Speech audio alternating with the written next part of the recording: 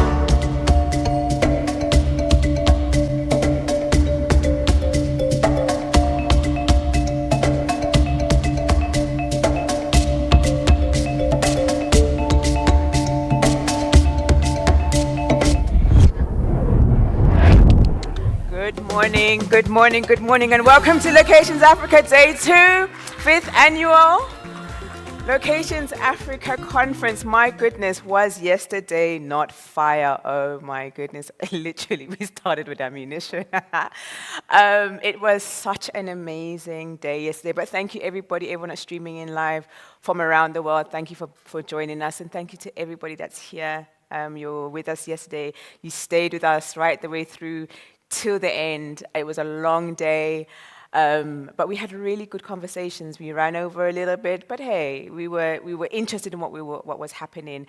We also thank you very much for the mixer that we had yesterday, and thank you again to all of our partners, to the National Film and Video Foundation of South Africa, to Gauteng Film Commission here in Gauteng, South Africa. Thank you also to Known Associates who sponsored our mixer. Thank you very much to Safeguard, who are our safety partner and sponsor for everything we do here at Locations Africa. Also to the Durban Film Mart in terms of being our festival partner. We do things together. Thank you to Fame Week as well for being our partner on this journey with Locations Africa. And thank you to everyone really that's participated along the way. Today, we've got another very interesting day. We're going to start off with talking about guerrilla filmmaking. So, guerrilla filmmaking is that film making process that people think that, you just get a camera and you just go and shoot films and you do low production film making. But actually, no, there's a way of managing your budget such that you shoot for shorter periods of time. You use locations very smartly. You use resources very, very cleverly, such that you're able to then bank that money into post-production, and you're able to then make sure that the output is actually something that can go in theatrical. So that's a conversation we're going to be having this morning, and that's our very first one. And then we go into something that I really love, which is wildlife, right? And so wildlife filmmaking, it's such a complex filmmaking process. We really don't know and understand it. And we just think that, you put a camera there for 6 months and hope that, the lion keeps coming backwards and forwards. But no, that's not what it's about. So we're going to have the team from nature, environmental, and wildlife filmmakers join us, streaming in from across Africa to be part of this conversation. And they're going to talk to us about marine life. Filmmaking. They're going to talk to us about, overland. We're also going to talk about, tiny kind of micro insect filmmaking and how to set up your location for each of those elements of filmmaking when it comes to wildlife, and also how we manage conservation around it, and why the conversation of conservation is very important in managing your location. It's not just about conservation productions, it's about that process. Then we have another, all of this is a passion points for me, but then we also have discussion about post-production and what we're able to do across the continent. So we do have, it's a continental-wide conversation once again, and we're going to be discussing the different elements of post-production and how, again, you can use the resources wisely, who is in the business, what are they doing, where can you find them, the quality of output, and the fact that actually there's a lot of Africans across the world who've been poached really to work on different projects. We're sticklers when it comes to quality and QC, so that's one thing. Then we're going to end off the day in, the reason why we're here is locations, right? Promoting African locations, and also kind of unlocking those amazing locations to captivate audiences. So all of these discussions kind of culminate into this very, very last conversation that we're going to have later on today. But thank you very much for joining us. I'm not going to stand here for too long because we really need to get going. I'm quite excited to invite Bianca Isaac, who's going to be our moderator for this first panel. From guerrilla to high budget and high output filmmaking. And joining her is going to be Eubulus Timothy, a very good friend of Locations Africa and a very good friend of the industry. So he's going to be leading that conversation as well, along with Kumaran Naidu, who is, an esteemed filmmaker and has been able to take this journey of, guerrilla filmmaking and finding his films on theatrical release. So, Bianca, please join me on stage and invite the rest of your team. Thank you so much.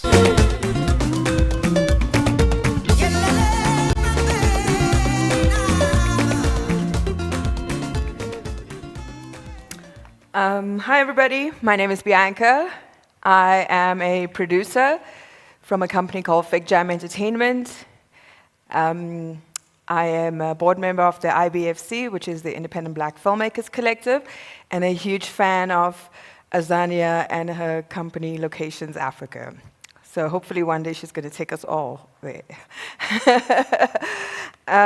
Today I'd like to invite up to join me on this panel Kumara Naidu and Jubilis Timothy.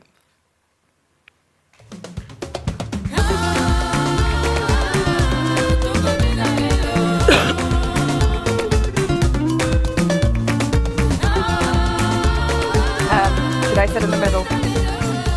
That way I can in a bit. So welcome everyone. I will be moderating today's panel on Guerrilla to High Budget. And I'm going to allow our two panelists to do a quick introduction about themselves. So Kumaran, would you like to start? Good morning, everyone. So I am Kumara Naidu. For those of you in the back that can't see me very well, I look like a very young Jason Statham. But yeah, my African name is Kumalo, so whichever is easier for you, you can go for it. Thanks for having me here today. He's also a filmmaker. I do that part-time, yes. Stuntman filmmaker. Hi, I'm Jubilis Timothy. Among other things, I make movies. I think I was the founding chair of the Cape Film Commission before there was a thing called the NFVF. And Martin Cuff, who Azania mentioned earlier on yesterday, and I basically used to run what was the little industry that we had in Cape Town to what it is now. Thanks. Welcome. Jubilis, did you want to show us something as part of your introduction? I got a few minutes. I'm going to steal a few minutes. I want to show some videos because I think it's important.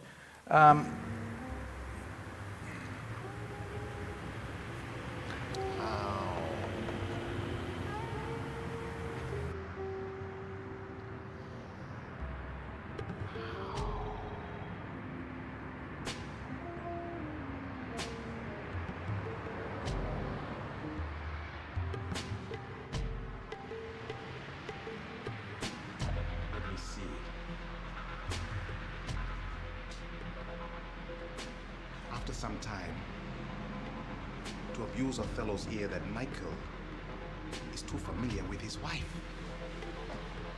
He hath a person and a smooth disposed to be suspected, framed to make women false.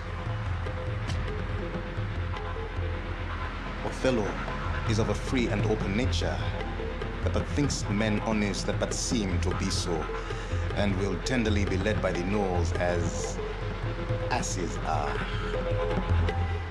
I have it! It is engendered. Hell and night must bring this monstrous birth to the world's light.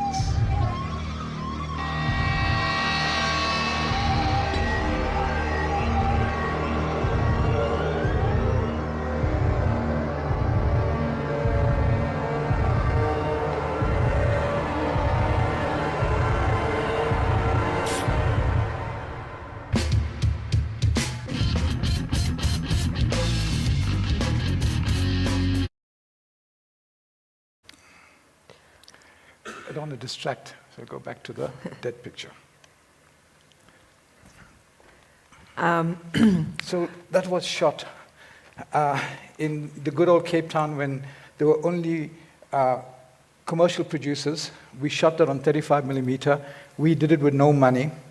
I went to all the producers and I asked them if they had any short ends of 35 millimeter film. And we had bits and pieces, 200 meters, 50 meters, 20 meters, and we put it all together and we created that. So it's an old feature, it's a short film of 17 minutes, and we got everybody to come on board. We shot it on Panavision. I've been blessed that I have Panavision on my side, so. Yeah. Well, I guess we can jump straight into it as the producers and directors sitting here, whether you're first time or experienced. I'm sure all of you are very familiar with the process of working months, sometimes years, into getting your script ready, putting your finance plans together, your business plans, strategies, and having to knock on all the doors, hustling to raise this funding. And after doing multiple applications, knocking on more doors, and eventually you start finding that the email responses stop, or the phone calls stop getting answered, and the grand idea that you had to raise this 10 million to fulfill your film's budget has now seeing itself being reduced to 200,000 or 500,000 rand. And somehow you're stuck in this weird place of, do I make the film work, or am I going to continue down this journey of trying to raise the big money? So I just want to put it back to you. What happens in that situation, Kumaran? And I'm going to allow both of you to have a go at this. You know, how do you gather yourself and your team and bring the same mindset as if you've had lots of money to turn this project into a reality? And what is that process like, and what sort of preparation goes into changing that mindset in order to make this happen? Thanks for that question, Bianca. So the first thing is, a lack of funding should never stop you from completing your project or making a film. The main thing that you need is determination. And I'll give you an example. This year I started my current movie, which is Broken Promises 5. We shot that in March, April, over a period of 11 days.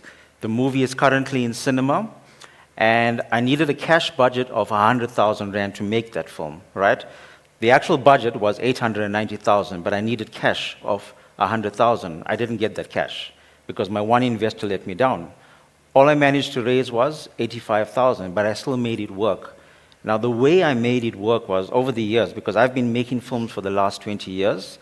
So over the last 20 years, I've gathered my equipment. I've made sure that the first thing I needed was get my own plethora of cameras and equipment so I can go ahead and make these films. So I think very, very important is you need to get your own arsenal of equipment and resources that you can say, listen, one day I want to wake up and start making these films. Yes, you need actors, you need locations.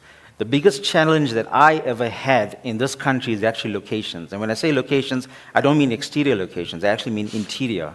Because my films are very family-orientated, very drama-based, so you need things like houses and so forth. And to shoot in a house, you can't actually just evacuate people from their houses and take over, you know. We don't have the finances to go and start building sets and destroying them. So that is a major challenge for me. So when you hire houses and you pay somebody 5,000 rand for just to hire that house, it actually takes a knock on yourself because you have to go find that money. Sometimes it's your own personal money. But thankfully, you know, the end result is that your movie does go to a theatrical release, you do get some sort of income from that, and you make a profit. But I think coming back to your question, the main thing is always be determined and make it a collaboration. Get your actors together and say, listen, this is exactly what we're going to do. We're going to do this project. Whether you're going to pay them after your project or if you can pay them before that, it's fine. But the main thing is you always be determined and get it done, right? Fortunately for me as well, I got my own post-production company. So if I start a project, the only thing I need is my actors and location. The rest of it, I do it myself. So that's how I accomplish my stuff. Yeah. Eubulus? Yeah, you know, once you've decided to make a movie, and you depends on your budget, it doesn't really matter on the budget. If you decide to do it, it's how you're going to do it and who you're going to get. You got to have actors and you got to have crew. Those are the two hard costs up front. I do not make any back-end deals with any of my cast and crew because I got no guarantee that you will get what you're going to get or what you're promising them. And then, you know, the phone calls will come for years down the line. And that you don't want. Because if you have never sold a film or you never got it, it's a problem. So you make a deal up front. And the thing is that the way I look at it is that if I say I'm going to do this for 1 million rand or for 10 rand, the performance level should not be any different from the actor or from the crew. They should put the same amount of energy that they would do because their name is on it. You can't say, well, I only was paid so much, so I can't act more. You got to give your best. And so with that, but it is always about the planning, how you plan. And I think we're going to talk more about that. I guess the next question I wanted to, before I get really into creating high value and the funding around that, what portion of the process would you say allows you to create something in a guerrilla? What portion relies on the scripts, in the soft artistic between the script and the director? What portion relies on the hard, which is, like your equipment and rentals? And I guess the practical aspects that come into play. How do you then decide, I can't make the film for this money, I've got to make it for this? Where do I go first in order to start dropping that or to make the film work within the budget? It's about the script. It's always about the script. And without the script, there is no industry. And you got to get a good script that is workable. And you got to have to be working with a writer that's prepared to work with the director. Because the director's vision may be different from the writer, and if the writer says, no changes, then you can't do anything. You're stuck. That's why I tend to write and direct my own stuff. It's easier, I have better control. But it's about the script. Does the script fulfill what you need to do? That car chase, do you really need it?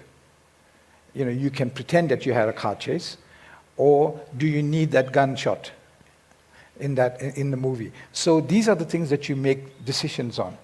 That does not interfere with the storyline. That can still carry the storyline. And I think there, with the script, if we get that right at the very beginning, this is where we have problems a lot of the time in our films, is that we struggle with our scripts. Because without it, we can't go any further. Have you ever found yourself having to rework the story and the script to fit into one location, or scale down the film on a level that you weren't really happy with, but the most important thing was getting the story out? I was blessed to live in LA for 7 years, and the one thing I learned is to write, and you rewrite, and then you rewrite, and then you rewrite, and then suddenly, after rewriting, you got this amazing script, location doesn't work, or you don't have access to that location. You have to re-look at how you got it. So you rewrite. It's an ongoing thing. And if when someone tells me, I wrote it in a month, it's fine. But that's the first draft. Yeah. Kumaran, where do you go to when have you ever found yourself in a situation where you wanted a higher budget film, you've tried your best to raise that finance, it hasn't come to fruition, and now you've got to create it with what you need? Where's your first go-to in terms of scaling down? No, absolutely what you're saying. I agree a lot with what Ebilus has been saying. So with guerrilla-style filmmaking, you are limited by your resources, not by creativity. You might have this great big action scene, epic scenes and so forth, but your budget will limit you. Your resources, your stunt man, we don't have access to stunt man that we can afford. We don't have those cars that you want to blow up and, destroy. We don't really have that. We try digital, it doesn't really work all the time. So you are limited by what you can do. It doesn't mean you can't write great scripts. No, we can write great scripts. It's just that we can't fulfill that, okay? So a lot of the times, yes, I find that I'm writing some amazing stuff, but yet when it comes to the execution of it, I have to hold back. Like what he says, when you come to a location, you find, hey, you know what, I don't really have the skyscraper. So sometimes I'm digitally extending the skyscraper just to get the shot, right? On my one film, Run for Your Life 3, I did it where I wanted an assassin on a skyscraper. I just shoot the entire thing green screen. It worked, but I would have loved to do it in camera. But we couldn't afford it, we couldn't get it, but you make an example, you do a different sort of way. All those things are challenging. So yes, you are stunted by a lack of resources, but that should not stop you. The good thing about guerrilla-style filmmaking is that you always find a different way to achieve and accomplish something. And I think that's where the joy of this type of filmmaking comes in. It gives you a lot of satisfaction, which is why I love doing it, you know. Like if you were to give me 30 million rand, I don't know what to do with it. I can make 30 films, but I don't know what to do with 30 million rand. That's basically it. It's funny you should say that, because I wanted to find out, do you plan on transitioning into big budget, or are you still solidifying the framework of how to work within this guerrilla style and make that a profitable model? So I love working with a guerrilla style sort of model, but I also have this passion project of where I want like 100 million rand film project. You know, I do have this certain epic story that I'd love to do, but I know it's way too much in the future, and I'm not sure whether it's really going to come to fruition. But yes, that is the goal, that I would love to do it one day. I've got a fantastic story, hint, hint, if any investors are out there.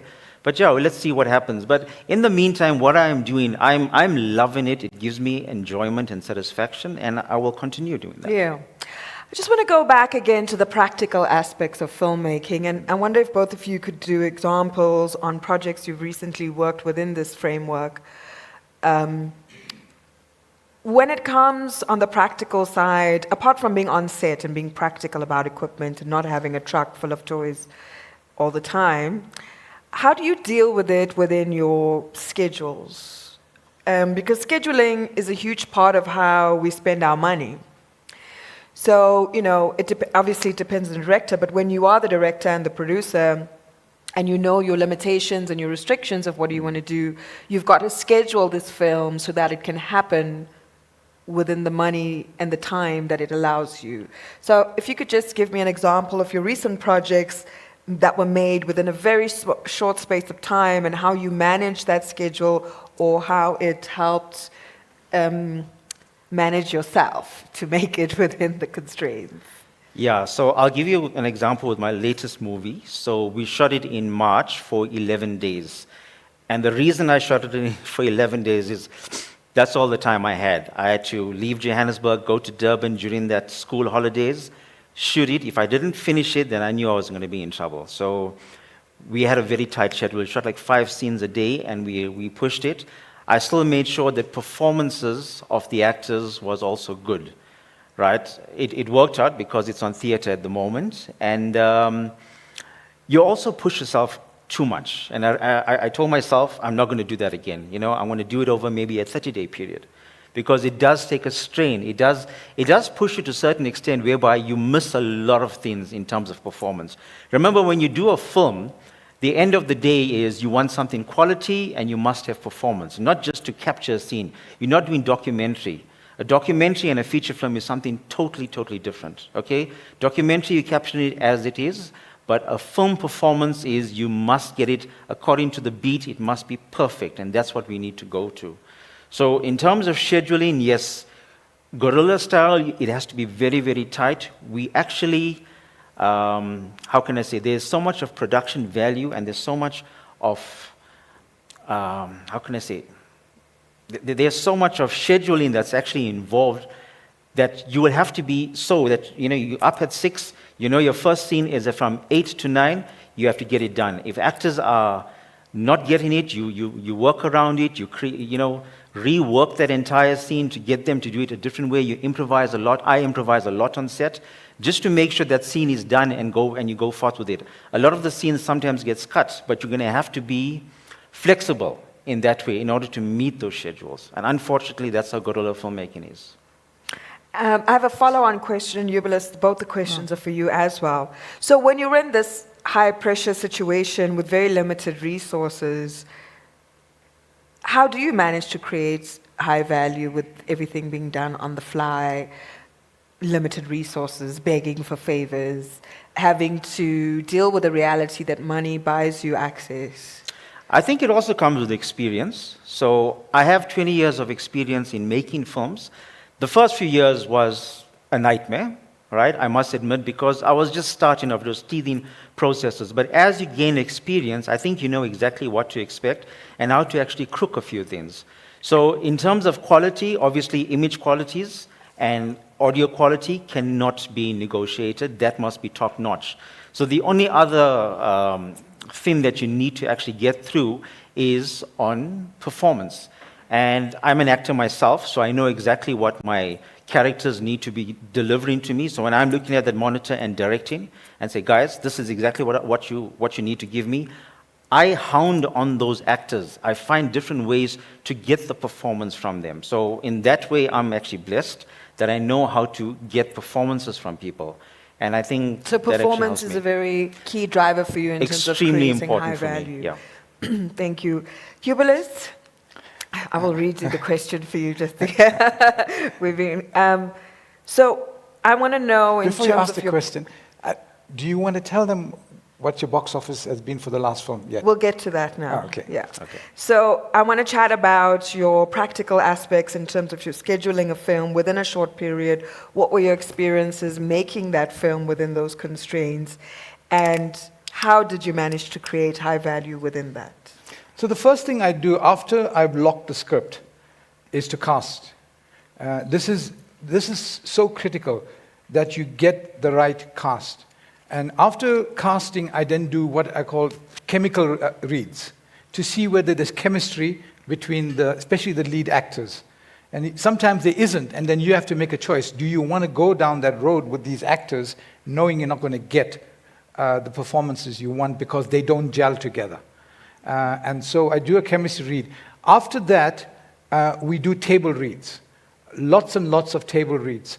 And at the table reads, we go through the script from beginning to end with the actors, sometimes just with them and working with the leads on certain scenes. And then I bring the crew together. And we have 2 table reads with the crew sitting in. So the first time, a lot of the time, crews turn up on set. First, they have no idea what the film is. They know how much they're getting paid. They know what time they're going to start, and they know what to go. Because it's low budget, they have an invested interest in it now. And you see the difference in it by having these table reads. Scheduling after this. This is so important. Scheduling and day out of days. You've got to have a proper way to schedule your program. There are some amazing products out there. Gorilla is one, not Gorilla, Jungle is one. Gorilla, actually, it's called Gorilla. That's not really expensive. That helps you schedule, that pulls in from Final Draft your script, that's tagged after you tag your script, in Final Draft. And then your day out of days, exactly what is happening and who's going to be on call each day before you even start. So you have that set up. The one thing about using houses as a location, a tip here, if somebody offers you their house as a location, take it, but shoot everything you have to shoot when you're there. Don't say, I'll come back. They won't allow you back. I know, right? I'm always looking for a place to film, but I'll never let anyone into my space. Yeah, they won't allow you back because they don't know what hit them. Yeah, for sure. So creating high value for you in your products is performance and scheduling. How long did it take you to shoot your last film, and what were some of the experiences you had on that and your things you'd never do again? The cane cutter, Sean Moodley, he was the founding chair of the Cape Film Commission. Sean, are you here? Not founding chair of the NFVF. Is he not here? No. Okay, I thought he's going to. Sean brought the idea to me 10 years ago. And this is a long journey. And so until finally we had to make a choice. Do we shoot this film or not?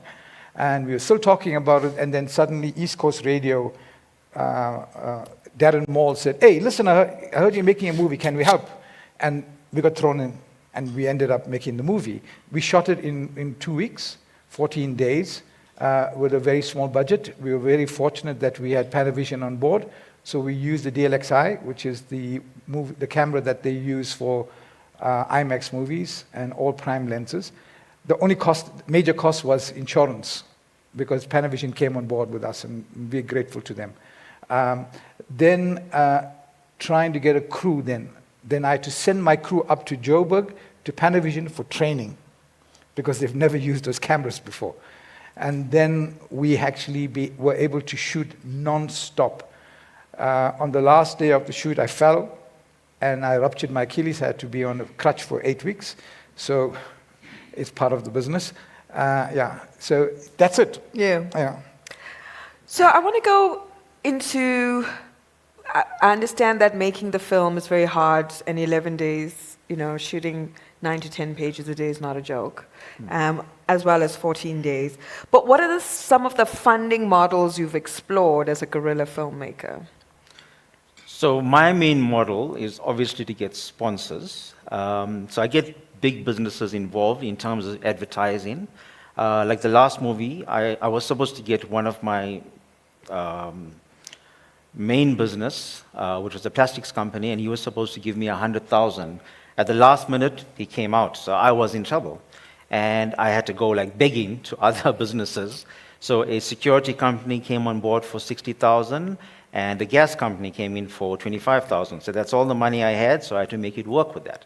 So fortunately, I'm more or less of a one-man band in that in my 20 years of experience, I've actually done the camera work, I've done directing, producing, editing, visual effects, all of that. So I knew what I could do and what I can cut off.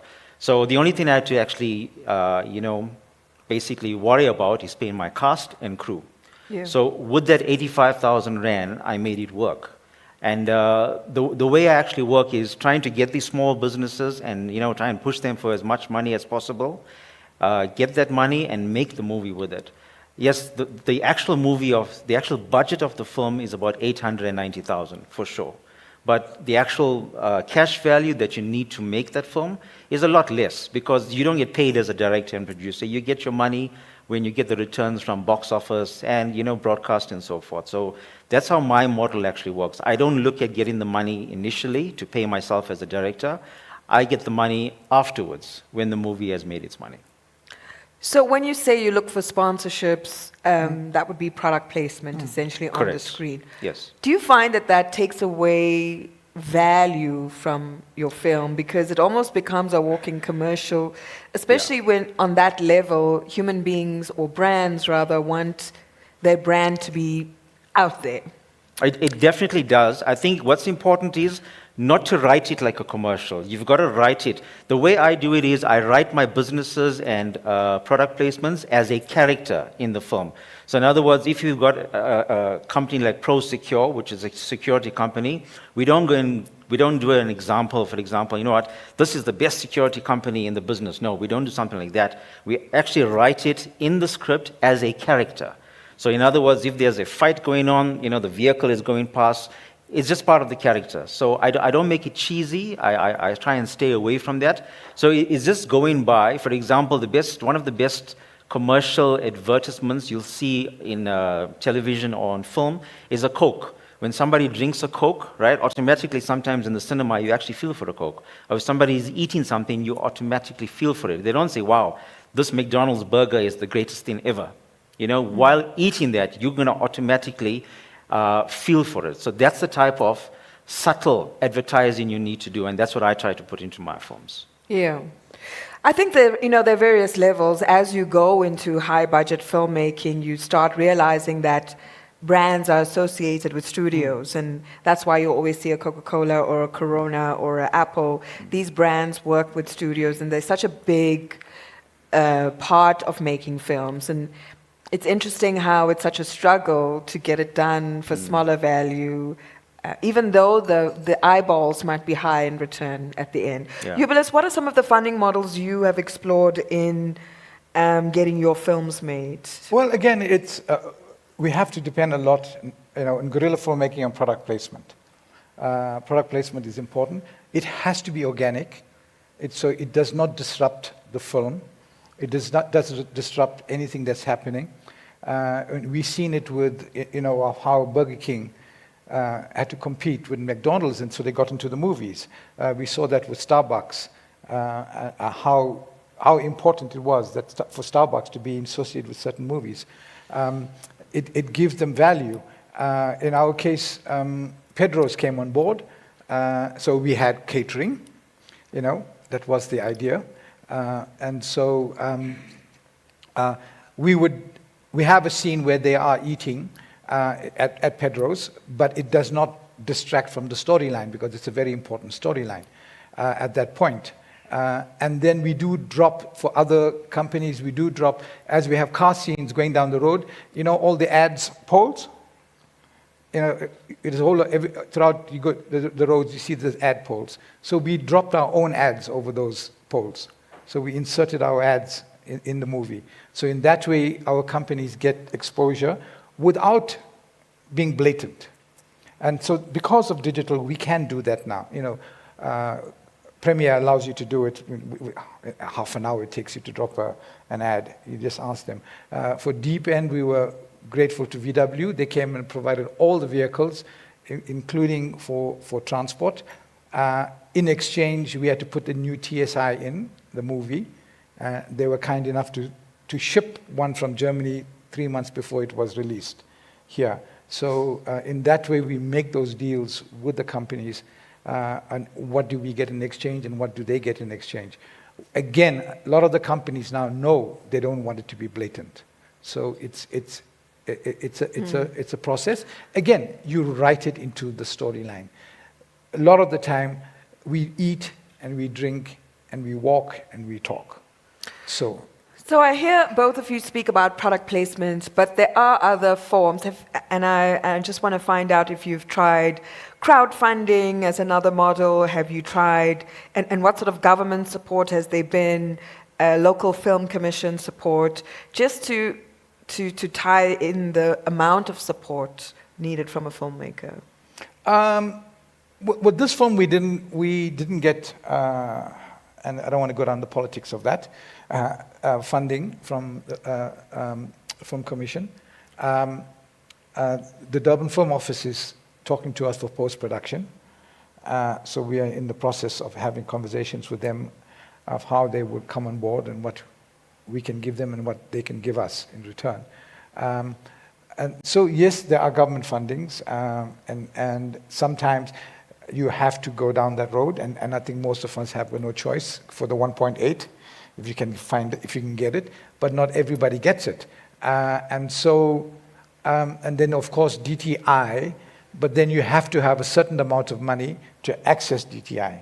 And I think if you finally take out all the other bits, the insurance, and you take out the production fee, it's about 40% that you're going to get of whatever you have. So there's that process as well. So there are all the fundings that's available. But the most important thing does not mean that you're shooting guerrilla, that the quality should be any different than a high end. They shouldn't be, because you're using almost everything that everybody else is using. You're doing it slightly different, but then, you know, it should not affect your quality of your film. You know, and one thing I'm proud of the products that we do is that you can't tell the difference when we shot in a low-budget film and we shot a new. I showed my new trailer earlier on to the guys in the sound department. I can't show it to you guys because I haven't cleared the licensing yet. And if you ask them, they won't be able to tell you what was shot on the DLXi, the Panavision with prime lenses, and what was shot on an iPhone. So. Yeah. So I want to go back to financing, and because I do think it's really important as guerrilla filmmakers or any filmmaker that we talk about that value chain. How do you work around, you know, the labor laws, the working hours, the less pay to cast and crew and yourself as a filmmaker? Because if you are to chase this as a business, that's a very important part. But how do you treat that entire value chain? Do they, as a entire value chain, benefit at the end when you benefit? Because, you know, 100,000 is probably catering's budget on some products. I don't think, you know, people were paid enough to support themselves. So in the value chain, when you benefit, or do they benefit with you? Or is it sustaining a model where you do many of these so that cast and crew find a living within it? Okay, so that's a very, very good question, but I don't think a lot of people will like the answer, because a lot of the actors that I use are not actors. They are people who just want to be in front of the camera and get famous, unfortunately. So I don't really look for actors. I get people who are enthusiastic, who want to collab with me and just want to be in my films. So I do have huge franchises, and I'm not trying to put myself on a pedestal, but my films have actually done quite well, and people want to be in my films. So I give them the opportunity. But it is not that is not their career. They just want an opportunity to be in my films, all right? They don't rely on that funding or that salary to actually pay their bills, because they have jobs, they have careers. They just take off on those days that I need them to come and act for me, and that's basically it. Yes, my smaller cast, the extras and stuff, they don't get paid a lot. I mean, they get paid like 500 Rand a day. My leads and so forth, yes, they get paid a lot, because that's where the bulk of the money is going, right? Like I said, I'm not getting paid. My crew gets paid. I make sure my casting crew gets paid, but I get my money at the end of the returns. So it is not something that is very sustainable for a lot of people who come into the movie business, because for one, there's not a lot of opportunities in this country right now, because we are still in our infancy, all right? Even Hollywood is taking a dive right now. So South Africa, we are still building. We are very, very much in the infancy. And it relies on guerrilla filmmakers like us to build the industry and pick it up. We also need help from broadcasters and streaming services to give us more opportunities, because the more opportunities we get, the bigger budgets we get, the more opportunities and job creations that's out there for everybody else. I think that's a very, very important point. The only way we can grow the industry is if broadcasters can give us the opportunities to actually take this to a different level. Sure, Eubulus? Yeah, it's difficult. How do you find yourself in that situation? I mean, the one thing I want to address afterwards is, how do the actors feel about this? Because if we're creating industry for us and we're using everyday people to come act and not employing actors, it almost feels like there's a kink in the value chain already. Absolutely. So, I mean, how do you...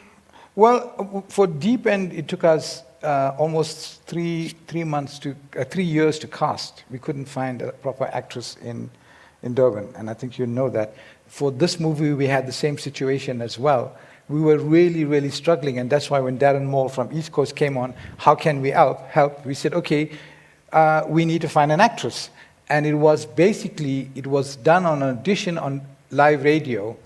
We had over 350 people who auditioned in a certain way with a certain script. We sent them the sides, we sent them the information, the breakdown of the character, and then we brought it down to 8, and then we ran a acting workshop for them, and then from there we brought it down to 3, and then after that we finally picked 1. So it was a process. There is a problem for certain type of actresses in Durban, and we don't have them, and so it is a problem. The biggest problem is that they won't wear a bathing suit or they won't kiss. Yeah. I think if we could just bring it back to, streamline it back to making the guerrilla films. Yeah. And how do you manage the value chain, sustaining the value chain?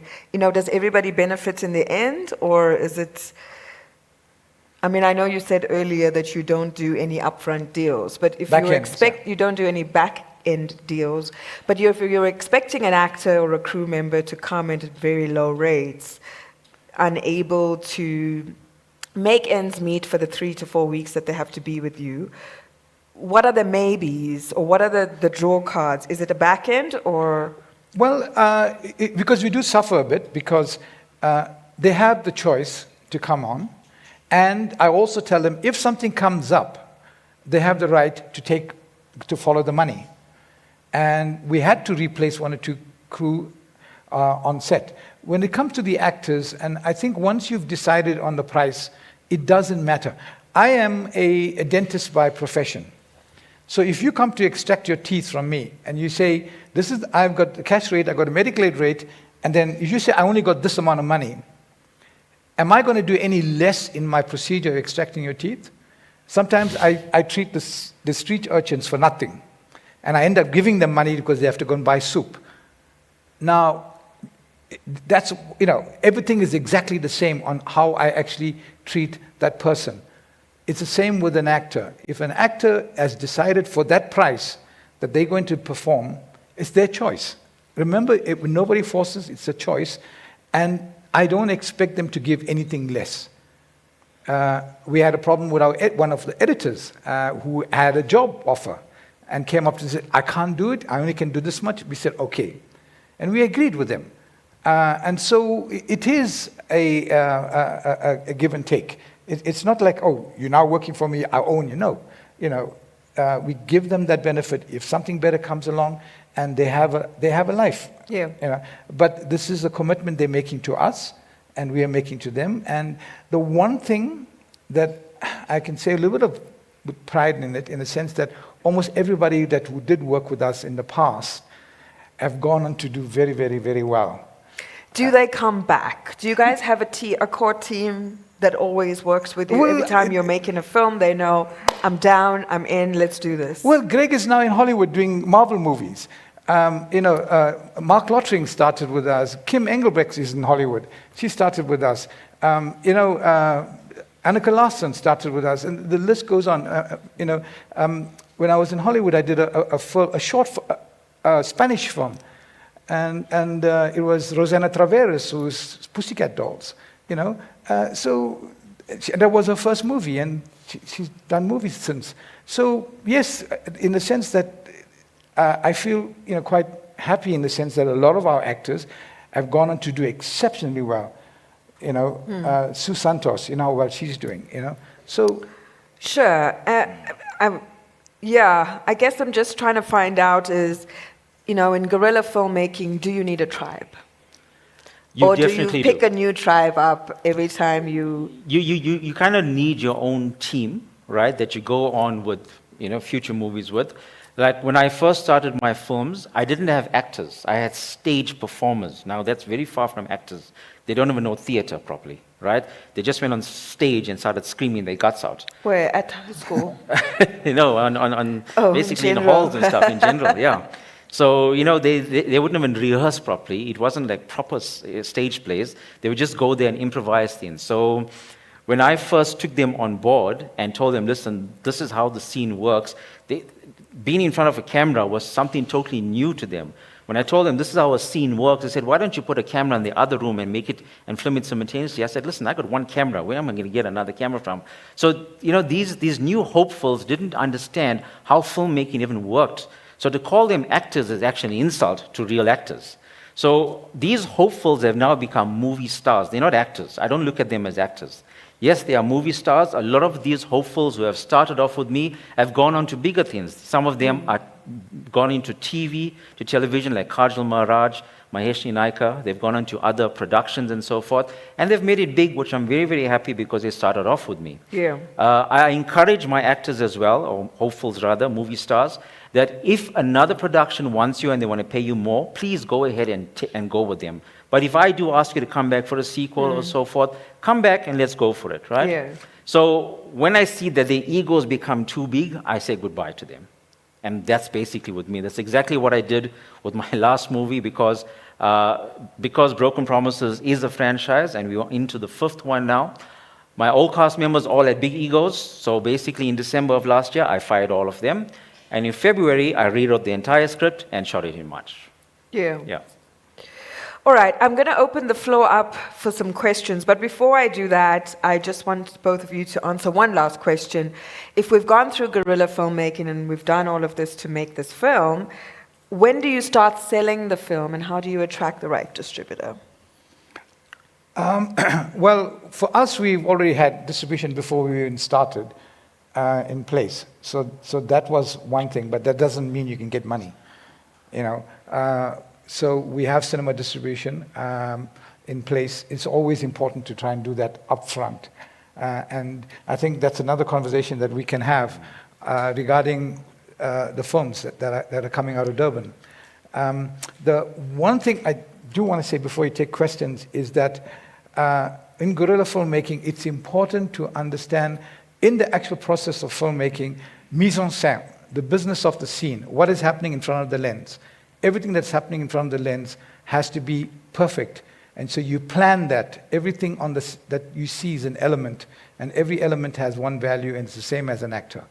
And behind the scene is called chiaroscuro, the use of light, that you use the light to tell the story. So if you use those two things in your storytelling, you will do well.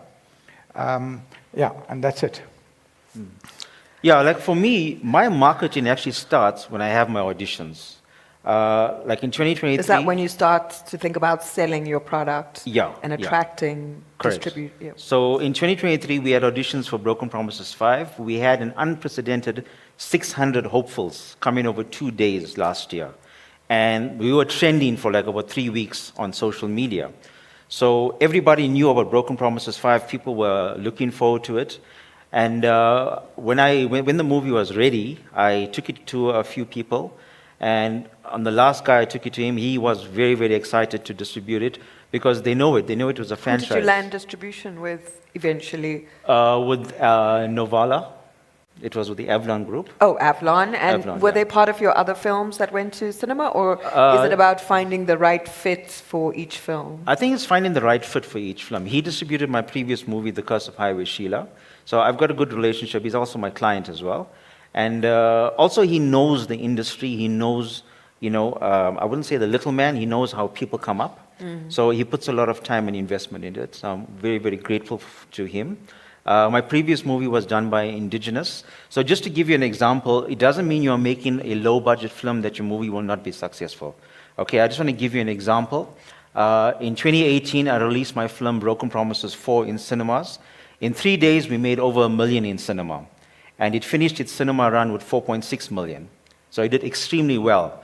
But post-COVID, on Broken Promises 5, we just passed the 1 million mark 2 weeks ago. Right? So cinema numbers have really, really messed Hollywood and local films. So just bear that in mind. Don't be discouraged and so forth. Things do change a lot, but you know what? It doesn't mean that if you make a guerrilla-style film that you won't be successful. I think just persevere and push on ahead. For sure. Okay, I'd like to open up the floor for any questions at the moment. Does anyone have any questions? Yes, we've got one there. Would you like to stand up, sir, introduce yourself, At the back. and then one down there at the back? Okay, my name is Johnny. I am from the Pan-African Chamber of Commerce. We are also busy setting up the American Arts Academy in Durban. I'm very happy that we have people talking about Durban, because Durban is like this child. So you speak about Cape Town, you speak about Joburg, and then Durban. It is good to have you guys here. I have 2 questions. The first question is how you, in your businesses, you are helping young people who are coming from all these institutions, so they graduate. I worked with some of them in 2019, and they were very difficult to work with, like very difficult, because they didn't consider what I was actually doing as a movie, basically. So low budget, they are taught to have those big trucks, right? So when they come to your low budget, maybe they actually undermine you. How have you dealt with that? Somebody coming out of AFDA with this certificate, they think they're walking on water. So that's the first question. The second question is, because you are role models in this space, but then the very same people are trying to empower, elevate, they look at you, they're like, who the hell do you think you are? I went to this school and that school. The second question is, for people who have been part of this industry, maybe on their own, they don't have the guts you guys have, actually kind of coming from the same space, but they have nothing to show. And I know yesterday here that the guy from the IDC, I think, who said, you've been in this space for about 8 years and you've only done 2 films. So how do you then hold the hand of other people who have been also in the space, maybe started film 20 years ago, 30 years ago, 10 years ago, they are now sitting at home because they don't have the money for this high-end budget. So you are sitting with the idea like yours. The difference is you are pursuing a dream, right, with what is available there.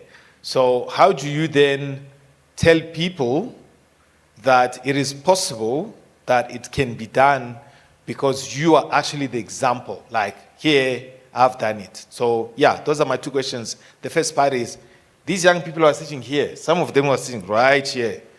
They come to your production, then they undermine you, they think, this is low budget, no budget, what is this? All right. Thank you.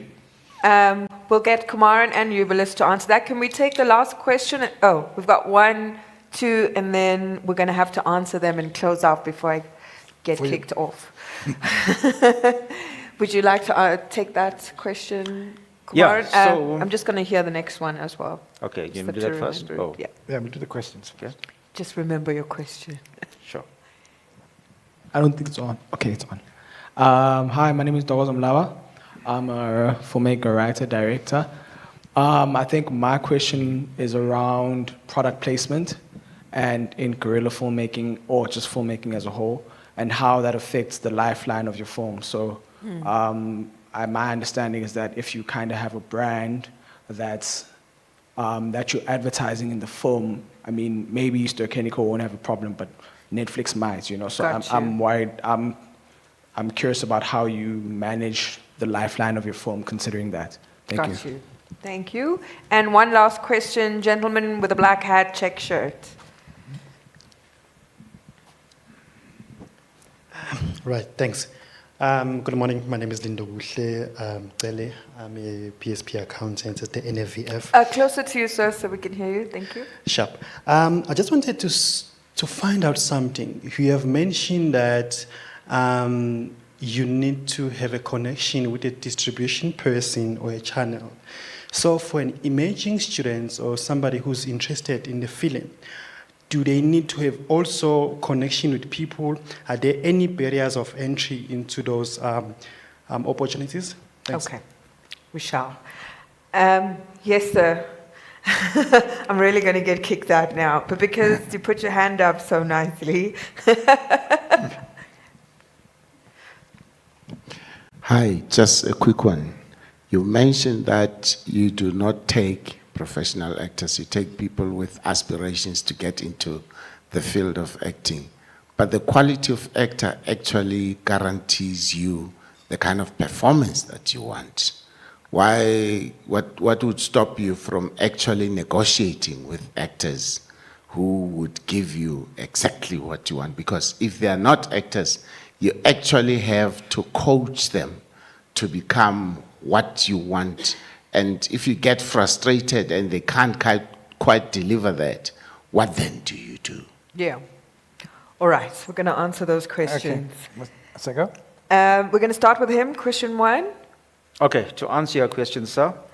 Yeah, to work with young people, it can be frustrating, but I think the most important thing you need to do is being professional. Okay? Again, coming with the number of years of experience, you got to basically lay down the law on your film set, even though it's low budget, right? They need to know exactly what's required and say, listen, this is your department, this is what's required from you, and that's what you need to do. On my last film, I had a cameraman from AFTA, but let me be honest, he was absolutely useless. It doesn't mean you're coming from AFTA. I don't mean to put AFTA down. Please understand that, okay? I had to end up being the DOP as well as acting in the film. But I had to give him pointers and tips and tell him, listen, this is exactly what you need to do. I mean, where do you see a cameraman say, you know what, stand by, press record, and he leaves the camera alone? No, you've got to start moving the camera and following the actor. You know, sometimes I wonder, what were they teaching him over there? So I was very, very disappointed by that. So you need to tell people, listen, you know, you need to sometimes humble them and tell them that's not exactly what you do, because when you put them in their place, trust me, they will have respect for you. And that's how you actually sort them out. So I hope that actually helps you. Because youngsters, obviously, their egos can get the better of them, and they will try and undermine you, but you need to show them your authority, especially as director and producer. And when I am on set, I tell people I am in charge. I show them that I am in charge, because I know every single department. So that's exactly what I do. Ebilis, I don't know if you want to contribute to that. Ebilis, I'd love for you to take the question Yeah, on there's- yeah. distribution and product placement. Okay, quickly about the actors. I only will use non-actors if I cannot cast. If I've looked everywhere and I cannot cast and I cannot find. In some of my movies, I've used Hakim K. Kazim, Selo Makakanube, people like that. So I've always used the best that I can find. And all of them, when we do, whether it's a big budget or a small budget, that's not the issue here now. It's about the actors. But if I can't find an actor, and yes, that happens specifically in our situation, we have to go outside the system. Distribution, that is the biggest problem that we all have. Sometimes we're just lucky that we have access. Right now, if you have a film, seriously, go to New Metro, go to Ster-Kinekor. They do not have product. They will put your film in. I promise you. You only got till end of November because that's when the Hollywood blockbusters are coming in. So that is possible. What was the last one? How does product placement affect the sales? Yeah. No, look, when a broadcaster or a streamer buys your product, unless it's very blatant, they're not going to question why the product is in the movie, because we all drink coffee and we all drive cars. So it's not like you're going to start blacking out cars and things like that. So that's a reality. As long as it's not blatant, normally you don't have a problem with product placement or selling it to broadcasters. Yes, and to streamers. I know our broadcasters, especially our ones down the road, may want to try and make extra money out of the company to put some money into their movie. They always try that luck, and we all know that. One last thing I want to say before we go is that Sean Moodley is here. He's the founding chair of the National Film and Video Foundation. Everything I know about film and television, I've learned from him. He created Pop Shop and Police File and one of the most expensive shows on TV, Front Row. And I just want to acknowledge him. He is a great mentor, and abuse him. I'm telling you, abuse him. Before we leave, I would just like for you, Kumaran, to address the last question on the acting. And, I've never personally worked with actors that aren't actors. I've just met one or two that had to go into very rigorous coaching process in order to be ready. I'd love for you to give that a talk. How does that performance come through when you're not dealing with actors that have been trained to do this or trained to take direction and understand nuance of character and emotion and depth? No, I absolutely agree with the gentleman. It does become frustrating when you have a performer who doesn't understand the script and understand what you want to convey, right? If you have a proper actor, it makes your job easier, but obviously you are limited by resources and by budget. So if I wanted a Tom Cruise, for example, obviously I can't afford him. So, I have to go for the next best thing. A lookalike Tom Cruise with no, skills and so forth. So that's the type of limited resources we are actually cursed with as guerrilla filmmakers. You take what you've got, and in my experience, that's always what I've done. I've got to take whatever talent that's been given to me, and I've got to make the best out of it. Fortunately, I do acting myself, and I know what performance I need because I've written the script, and I know what I want. So, yes, that's how I lost my hair. I am, pounding it into these people to say, listen, this is exactly what you want. And trust me, I'm doing take after take after take until I get the right thing. Sometimes you just give up and you say, just forget this. The scene will go on to the next one. Yeah. So it is very difficult. And as far as possible, we would love to get, proper actors, wonderful actors to give us great performances, okay? But unfortunately, we can't always get that. Yeah.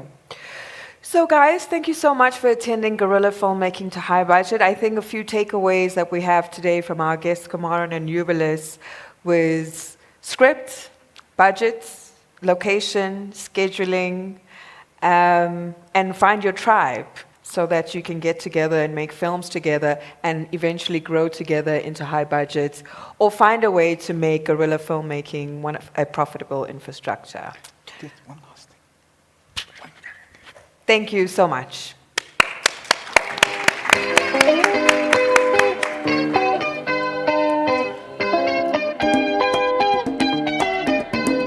Wow. Thank you so much, Kumaran. Thank you so much, Bianca. And thank you so much, Jubilis.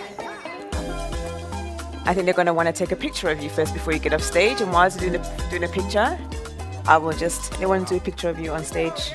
Yeah, they want to do a picture. Okay, whilst they're doing a picture, I'm going to introduce our next panel. So our next panel have been waiting. I've had Tuku SMSing me and WhatsApping me and saying, Azania, where are we? Tuku, we are coming to you right now. His name is Tuku. He is from nature, environmental, and wildlife filmmaking. So we're coming right to you right now, Tuku, don't worry. And joining him is going to be Luyanda Shabalala. Luyanda Shabalala is a wildlife cinematographer. Oh my goodness.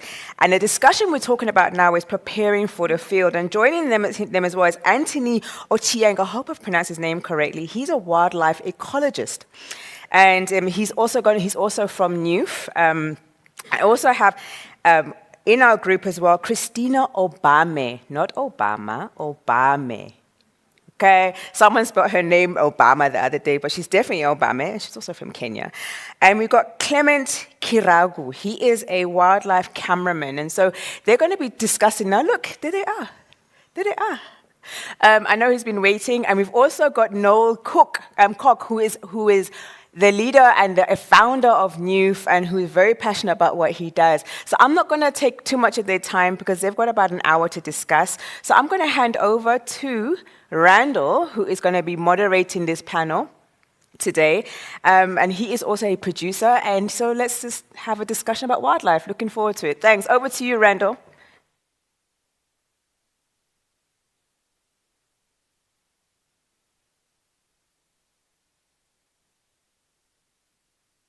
Oh, thank you. Thank you all, and welcome to today's session on preparing for the field. My name is Randall Mabwa. I am a science communicator, filmmaker, photographer, and storyteller with NUF, based in Mombasa, Kenya, and coming to you live. So I'll be your host for the day, but please feel free to shoot your questions in the chat in case you're watching online, and we'll be able to get that, tackle those afterwards. With me here today is Clement Kiragu, who's a seasoned wildlife filmmaker and cameraman. Christina Obame, a film director and writer from Gabon. Luyanda Shabalala, a Bada filmmaker and photographer from South Africa. Anthony Onyango, who's an underwater photographer. And Noel Cook, who's the executive director at NUF. Before we get into our panel discussion, I'd just like you all to hear from on why it's important to prepare for a shoot. Welcome, Noel. Hi, Randall. Thank you so much for the introduction, and thank you so much for the privilege of being able to set the tone for this panel of talented young professionals, storytellers from across the continent who are an inspiration and real leaders in their field. More importantly, to Azania and her team, I applaud you for making this opportunity available. I know that this panel is about preparing for the field, and I have no doubt that these guys will deliver on its promise. But what I want to highlight is that whilst film and television continues to do well in most genres in Africa, opportunities for Black African nature, environment, and wildlife filmmakers remain rarer than most of the species scientists and conservationists are trying to protect on the continent of Africa. And so, as this panel is about to begin, I would like to say to production companies and fixers around the world, particularly those in the nature and wildlife genre, that we in Africa are prepared and ready to lead in the field. Thank you so much, and enjoy the session. Thank you, Noel, so much. So that's excellent. So today we'll examine how to prepare for a field filming or photography expedition, if you are either of those, and what goes into preparing for shoots. We'll look at what is needed, whether it's your gear, other things to pack, and most important, a prior prep, which involves getting your access right, access to film locations, scouting for the proper location, whether you're going to get your permits right, licenses, and much more. So this leads us into our quick fire talks, and we'll start off with Clement Kiragu.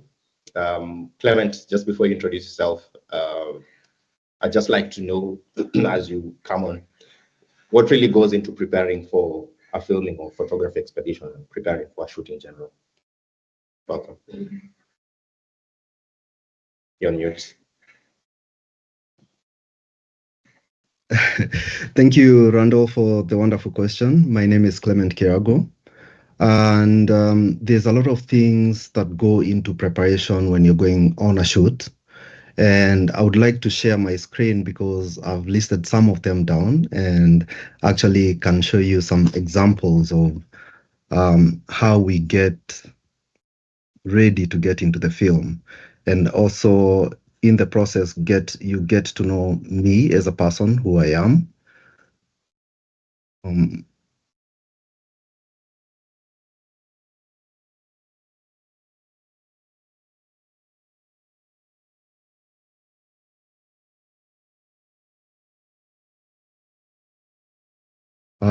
As I get my presentation on, maybe I can just tell you a little bit about myself. My name is Clement Kirago. I'm a wildlife cameraman from Kenya, and I'm a new fellow as well and a National Geographic explorer. I'm also the founder of Clement Wild, which is a production company in Nairobi. We do photographic expeditions, and that is majorly to get people interested in travel. But we also highlight issues facing wildlife through film and photography projects that we do. I have also just finished a big production. I was working with BBC Natural History Unit on a big production called Home. It's going to launch in 2026 on Disney Plus. So I do have some knowledge about how to get ready for your location. It involves a lot of planning because you have to think about your equipment. You have to think about your travel. You have to think about access and permits, as you've said. And what I love about this panel is that there's so many people who will touch on these points. So this is not exactly an all list. You'll get to hear from other professionals and what they do when they're preparing for the field. I'm still not able to share my screen. You can try now.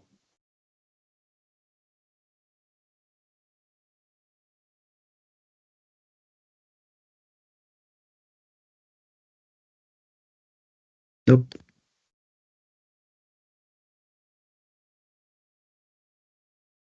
Yes.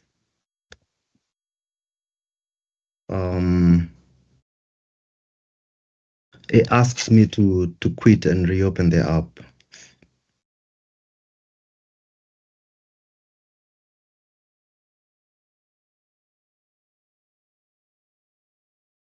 Your press on your side. So just keep on talking until we try and sort it out. It's a technical glitch. These things happen. We are on live TV. So just keep checking on your side. If there's a problem there, we're checking on this side. But please continue talking and maybe go to the next speaker and we'll try and sort that out. Apologies, everybody. You can take. All right. Thank you, Clement. We'll come back to you.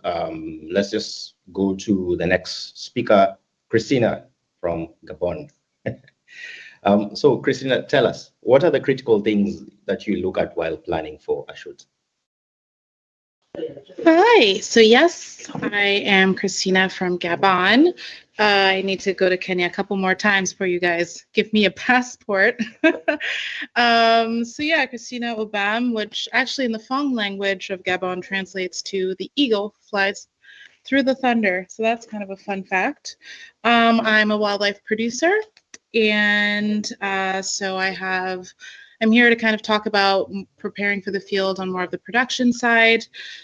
So the first thing I want to say is that, you know, when you think about what you're bringing into the field, you're already thinking about that when you're in development, right? When you're kind of making your sort of provisionary budget, right? And then once you get into pre-production where you're now making your comprehensive budget, at that point you're planning your shoot, you're budgeting your shoot. So you have an idea already of what you are bringing in, what you need. Especially when you're in remote locations, you have to bring everything with you, right? So what I sort of do when I'm in this pre-production stage where I'm kind of making my comprehensive budget, when I'm kind of determining my final list of things that I need, I'm also making kind of a separate list. True to my profession, I love a spreadsheet. So I'm making sure I kind of have a checklist, right? Like a spreadsheet where I'm sort of have, on the one hand, all of my paperwork, that I'm going to need in the field. That's your location releases, that's your appearance releases, and making sure you have extra copies, because you never know, especially in documentary film. You might show up in the field, you find an incredible person, right? Maybe it's a village elder, someone who hadn't necessarily planned to be there. You need to make sure you have all your paperwork. No one can appear on camera if they haven't signed a release. So making sure you have all of that, along with your shooting script, along with all the sort of admin paperwork you need. So I kind of have that in one column. Then, of course, you have your equipment checklist, which I have in another column. That's just how I generally work and how I like to stay organized, where I have all of my equipment, kind of who's carrying what. You have to be mindful also. Different locations have different, require different things, right? Like I'm from Gabon, I shoot primarily in Gabon. Equatorial rainforest, extremely humid. So I try to pack things like silica beads in cases with silica beads to keep our equipment so humidity isn't getting in our cameras, which is a real thing when you're shooting in places like Gabon. So making sure I have, oh my God, always, always, always bring extra batteries. I cannot stress that enough. And we can talk a little bit later about my last situation in the field where we had an emergency. Our generator, because we'd rented a small house in the field that was a very old home, our generator caught on fire and it short-circuited all of our batteries. Camera couldn't charge our computers, couldn't charge our cameras, couldn't charge our drone. So we shot our entire movie. We had to shoot our entire movie with our backup cameras, backup batteries. Thank God that we had. Otherwise, we would have been cooked, essentially. And we're in an extreme remote location with absolutely we had no service. I think the closest point for cell phone service would have been about a 3-hour walk from where we were. So just thank God my cameraman had extra batteries. We sorted it out with that. And yeah, so just always making sure, we say, plan. You have to plan for things to go wrong, so always think about what can happen and anticipate, because once you're on location, you can't figure it out then. You have to plan ahead, right? So always kind of have that worst case scenario. You plan for the worst case while hoping for the best case scenario, right? And then I have another column where I have all the sort of sustenance things we need. So in terms of our food, I plan menus, right? So I say, okay, we're going to be in the field for 7 days. I know that I have X amount of people. I'm planning for 2-3 meals. I make sure I have all of that planned out, spreadsheet, all of that. So that I know what I'm purchasing for it. I always purchase a little extra because you never know. Sometimes you're in the field, maybe you're with rangers, maybe you're with other people that maybe want to join you for a meal. So always don't plan exactly, always add a little bit more. It can always help. But do try to plan, for things that are shelf stable, because of course, if you're in the field, you might not necessarily have a refrigerator. We were lucky in my last shoot that we had a refrigerator, but generator exploded, no more electricity. Now all the food that was in the fridge, we basically had to eat within 2 days, so it wouldn't go bad. So it just, just always keep that in mind. Your first aid kit, very, very, very important. Always have a first aid kit on you. You never know what can happen. Also, be sure to plan to dress appropriately, different kinds of clothing. Where we were shooting, it was in the rainforest, long sleeves, because you should see us when we came back. Tsetse fly bites, mosquitoes, malaria. I mean, all this stuff. You need to know, okay, even if it's hot, always plan to have a long sleeve, always plan to have something. We were filming gorillas, right, in the field. Where the gorillas was a swamp. So we got swarmed by tsetse flies as we were shooting. Thank God we all had long sleeves, so that avoided some issues for us. Also, do try to, in South Africa, you guys have biltong, which is really great for the field, right? Because it's snacks that you can keep when you're out in the bush. Also, for hydration, I know there are different brands of those, but like you can get little packets that you can put in water that give you electrolytes, hydration.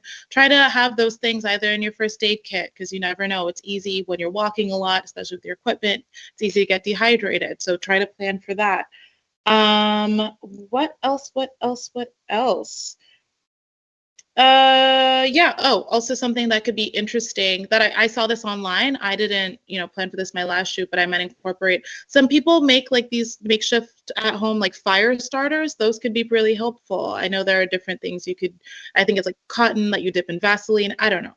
There are different people that I've seen make them online, but just try to be as prepared as possible is just the moral of the story. And I'm just kind of going through some of the things that I try to bring.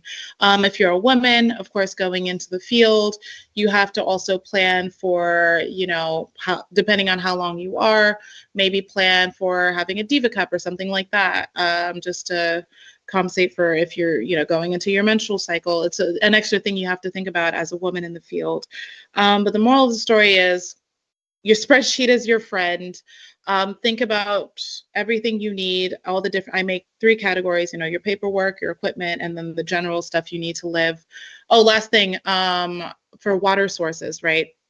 So it depends on location. Do you have a clean water source, because ideally you don't show up in the field with a whole bunch of water bottles, right? We're thinking about green production, sustainable productions. If you don't have a clean water source, that's another thing.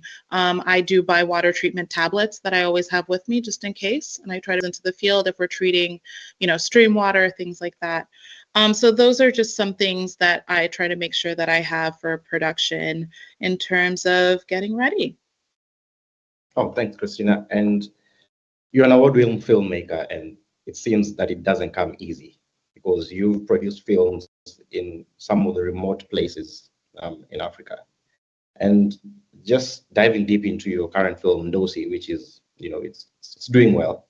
Yeah, thanks. Could you tell us how it feels when you see all the hard work paying off, especially after, is that because of all the preparation that you've done that, that determines the success?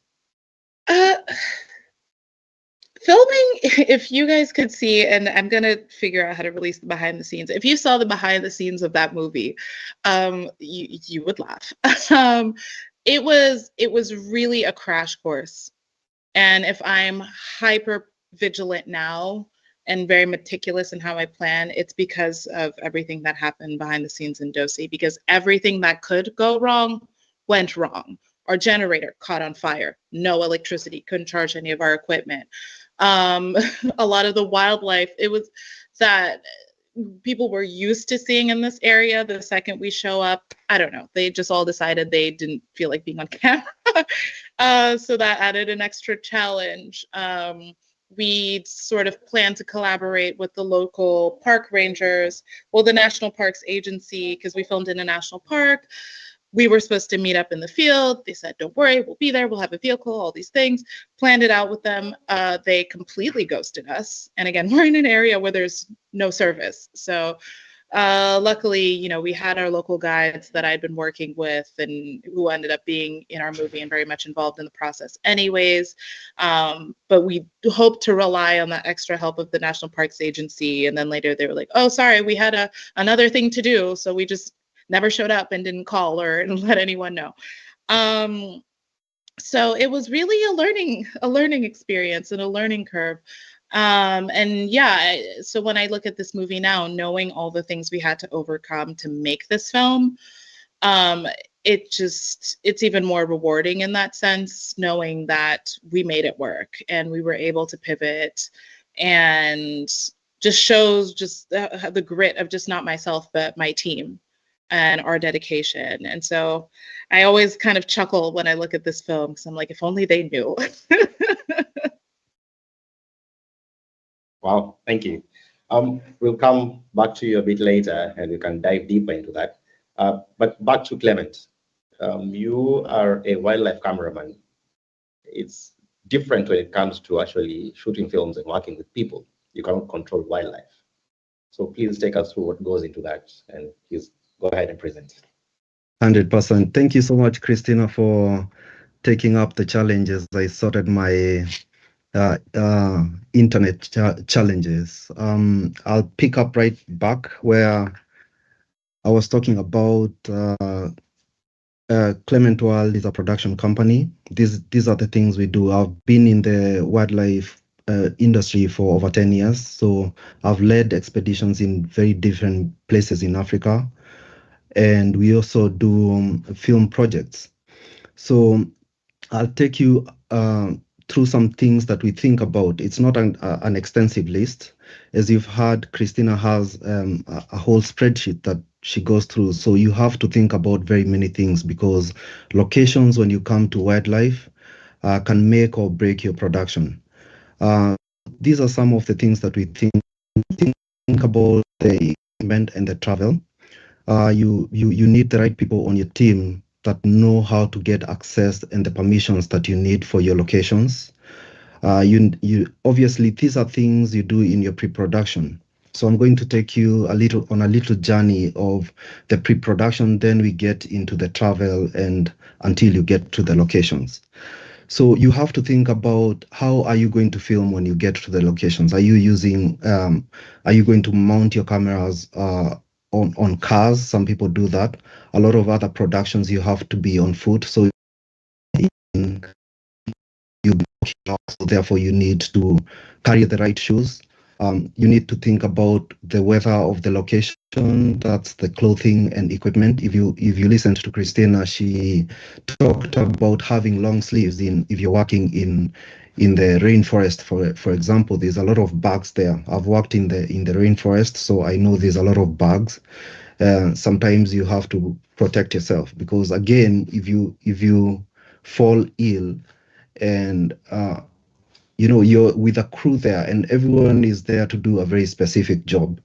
So if you fall ill, then your goals as a team are not getting met. So it's always good to prepare yourself and make sure that you're on top shape and always helping the team with what you're supposed to do.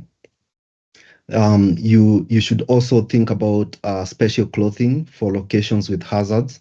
If you can see the center frame, it was a place where we needed protection. Even we were getting into some caves and you have to have protective clothing.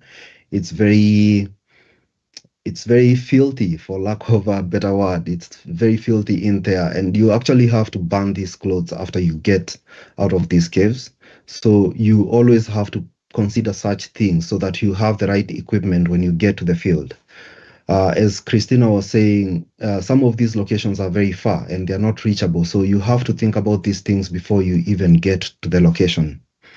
You also then need to think about vaccinations and diseases you might encounter in your location. These are some of the things as a production company we look at when we're doing our health, our risk assessment, because we need to consider all the risks that the crew might face when they are in location and try to put measures like medical evacuation. For example, if someone fell ill, what are the steps that you need to follow so that you get that person safely back to somewhere they can be treated?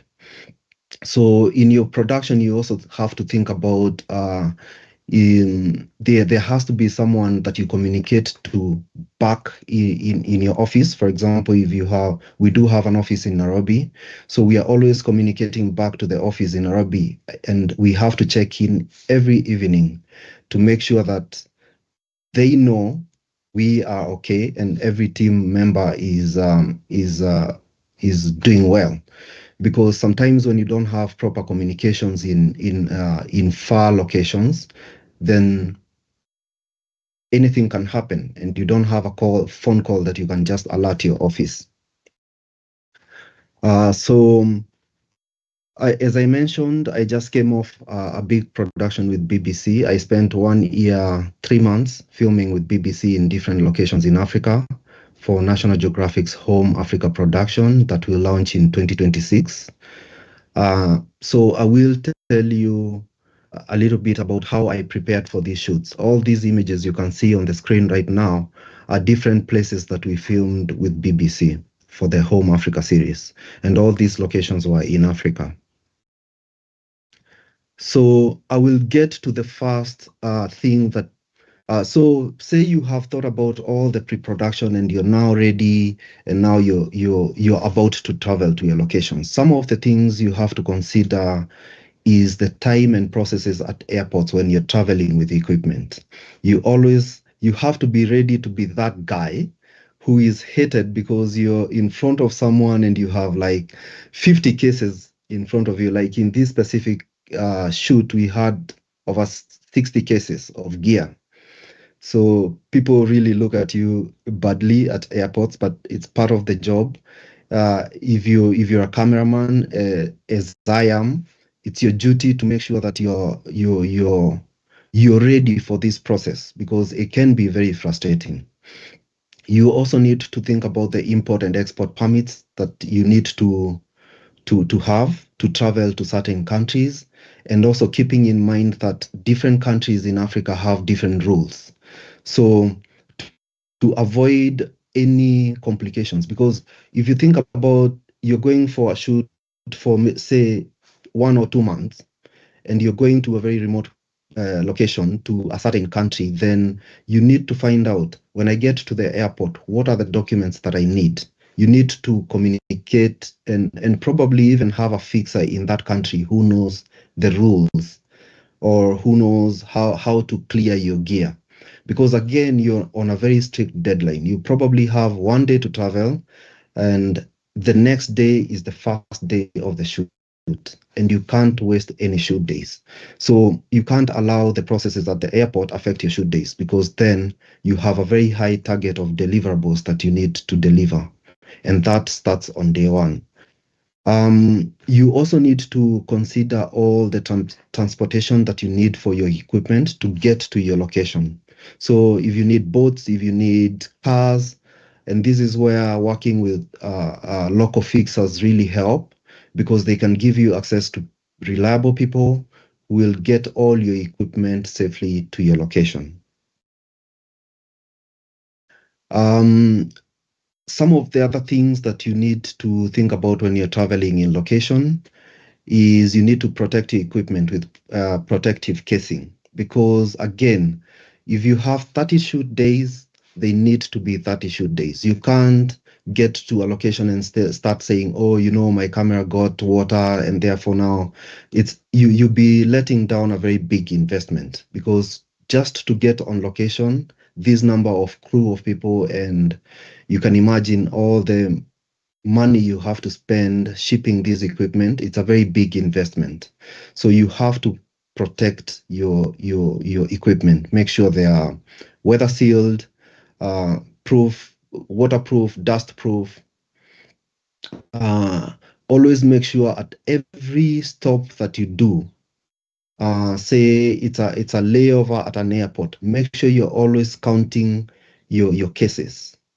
Count your cases at every stage of your travel and make sure that you get to your location. Happy as I am, if you can see me on the right, rocking my new jacket there, you have to make sure all your cases get to location, because again, as a cameraman, everyone is depending on you. Every producer you have, every locations person, a lot of responsibility is falling on you to get that equipment there safely and for you to be ready to start the shoot.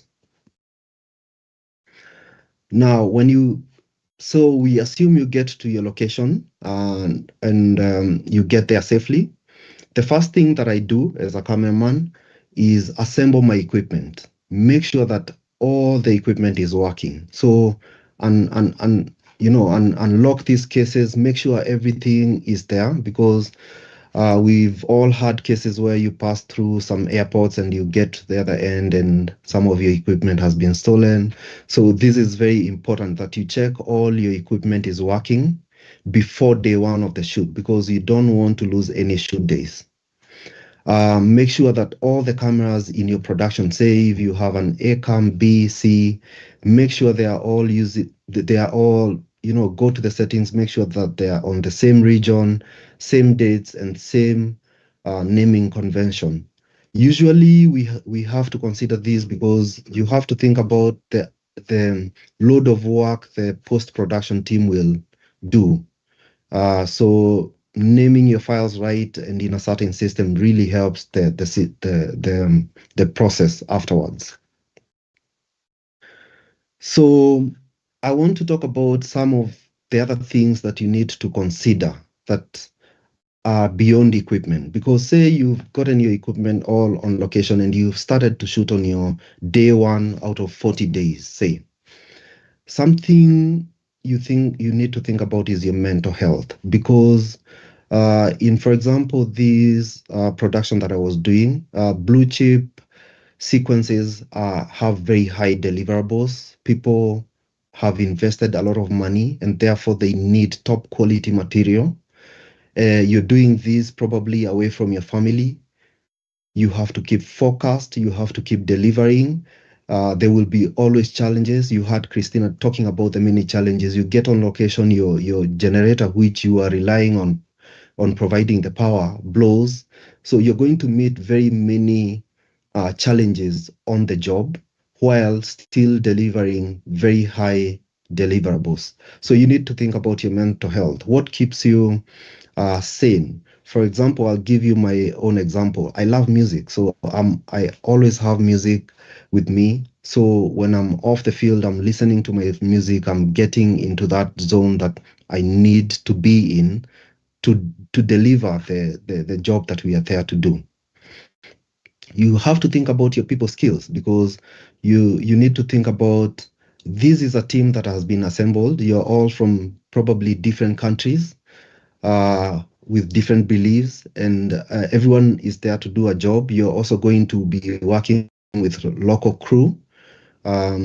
You're dealing with very many people from very different walks of life, and you have to consider your people skills because you have to survive very many challenges with these people for over 40 days. You have to now get ready to exercise your patience because wildlife photography and filmmaking is all about patience.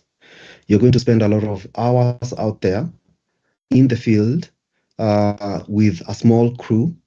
You're all depending on each other. And therefore, you have to be ready to exercise a lot of patience because wildlife, unlike box office movies, wildlife happens when it happens.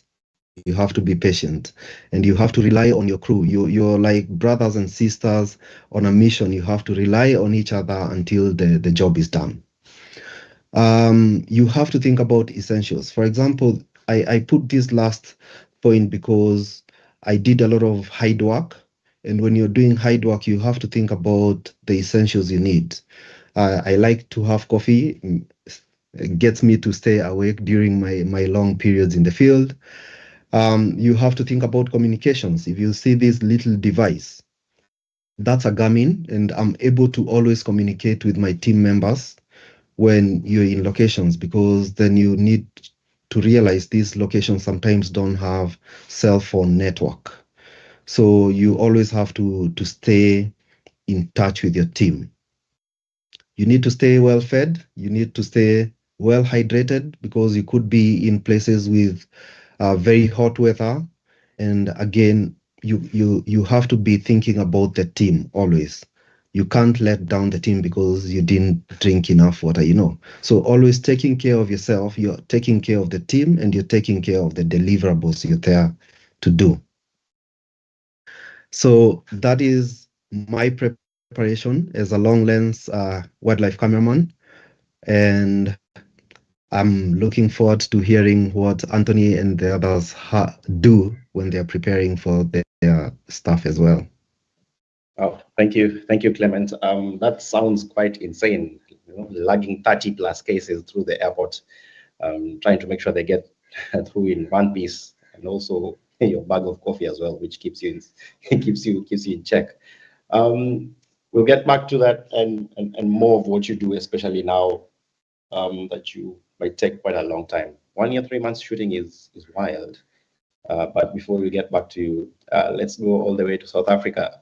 Luyanda Shabalala, we happen to have spent some beautiful time in the wild, in Gorongosa in Mozambique, and you happen to just come from an expedition from the Okavango. As an avid birder, filmmaker and photographer, what does a gear look like, considering you might have different kinds of things for different kinds of assignments? Please take us through. Great. Yeah, thank you, Randall.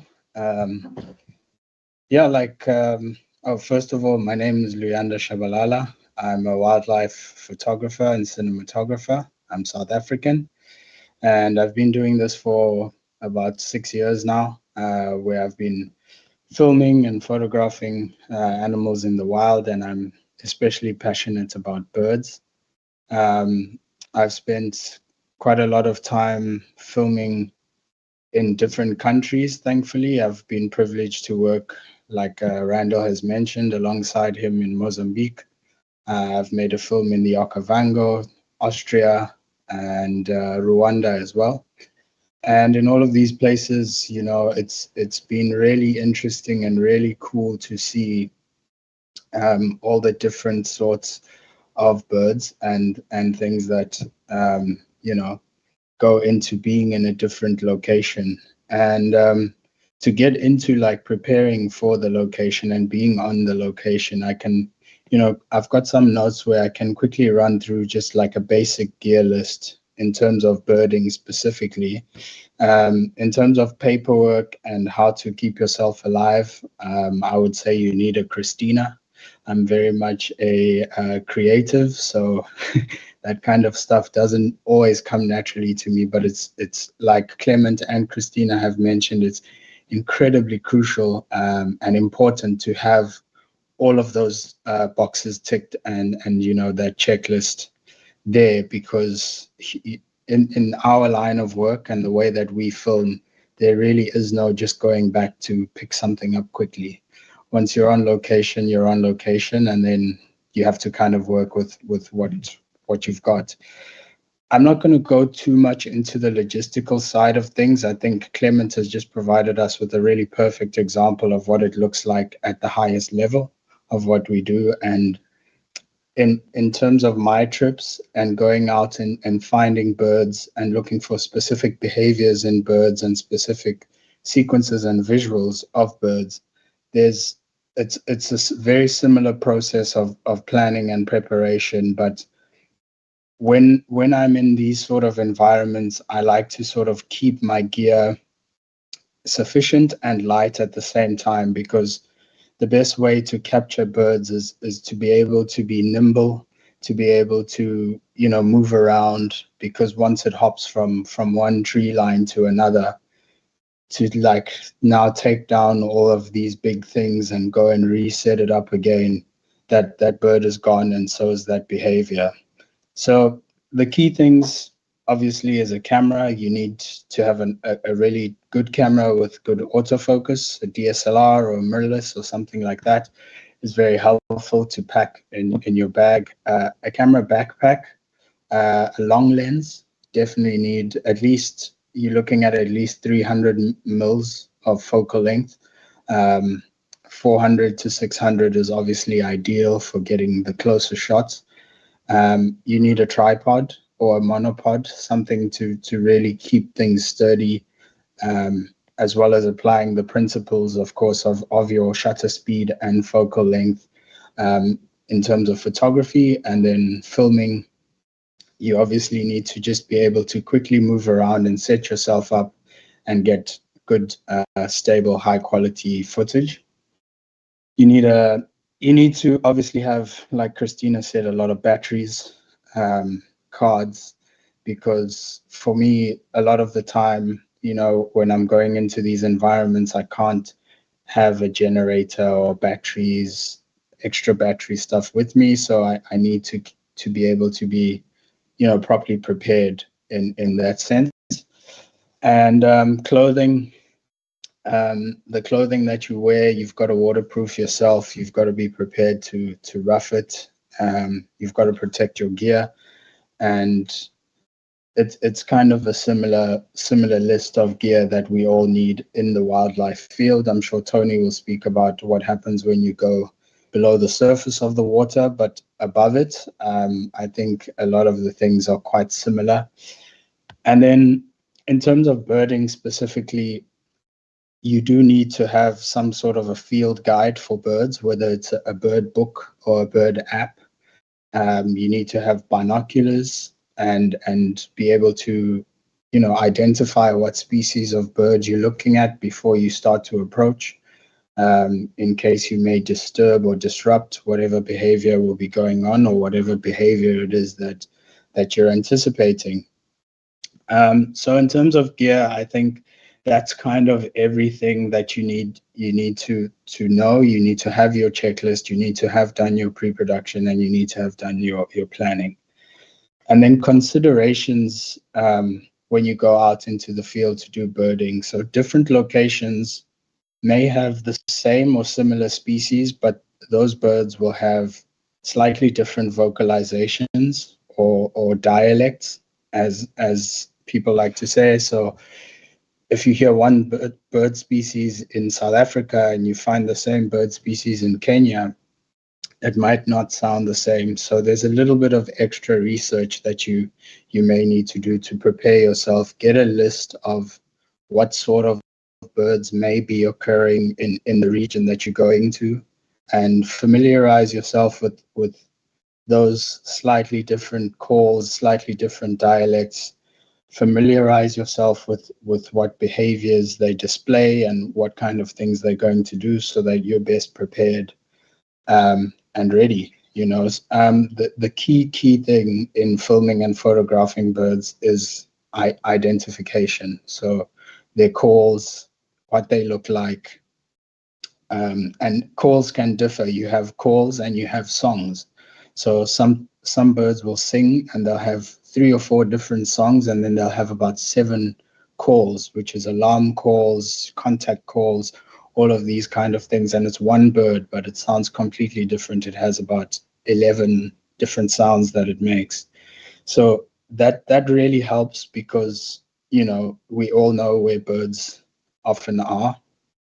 They're in trees, they're nesting, they're flying, unless they're water birds, predators, raptors, big birds of prey. So it's really outside of the logistics and the planning. You need to spend a little bit of time doing your homework when you're going out to try and capture these, and that's just the best way to really get the good stuff. Another important thing to consider is time of day. For us, it's not always easy to set up lights and have a whole lighting situation going on. So early in the morning is a good time of day in terms of light, as we all know, especially in the documentary space, and late in the afternoon.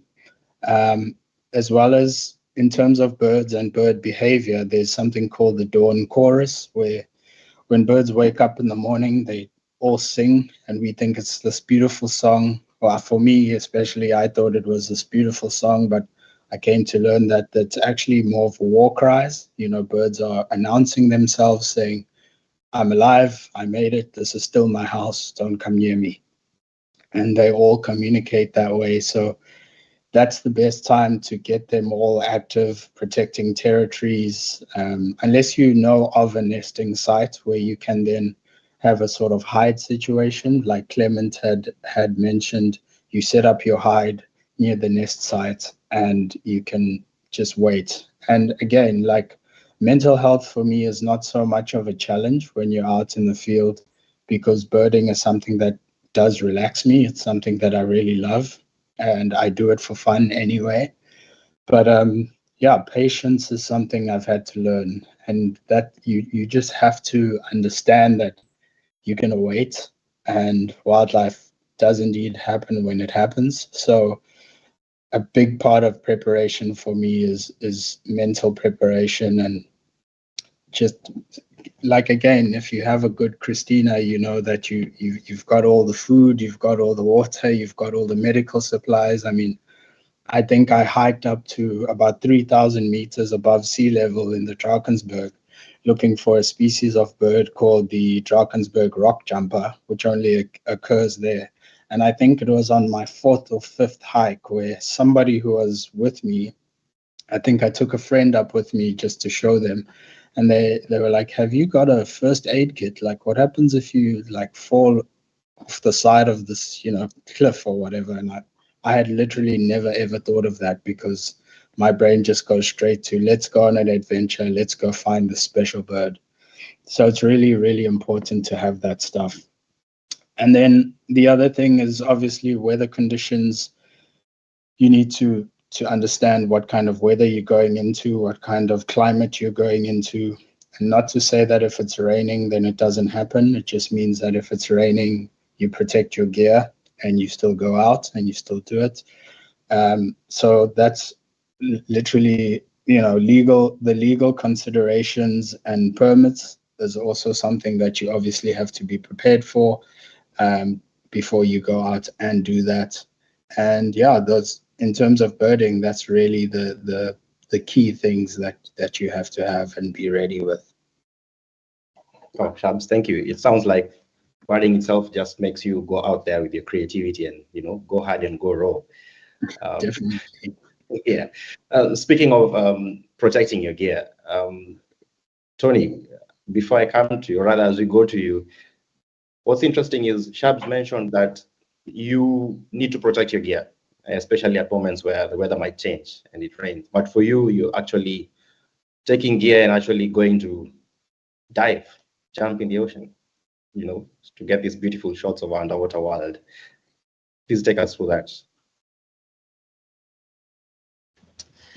Thank you, Randall, and thank you, Shabs, for giving a shout out to the birds. I think that is one thing I think we always have to share in common. I think I'm just going to share my slide before I continue. I know everyone has touched a bit of what happens on ground, but I think I'm just going to jump into one of my favorite places to go to, which is underwater. It's really beautiful. It's amazing, and I'm always fascinated by every single time I'm actually down, because there's always something new, or there's always just something interesting happening. So I don't know if you guys can see my screen. Yes. So I know most people have talked about what happens on land, which is really amazing. But then I'll pretty much talk about once you're on site, like ready and you're set and you need to just go and dive in. And this is basically just to, like, when you're on that particular size, is you have to be there. I know Christina Clement has talked about food, where to sleep. Me, birds is one of the best things I think about. I'm just introducing myself just in bits and pieces. When you go underwater, there's nowhere to go and pee, so you have to definitely just pee on your wetsuit. Water makes me excited every single moment I'm around water. Forest gives me peace. Mountains are stressful, so I try as much as possible to avoid mountains, but they're always beautiful to go there. I went to school, studied wildlife management, but I mainly focus on doing environmental education, but I use photography as the main media to talk about conservation issues across the continent. So underwater is a bit different because it involves being in different depths of underwater, and all you have to do is just show the beauty of the diversity of the marine conservation that is down there. And you also have to figure out how to bring your camera down. So one of the things that you have to consider is that you have to ensure that your camera is actually in an underwater housing. And when you're doing underwater, you cannot necessarily change your lens as the way you're on land. So you have to plan whether you're going to do wide shots, you're going to do macro lenses for close-ups. So you need to make sure you either change and have those particular lens to decide. So you only have the options of these two types of lens, the macro ones and the wide angle lens. I won't emphasize on battery, but before you put the camera into your housing, just make sure you have your batteries inside the camera and also the memory cards, because it won't be interesting to be underwater. You're almost like 30 meters deep and you're figuring out if the camera actually has batteries. So you need to check them before you actually go into that particular dive.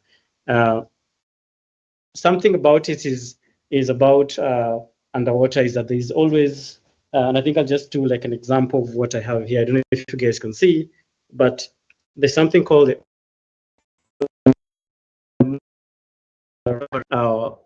that help to ensure that you don't get leak inside the housing. And when you have the housing of this, like this is just an housing, when you have it with you, it allows you to make sure that those rubber rings that are just it attach the different components of the housing so that water doesn't get in. So you have to make sure you lubricate them. And in the process of lubricating them, you clean them and remove the dirt, because any small piece of dirt could actually cause a leak.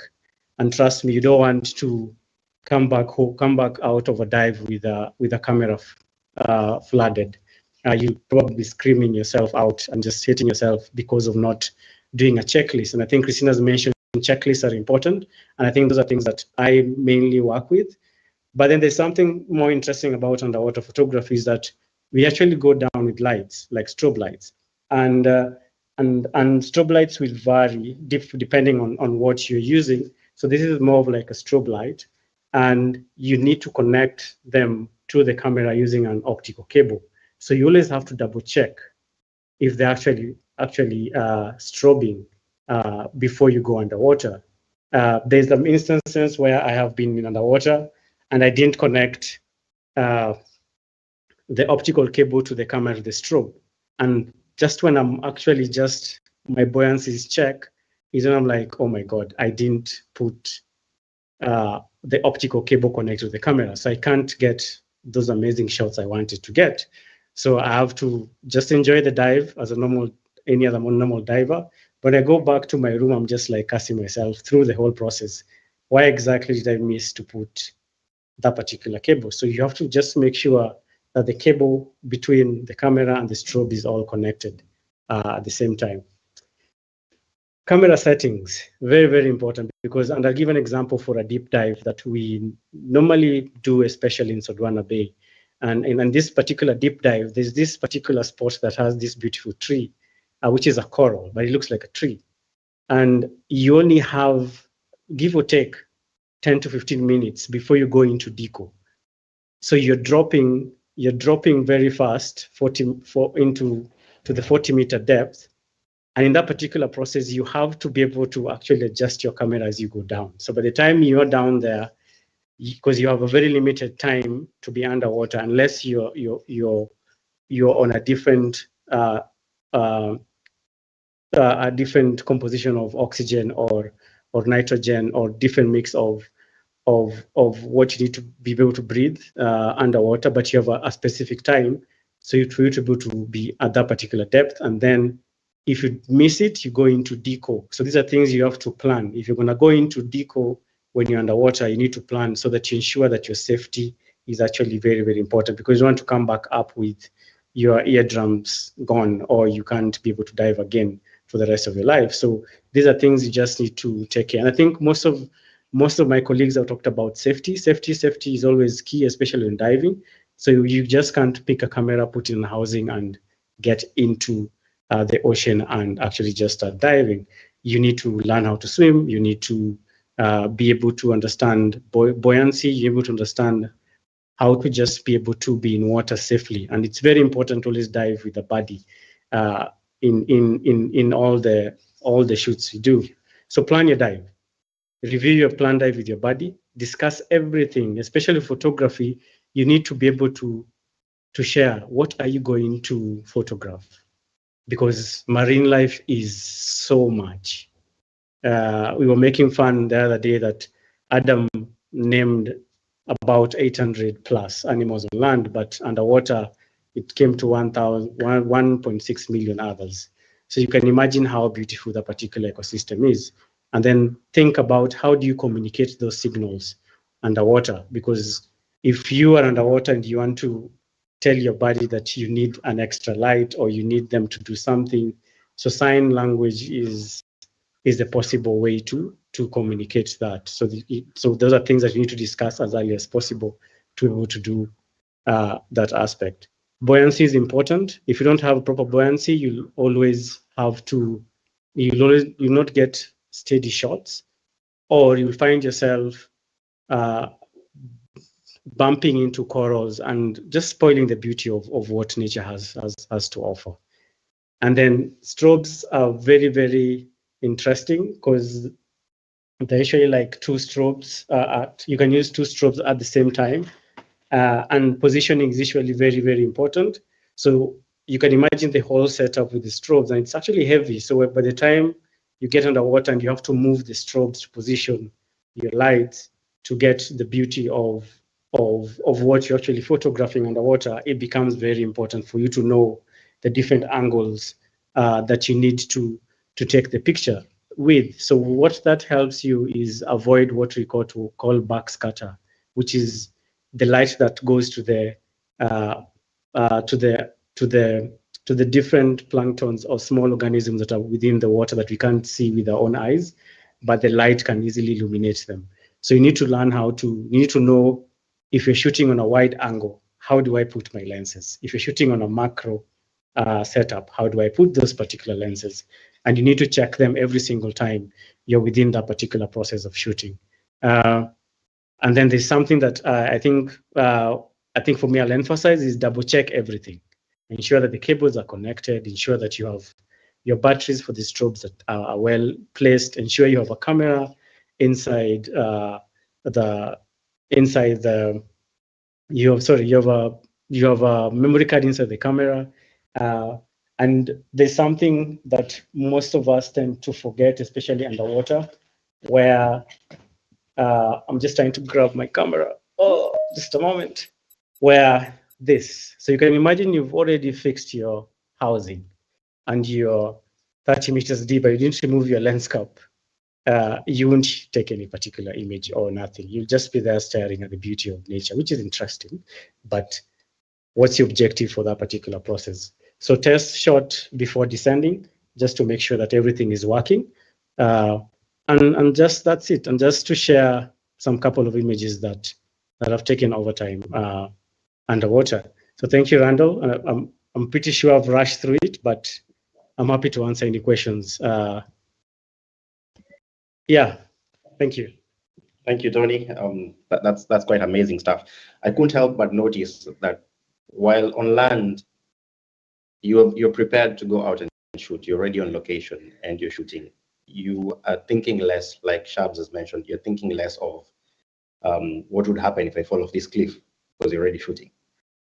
But underwater, you are in a high-risk environment. You don't have gills. So is preparedness for you an extra level? Do you sort of put up with the, for lack of a better term, like Shabs is putting it, do you have an extra Christina level check on your safety levels? Because that would be either a make or break for you. How does that go for you? For underwater, basically you have to dive with the body, and the body has to either have specific qualifications, whether an instructor or a dive master, to be able to actually facilitate your diving comfortably, because they will always act, because diving is a very beautiful sport, but at the same time safety is very, very important. And always on the boat, on the shore, there's always a first aid kit. So in case of anything, the dive buddy can easily be able to bring you up and make sure you're okay before any injuries or anything. That's why it's always just important to dive with a buddy, even if it's as shallow as whatever you can think. But it's always just good to have somebody else watching you as you continue doing your dives. So it's like two layers. You have your land check, and then you also have your underwater check, and then you also have to have the right qualifications to dive in different particular depths. So you just don't want to find yourself at 1,120 meters depth where you don't have the right qualifications, because the light, there's so much that happens down there that you pretty much have to really prepare yourself. And there are different forms. There's the free diving bit that you need to understand how free diving it is. There's scuba, there's deep diving, you just need to get those qualifications right. And I think one of the things that we really appreciate in the NUF community is that most of us move to the dive master position just to be able to ensure we are always safe when we are actually underwater, because it's a new environment for human beings. So you have to be able to make sure that as much as I want to bring this beauty back home so that people can actually see the beauty of underwater, I have to make sure I come back alive.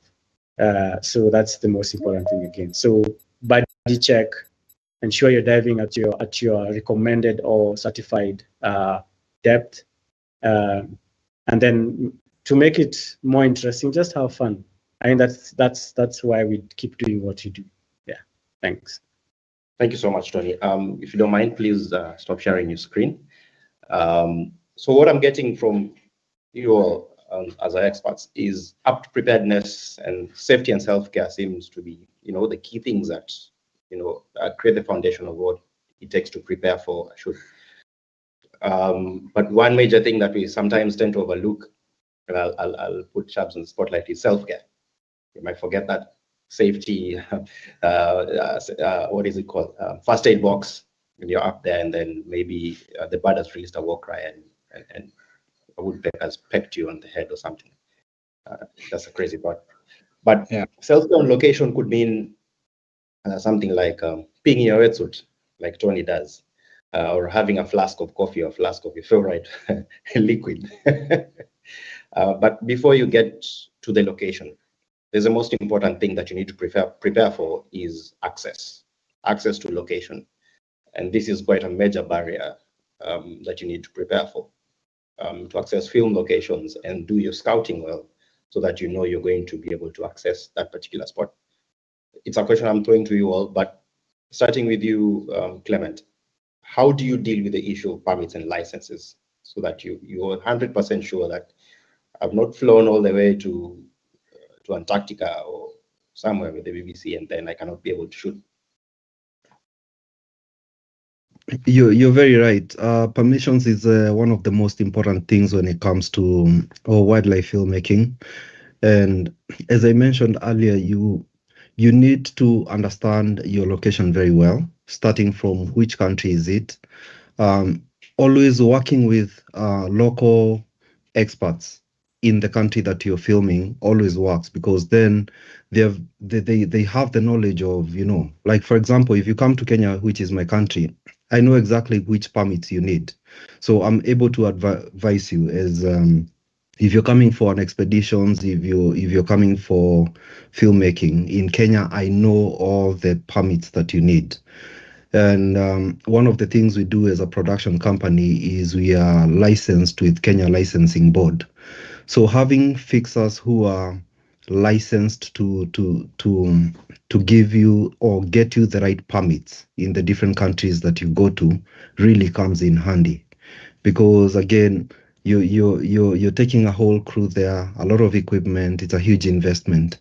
So you need to be sure that when you get to the airport, there's no delays and you're able to get to your day one of shoot as planned. So working with local experts really helps. Having people like Christina who understand the production process really, really helps. So having the right people in your team as well is very key in that preparation process. Yeah. Thank you, Clement. If I could just add a little bit onto that, is another thing I think we've kind of not really mentioned is once we've gotten access to these places, because of the wild spaces that we all work in our field, it's a very limited, these national parks, wetlands, there's a lot of very delicate ecosystems and delicate places that we all get to go to and get to visit. And the most important thing that you must consider, and it must be part of your planning, is ethics, respect for the wildlife, respect for the environment that you're in, and for all of us to always take pictures and videos away from the place and only leave footprints. And I think that's how we continue to get this access, and people will continue to want to work with us because they see the benefit in what we go into these spaces to create. I completely agree. I just wanted to add like 2 points with your permits. Don't wait till the last minute because permits can take forever. They can be extremely long, depending on where it is. So the earlier you start this process, the better. Also, another thing that I do just in general, sometimes it helps to always have copies of your permits, especially when you're in the field. And I like to photocopy my ID and just carry certified copies of things, because sometimes people ask you to leave your passport. You might get checks and stuff. It might help always to have copies of all of your information, all of your passport documents, all of your medical documents. You never know what can happen. People will ask more often than not, especially at checkpoints. And also, absolutely, thank you, Shaps, for mentioning that part about we need to make sure that we are not impacting these places in which we are filming. So just really thinking about how to reduce your carbon footprint. I know a lot of productions now, a lot of production companies, a lot of broadcasters will require you to sign up for Carbon Clap, something like that, where you're actually monitoring your carbon footprint. And I've been asked to do that for my upcoming feature length, where they're like, okay, you need to give us a report of your production. If you were a green production, they're not asking me to become a certified green production, but that is also an option, you know, to go an extra step further, becoming a green production, making a kind of sustainable production plan. Those are things that, especially increasingly in the wildlife field, people are starting to ask for. So just please do be mindful of that. At the very least, make sure that you're not impacting the place, and think about how you can even have a positive impact, right? Just to throw a spanner in the works, sometimes you want to get access to places that are affected by, I would say, there are cultural barriers, there are linguistic barriers, political barriers. How would you deal with that?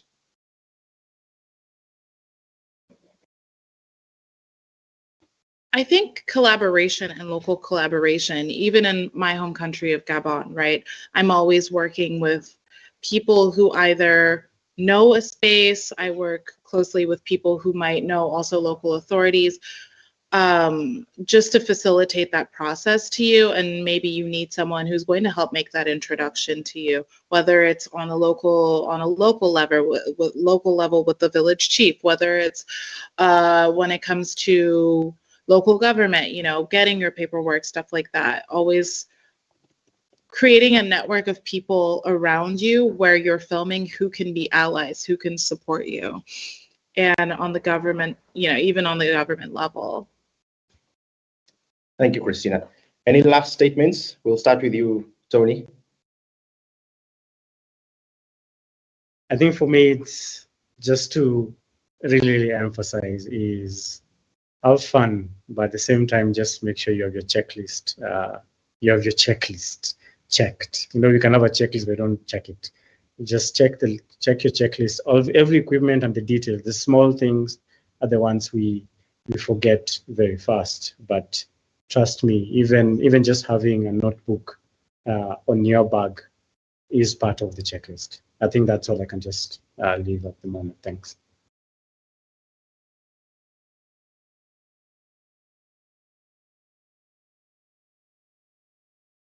I'll just reiterate something Shabalala said about leaving the least impact on in the places that you film. And that's one of the major reasons that I strongly believe in long lens photography and filmmaking, because I believe it's the least invasive, especially when you're filming animal behavior. So always being mindful that you're there to document and not to affect these animals' lives, and having a crew that understands that and will not go past those ethical bounds to get the shot. Having that in your crew and having someone who understands that is really, really important, so that we can keep conserving our wildlife. What about you, Shams? Yeah, I think I agree with what Tony and Clement have just said about enjoying yourself, being out there, making the least bit of impact, and just make sure you're prepared because you really will kick yourself. And I think that's what this whole panel has been about, is just the different aspects and the different things that we need to consider before we travel out to these spaces. Just before we get the questions coming in from the audience, please keep them coming in. There's something I'd like to ask about. All of you have touched about filming on location, preparing, doing the safety checks, having a safety list, having a checklist and all that. But there's something we've all missed to touch on: the cost. Budget. Tony, let's start with you. You're doing double the cost of getting to location and filming, because what goes into budgeting for filming on location, especially for a dive. I think for diving, you need to just add more in terms of the dive center you're working with, because you have to pay those particular rates. You also have to have the permits to dive in those particular sites. So you have to need to make sure you have the right permits and they're paid for. You need to have the gas needs to be the right gas that is being filled on your tanks. So you just need to make sure you're using the right person. So those are the extra batteries, if you can afford it, another extra housing plus the camera. That's a whole extra amount of good money. But then if you can afford it, the better. If you have like two houses, 2 cameras underwater, and then just to make sure you have one of the most important things, insurance or health or evacuation plan. Like there has to be a plan. I know sometimes we as Africans, we operate in the sense that, we'll just survive. But then when you get down there, is when you're like, yeah, I need to figure out if anything happens to me right now here. I know we are all in the grace of the Lord, but sometimes things can happen that we need to be evacuated. So those are things that you need to allocate in your budget. Like insurance, for me, is becoming a very, very important thing. And for underwater, is you have to have the underwater component, the camera component, just moving from one location, the travel, but that was mentioned in terms of the airport and stuff. So there's a lot that goes into place, and also just especially for equipment, because if you break your dome on your way to the site, and you have a client that you have to give work to, you have to be figuring out how to get another dome immediately before, because of the number of days. So insurance is very, very important. I think those are the key components of just to put into consideration. I know food costs, logistics and stuff, those are key. As team members' costs, please make sure your team members' costs are actually included, because they play a very, very key important role in making sure your production or what you're doing is actually valuable, because they are part of that particular process. I think that's something that I think for me is very, very key in budgeting. Even when you're doing a story within your own village, trust me, budget for a fixer and get the permits in your own village, even if it's your own village. I know we are all Africans, we come from different villages, and sometimes when I say the chief knows me, no, just get the permits, get a fixer, even if it's your uncle, get the fixer, pay him separately, and make sure that it's all done in a professional manner. I think that's what I'll add to that. Thank you, Tony. Just on the additional and final question, which is also tied to the cost, a question from Paul Emmanuel. He wants to know whether the work that you do is commissioned, or how do you get to make a living, and is it financially sustainable? So maybe Christina, you can add your final thoughts and also answer the final question, then we'll close up. Yeah, just going into, especially from the production standpoint, when you're talking about budgeting, your budgeting process that you're doing in pre-production, and especially when you're talking about comprehensive budgets, is extremely important. You need to be able to plan for everything.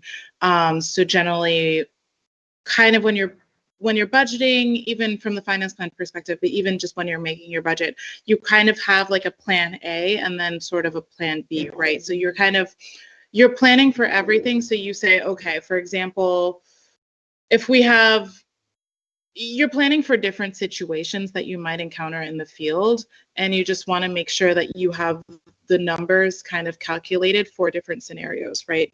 Also, I think it's important to always add a line item for incidentals, which I always do, because you never know what can happen. Anything can happen in the field.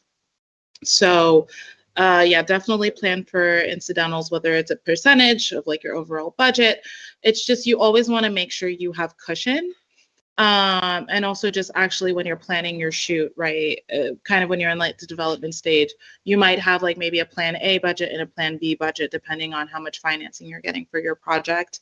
Because you might want to do, for example, a 10-day shoot, right? And then you look at the numbers and you're like, actually, I only have enough money for 5 days. Now what do you do? So you need to always be kind of planning ahead and just make sure that you've kind of thought out your entire project financially. And kind of going back to what Tony said, I wouldn't count on, if you can get a freebie, or, you know, your uncle knows someone, or, you know, whatever, that's cool, but budget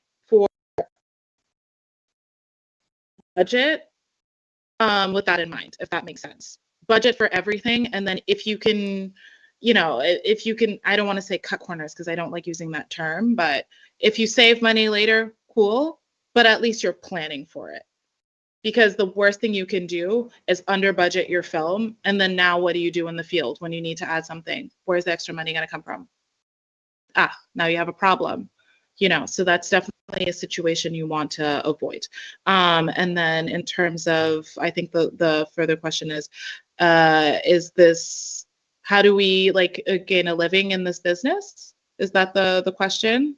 Yes. Well, I think I want to, well, you know, as a producer, you know, director, like I go through the whole planning, pitching, you know, getting funding process. And of course, whenever you're working on a project, I'm an employee, even though it's my film, right? So I have a salary just like everyone else. So when I'm fundraising, I always make sure to add my salary into whatever project that I'm making, right? Obviously, it's reasonable. I'm a fat salaried person, just like any other person I'm hiring on my team. I think it would be cool to turn over to some of like Shabs and Clement and kind of talking about, you know, you're working on other people's productions and getting hired on various productions. So maybe you could shine a light on that. Clement? Yeah, exactly what Christina said. For example, myself, if I use myself as an example, there's two ways that I earn from the work that I do. One is to get into crews that are filming in different places in Africa. Then I get paid as a cameraman. Or the other model could be what Christina has just described, where you go through a funding process. Then you pitch an idea, put together a budget for a film project. Then you can also now get yourself paid through that. Is it sustainable? That's a loaded question.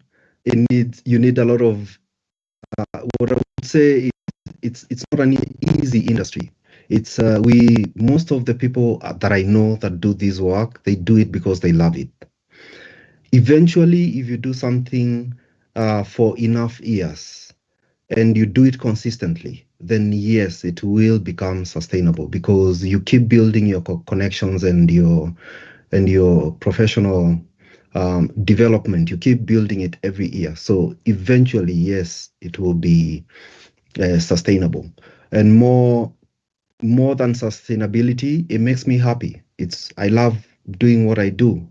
So I hope I have answered your question, Emmanuel. Thank you, Clement. Thank you all. Some wise and good take-home comments from you all. I'd like to thank you. And to the audience as well, Clement Kiragu from Kenya, Christina Obame from Gabon, Luyanda Shabalala from South Africa, and Anthony Nyango from Kenya, and myself as well. Thank you so much. Thank you, Peter. Thank you so much, Randall. Thank you to the team. Thank you for African wildlife filmmakers. Look at you, smile away. Thank you so much. Really, really, really appreciate it. And I think that the audience here, and definitely the audience around the world, appreciated that conversation. I don't think we quite understood the level of work, the similarities, but also the slight differences and nuances when it comes to wildlife filmmaking, right? I mean, the underwater for me and also the birding, that's the term, birding, for me was really interesting. I just didn't know that it was just so similar, but yet so very, very different. So thank you so much to New. Thank you for Noah for putting that together. What we're going to go into now, we are so very, very happy to have all of our partners come on board. We do have Prosper Africa in the building, who are here to have a fireside chat.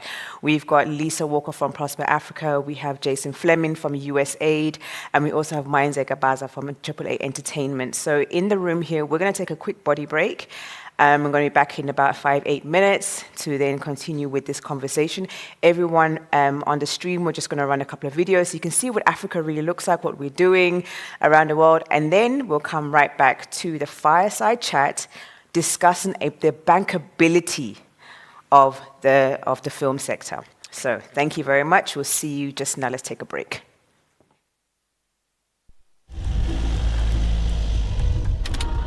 I'm often asked, what is Africa Refocused? It's a collaboration between Youth and National Geographic Society, refocusing the narrative so that the stories of Africa's natural habitats are increasingly told by and from the perspectives of African people.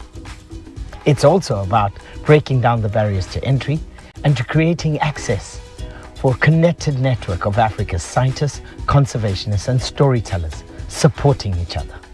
Come with me. It's about South African dive master Slee training Dr. Kamla Aristide from Cameroon as he learns to scuba dive. Aristide, a National Geographic explorer, has been working on the conservation of Cameroon's large aquatic wildlife since 2008. Now, he finally gets to see the magic that lies beneath the surface of the ocean. It's about Jonathan from Malawi, before he leaves for an internship with Riverbank Studios in India, training Hilma from Namibia as she prepares for a shoot with Silverback Films later this month. It is about Tuku from Kenya, teaching editing to Sihle from South Africa, so that they can tell their own local stories. Stories about Kosi, who grew up right here in Sodwana Bay, who's about to become a dive master next week. Africa Refocused. It's a thing. Come and join us.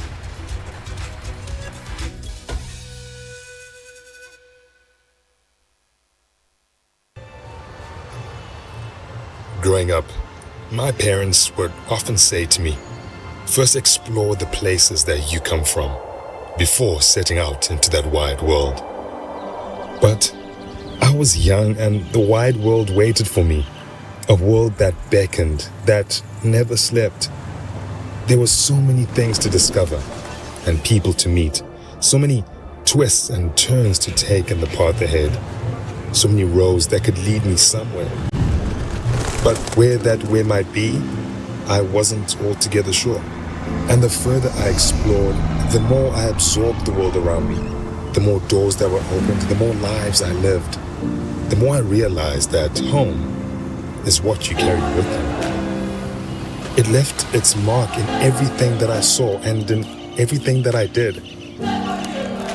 It was in the things I was reminded of and the fleeting glimpses of the things that I'd left behind, and the people I'd known forever and not at all, and in every lesson that life had taught me. And I found that the things that I missed the most were the things that had found me.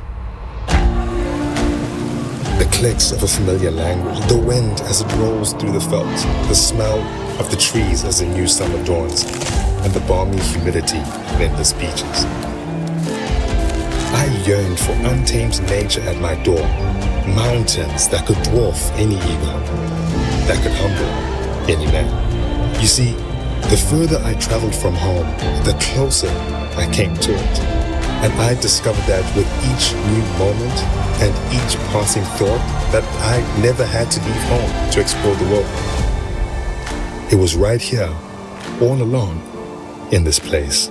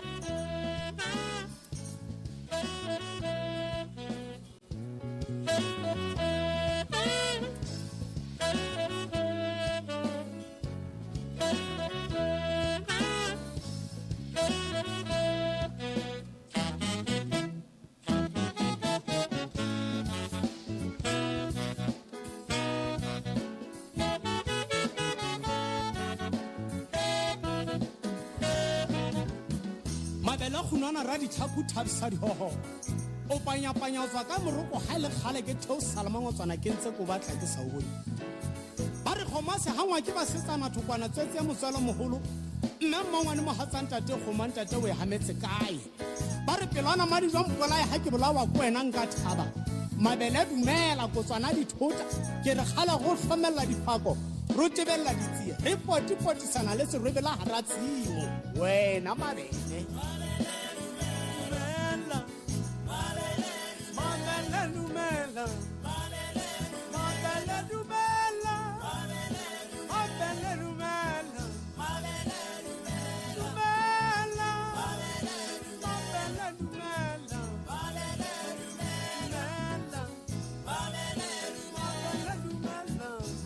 ke le fere tshwana la ramatlole ka le ke sireletsa ka lo ka monyako ebile ke sireletsa le ka tshari ya ngwana ke re ke nna le tlala la mabengulong ke se kereng ka o kera bona hey hela o mo le kwa kona o mo le kwa ke wona hey ha ke ana jwala ke le Again, I am Malileme. Hello.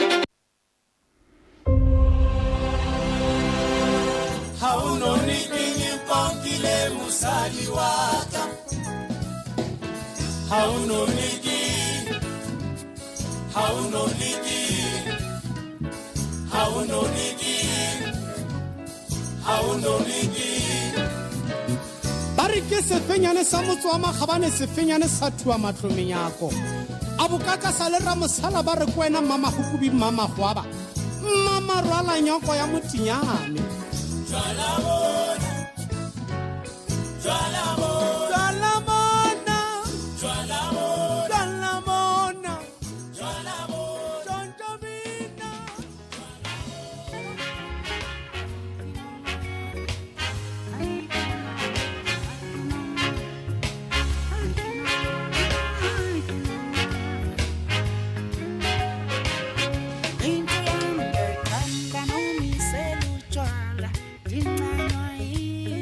Sevenza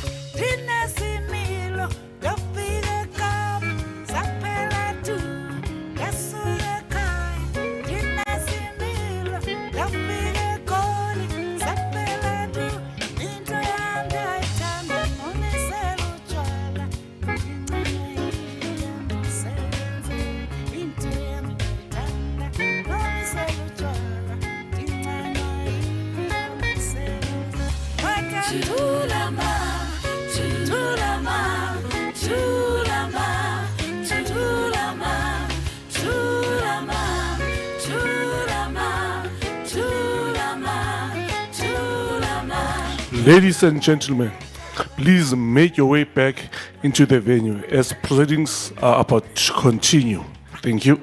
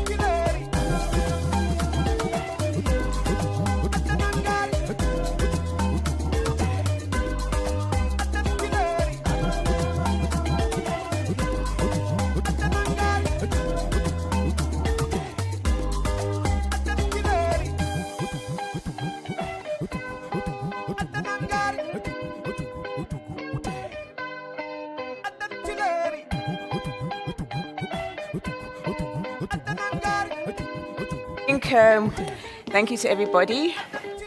Let me get back in front of this camera. Alrighty, we're back, and I think all our bodies have broken nicely. Had a little body break there. All right, see, I turned those words around. You see that? Okay. We're now going to go back into like the money discussion when it comes to this sector.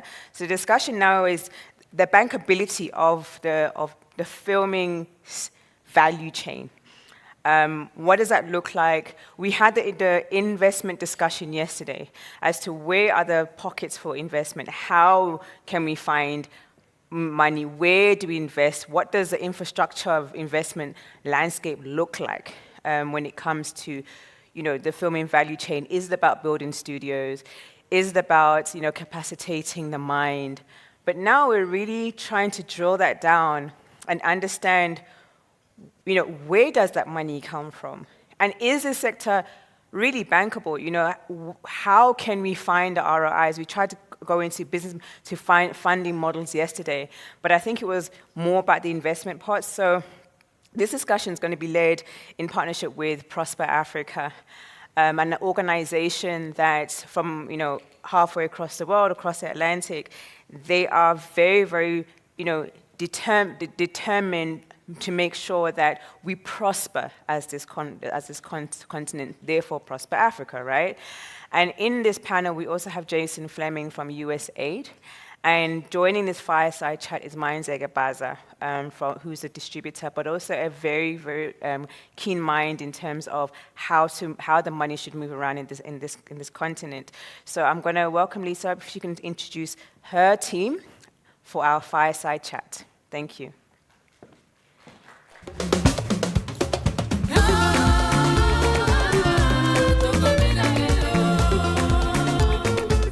Where do we sit?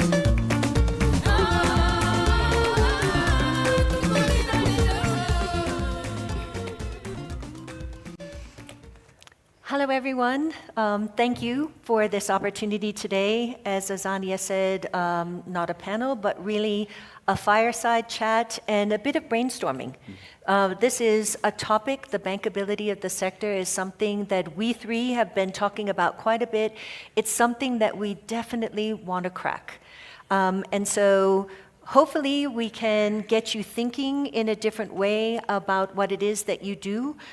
Being a wannabe creative, I know that really passion comes first, and thinking about your project and your narrative and what it is that you want to get across to people is what drives you, it gets you out of bed every day, but you can't do that if you don't have money. And so really our part of our objective is to get you all thinking as the business people that you are. It's a marketing slate many times that you offer. You know that you're doing the pitch, but we're going to try to figure out how you do that pitch and get money, and where should that money come from. So my Nzike is always saying to me, it's the money, need money to make money. And so that's what we want to talk about a bit today. So I'm with Prosper Africa, and just quickly, it's a US presidential initiative, and it's all about two-way trade and investment between the US and Africa. So that very important nexus across the Atlantic, as Azania was saying. We want to drive an increase in trade and investment that is on a really transformative scale. So we have a couple of sectors that we look at, but one of them is definitely the creatives. And the creative sector is important to us for a number of reasons. One, we do believe it's bankable. We do believe that it's investable, and we've got to figure that out. But also because we believe that it is going to be a game changer in terms of jobs and upskilling, especially for youth. And so that's something that we care about. We also care about the digital transformation part of it. The tech disruption that is coming out of this sector is in many ways going to help leapfrog markets and leapfrog economic development. And then also the narrative. As Prosper Africa, we are out trying to attract large-scale capital to the continent. For us to do that, we need to change perceptions. We need to change perception of risk, but we also need to change perception about vitality, vibrancy, ideas. There's so much that's going on here in the continent that we want to make sure it doesn't get lost to people. And so that's why Prosper Africa is looking at the creative sector, and that's why I'm really happy to be here today with Mayanzeke Baza. Mayanzeke is Head of Distribution and Financing for AAA Entertainment. And Jason Fleming, who was introduced, he is the Director of Regional Economic Growth for Southern Africa for USAID. I'm very happy to have them here today because over the last 5 years, Africa's creative economy has witnessed outsized growth, particularly in music, film, television. It's extending its influence around the globe. Currently, the creative sector in Africa generates around 4.2 billion annually, with a growth rate that is outpacing other sectors. This heightened exposure is acting as a key catalyst, propelling growth across various economic and social indicators within the creative economy. The increased reach is closely tied with the widespread adoption of digital technologies and expanded internet connectivity. US hunger for content has grown. I think you've all hopefully experienced that, certainly since COVID.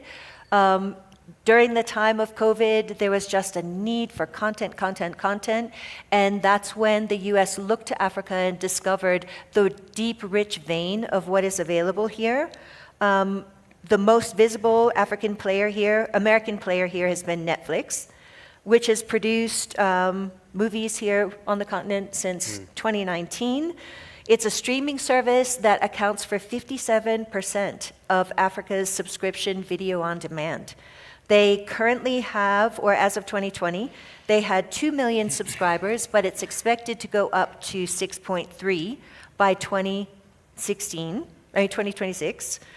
Disney and others are following suit. But the creative sector in Africa is now only 2.9% of the industry, an industry that is valued at $2 trillion. There's a huge gap. And that's what we want to try to figure out. How do we close the gap? How do we get the financing in to help the African creative sector get to be where it needs to be? So this is going to be a bit of a chat because we're brainstorming and we're still trying to figure this out. I also want to introduce Tahalia Barrett, who is here with us today.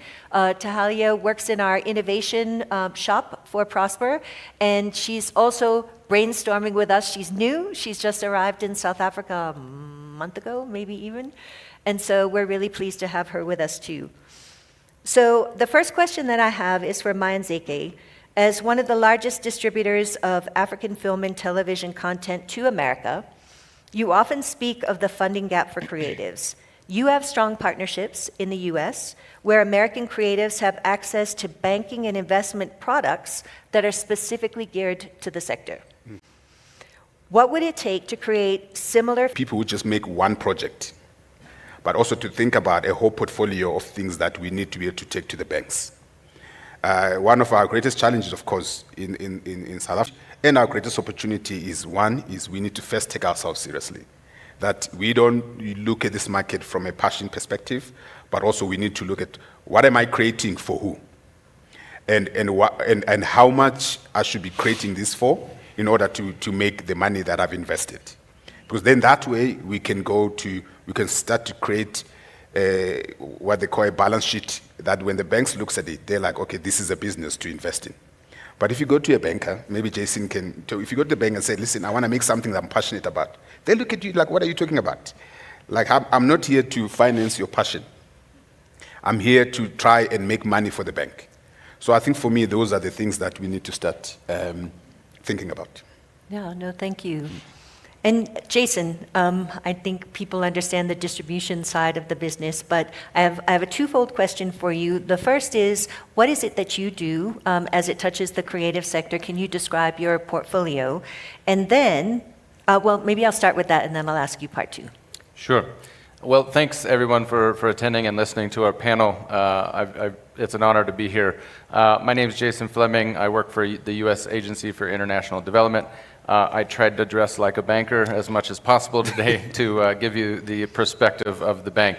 I also heard the word bankability. I think I might call it financeability, because the bank might not actually be the place that you start to capitalize your project. The bank is one, but many avenues for that. Quickly, just a touch about myself. So I've been in the business of trying to increase access to finance for businesses writ large. Never have I actually worked in the creatives industry until we started working here in South Africa. I just moved here like my colleague. But what I have done is worked a career in trying to increase access to finance for small farmers in Ukraine, indigenous ecotourism in the Brazilian Amazon forest, hydropower in Indonesia, all projects that are terribly difficult to finance. We're also part of this larger US government apparatus here in South Africa that's trying to create jobs in Southern Africa. That is my remit as the Regional Economic Growth Director.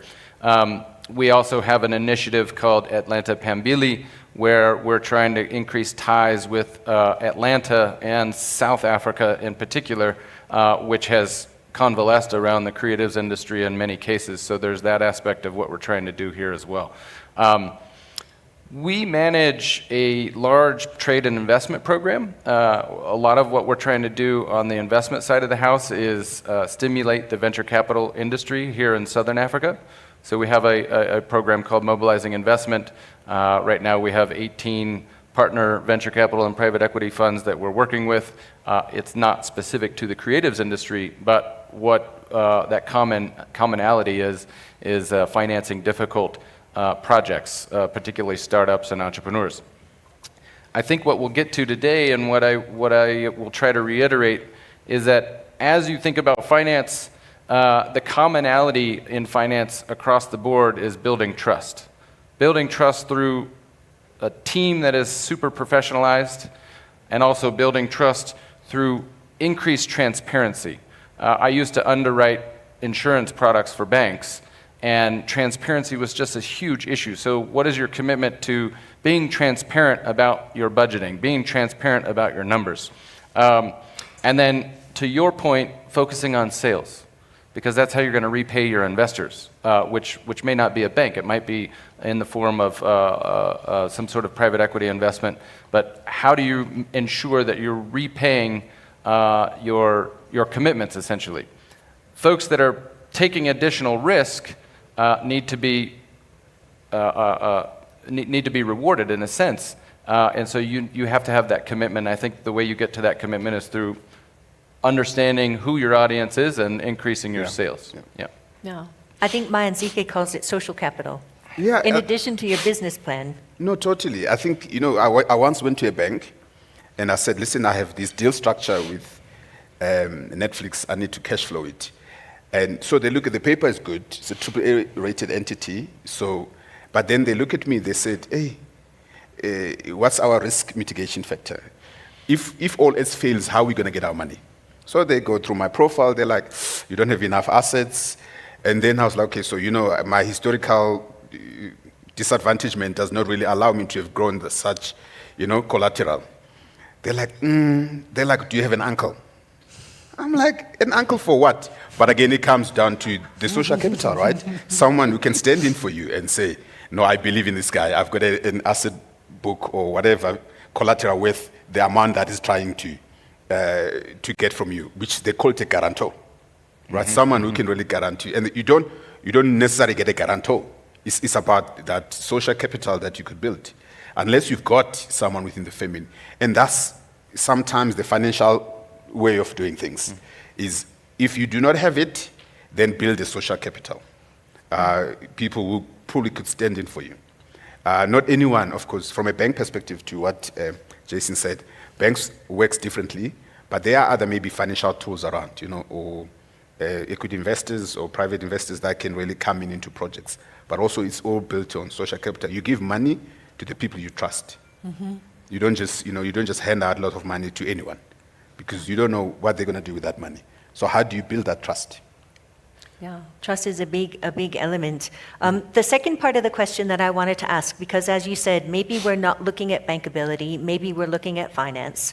And so the creative sector, when people think about it, they think about film, music, fashion. They don't think about technology. And really, the creative sector is the tech disruptor right now. If you look at AI, if you look at virtual reality, if you look at the data centers that it takes to do the work that people are doing in animation and gaming. One of the most exciting projects that I recently heard about was a movie deal, but it had a video game that went with it, it had a graphic novel that went with it, it had music that went with it. And so all of these different ways to monetize. Do you think there's a way to attract venture capital and that early stage catalytic capital to those kind of opportunities if the balance sheet isn't quite there yet for film? Well, it's a great question. I would say all of those opportunities are going to be opportunities that bankers understand more than the film industry, I think, here. So wrapping their heads around the financials of a startup tech firm is possibly easier than wrapping your head around the risks associated with production of a film. And so it gets back to the sales point. If you're diversifying a little bit on that end of things and creating different business models, then it's easier to finance. On the venture capital side of things, we find that it's still a nascent industry. Understanding the return on investment for large institutional investors is a little difficult because it is so nascent. So if you're a pension fund and you're trying to invest in an asset class that is not yet determined what the standard return on investment is, it's a little bit difficult to attract that capital. And I would say that a startup business is maybe similar to a startup production project. Because the risks are just unknown in terms of, is this project going to succeed or not? You're investing in a startup as opposed to a tried and true business, which is why it's easier for a business to go into a bank than it is for somebody like you all going into a bank. Yeah. And maybe a question, again, this is always a question for me when I go and raise money, because VC is always a difficult one to attract. And maybe an understanding of what are the parameters of venture capitalists when they invest into a project, because it also to start to help maybe the creatives or the production company to think differently.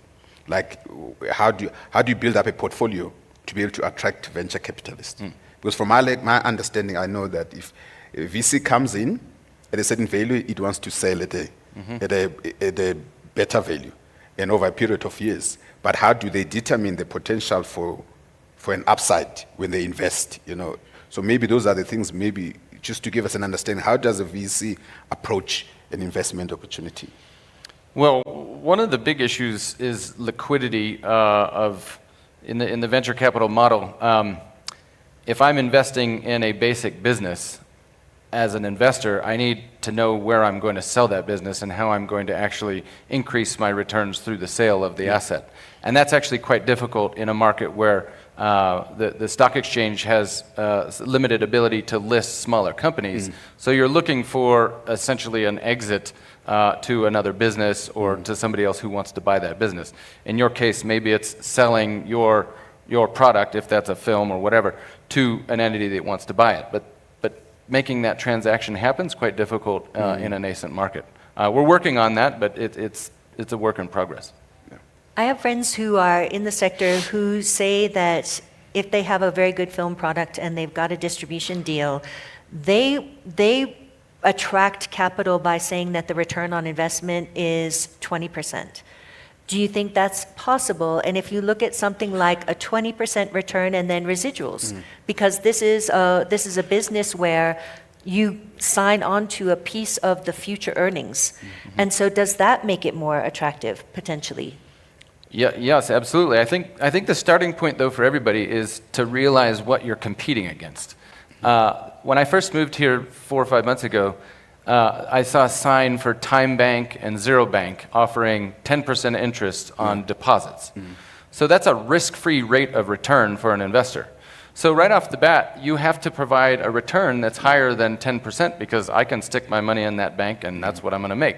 So if you're trying to attract capital, just realize what you're competing against. You're competing against a risk-free 10% rate, essentially. So if you're trying to attract an investor, I think the sales pitch is, do you want a boring 10% or do you want exciting 20%? That's true. Yeah. Because what you're really pitching them on is joining you in that process that you're going through to develop a movie or a film or whatever it is that you're producing. As far as the 20% goes, I hear that number back in the US. I've done some research on your industry and 20% seems like the going rate. It's actually quite high. If I were an investor and I could get a 20% return, I'd be very happy with that.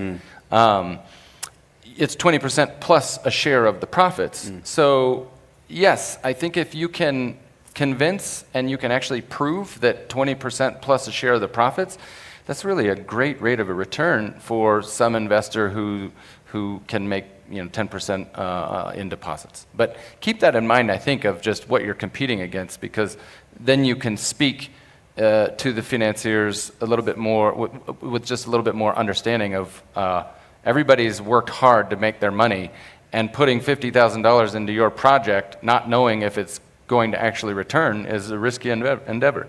Yeah, but also, as much as we can almost say, I've done financial models where I've shown it to front of investors that, the upside could go from 20 to 30%, but then they still don't believe it because it's not the sector they understand. So yes, you can show that, there's, like you said, there's a 20%. From a local perspective, it's difficult. You could maybe do that in North America, where you could almost say it's a market that exists and has proven over time. That's really what it is. So, but from here, to be able to even to get these guys who says, instead of putting my money into an Access Bank account for a 15%, 90-day fixed deposit, I will give it to you. But they'll be like, you're right, that one is better. Why should I give it to you? Even though 20% sounds, because there isn't a model. Right. And there isn't historical data that proves from a local perspective that that money is back. My role is to be able to prove that, right? As a distributor and a finance to say, listen, I've sold these properties. This is the production investment. This is the financial investment. These are the returns. And oftentimes that 20% is not something that happens within a year. It could be a thing that happens over 8 years. So these are the things that, like you're right, we need to be able to give true transparency in terms of what actually the numbers are. Yes, and that's a challenge, right? I also think that for an investor, Take us a minute to get in. We're rebooting. Yeah. We're rebooting. Hello? Almost there. I almost thought it was load shedding. We Could can be. do a bio rig too. We haven't had power cuts. We're back? We're back, yeah. For an investor, it's a little bit about diversification and spreading of risk. That's what a bank does, and that's what a venture capital fund does. If you're investing in 15 projects, one of them might return 200%, and 5 of them might actually go bust and not return anything. So I don't know if there's a vehicle in your industry currently that allows an investor to spread their risk across numerous films, numerous projects, and maybe that's a challenge because if I'm an investor and I take a bet on one film, I'm not spreading my risk. No. Yeah. No, I think that's the truth. We've looked at models, like I said, that rather when you go to invest, you have a portfolio of properties that cuts across different genres because you don't just give them one, because you have to be able to spread the risk to say if you invest this much, it's over 10 properties, a slate. But if one, there's always a failure rate of 40%, right? At least if 6 out of 10 or 4 out of 10 really makes it, it repays all the other 6 that maybe just didn't make it. So that's always the model. But what I find mostly in our sector is that producers come with that one project that they're passionate about. Mm-hmm. And that's really one of our greatest problems is this. I like this project and I like this project, and they don't even know how much they're going to spend on the project versus the return. Mm-hmm. So oftentimes producers want to spend more money on creating the product rather than more money on trying to sell the product. So that's really, for me, the issue. I think that's really what some of the things we need to start looking at from a production creative. I know from my perspective, from a distribution point of view, is I don't sell if I don't know the market is going to buy. Oftentimes, I don't look at a project if I know that there is no sales potential. And on top of it, because on a daily basis, I sit with the buyers, they tell me, this is what I need. I need action, I need romance, I need horror, but you come in with a product that's really not going to sell. I say no, but there isn't enough of that activity in the market to be able to prove to the financer that the model works. So I think maybe some of these challenges that we face. And I hope this is resonating with folks. I know I've seen a lot of pitch decks that focus on the talent and the look and feel and the storyline, but I haven't seen pitch decks that talk in the end about marketability and maybe aggregation. And so I hope these are some good tips that are going back. So I have a question for you, Mainzike. Cross Boundary Group talks about the rise of the intangible economy, with economic returns increasingly being tied to IP rather than to assets. So we've talked about this. How do we figure out how to monetize the IP? I think you were explaining to me that when somebody comes in big like Netflix, they own everything. Like you get your money and you can make what you want, but then they own it. And so how do we figure out how to turn IP into an asset, essentially? Yeah. It's always one of the difficult questions, right? Because intellectual property in our sector, right, it could come in different ways. It could be it's based on a book, based on something that really has an audience, or has proven that it's going to have some form of value. Or you could have created something from scratch, but it only becomes valuable once it has yielded some sort of sales or audience. So that's really where the key thing. Unlike, like I said, in the agricultural sector, you've got a piece of land. Over the years, land is more important, but also what's on top of land and whatever is going to be, grown there, whether it be potatoes, that you can use that as a tangible property for people to see. So in our sector is that everything sits on your head. If it doesn't sit in your head, it sits on a book. So how do you convert that into a motion picture that creates value?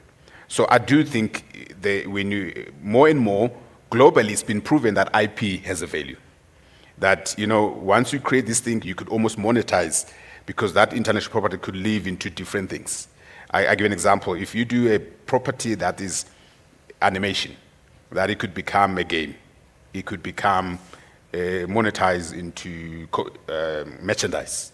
So from that perspective, the value of that IP, but it can only be valuable once it has an audience in the market.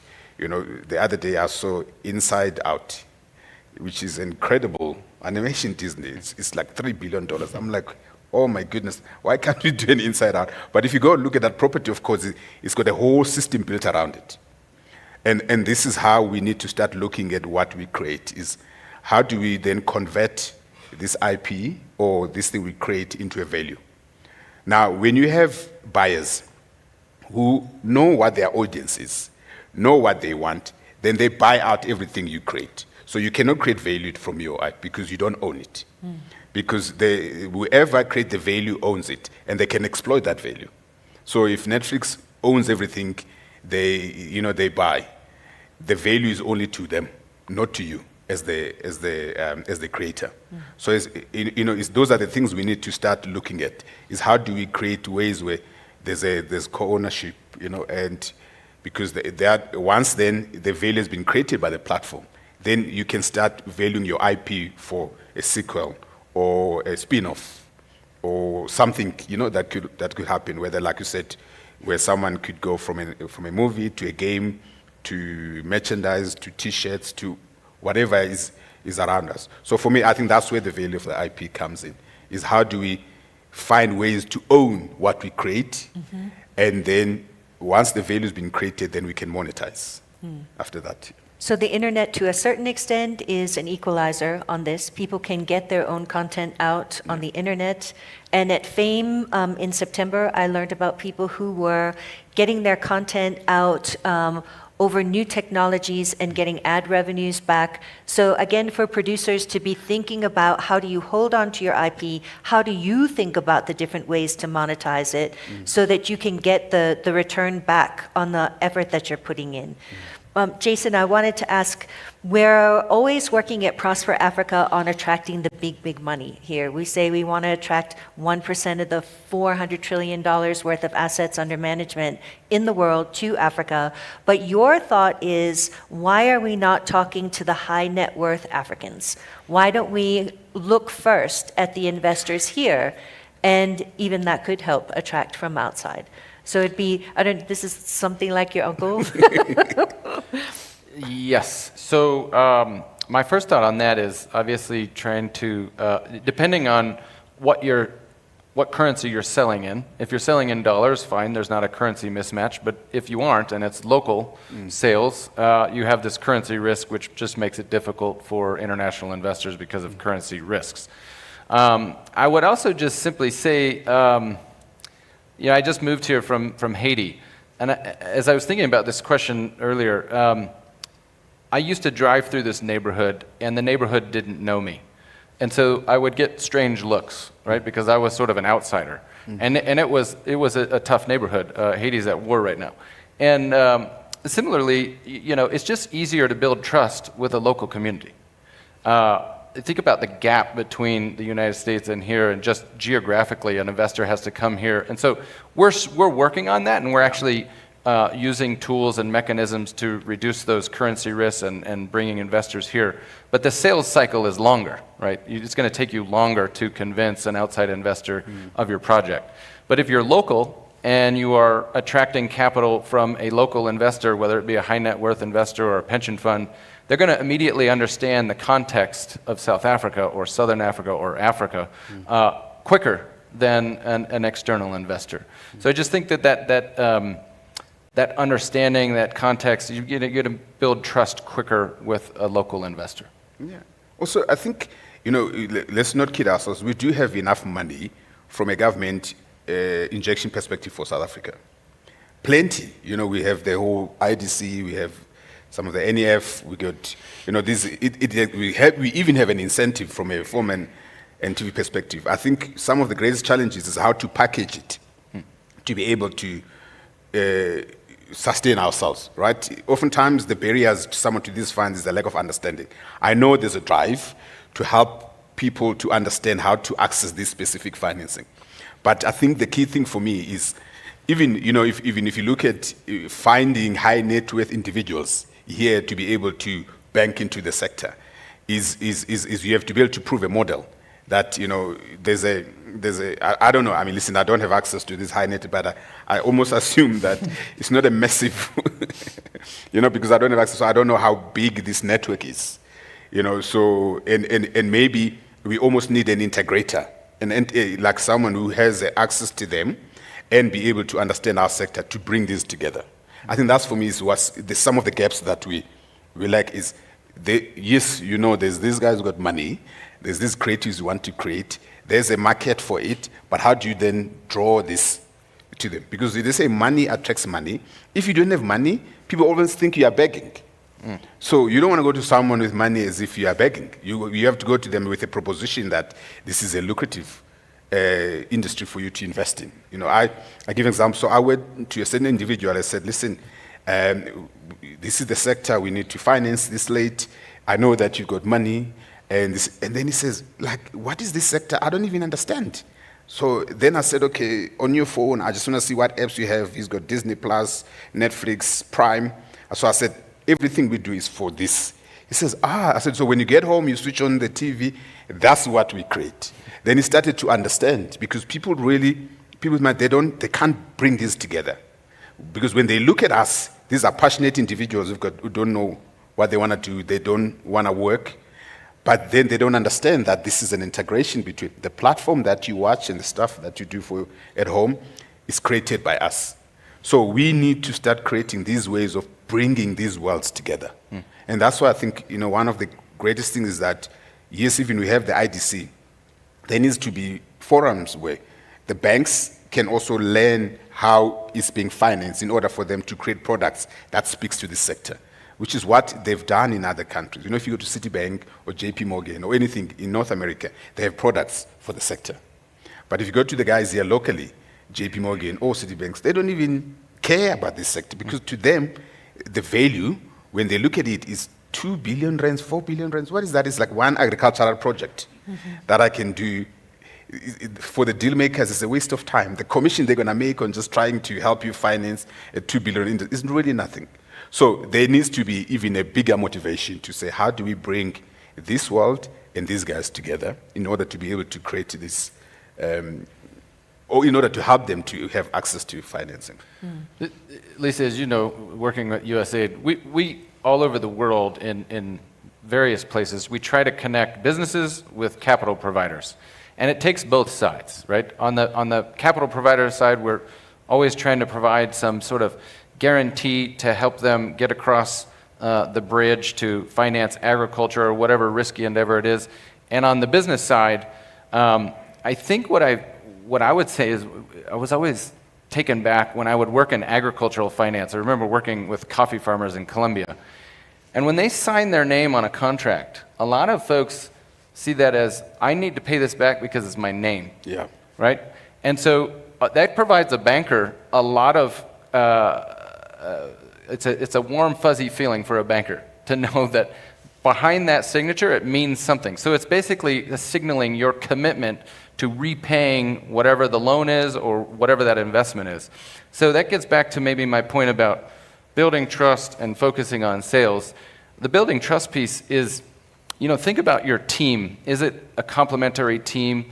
Do you have different skills that you're bringing to the table to demonstrate to whoever these investors are that, number one, you're professional, number two, that you do have a commitment to return the capital. And then on this transparency piece, I didn't actually know how it applies to a project in a way, but what I mean by transparency is having some sort of, providing as much communication as possible about your budget. You may not need to provide audited financials like we used to look at when we were underwriting banks, but there is this sort of basic understanding of, are you organized with your financials? Are you providing me constant updates about where those financials are going and how solvent the project is? Bankers want to get updates all the time to feel comfortable about their investment. And then that last piece is focusing on the sales aspect, because that's essentially how you're going to provide that, deliver on that commitment to return to your investors, which means, I think, in some ways, getting outside of your industry to understand who the audience is and cultivating your product to whatever that audience wants. If you're making a horror film, are you going to the horror film conference with all the folks that are actually paying for your product? And understand, it's basic marketing, right? Giving the market what it wants. No, totally. I think one of the greatest things about the sales sort of cycle or market is that outside Africa, there's a lot of sales companies. Listen, Europe is full of sales and distribution. America, almost every person is a salesman. So, and that's really... That's true. That's true. So, it becomes a culture. Here, every producer thinks they can sell. Now, I come from a farming background, right? I'm used to using my hands, dip into the soil and grow my potatoes or breed the things. But I can never claim to know how to sell my product to the market. I'm always reliant on distributors. And because if I try to sell myself, I'm going to come short, but they know exactly what Woolies want, what Pick and Pay want, what's on the shelf, what's missing. So when they come to me, I want to give them my product, they must give me my money. I don't have the time with my dirty hands and my gumboots running into Woolies and say, take my potatoes. It doesn't work like that. If you do that, you become a subsistence farmer and you never make money. Most of the greatest exporter from an agricultural perspective, that's what they rely on. In this sector, everyone believes they can sell. Their product is great, it's going to work, and they're going to love it. There isn't that culture of saying, I'm not saying come to me, right? I'm not saying, okay, that guy is trying to say go to him. Me alone can never do that. There's only 3 sales companies, or 4, that really do work out of the continent, which is almost like a billion population, a massive, but even from a creation, there's only 4 that stems from here. The rest, of course, is global. Now, of course, most of the people here run to the global sales companies. I was talking to someone that they go to a sales company that takes 35%, and then there's a withholding tax. So by the time they get their money, it's 15% of the sale. But if they come to me, they're going to have saved a lot, right? They're going to have no withholding tax, lesser commission. I'm here. You can find me if I don't give you your money.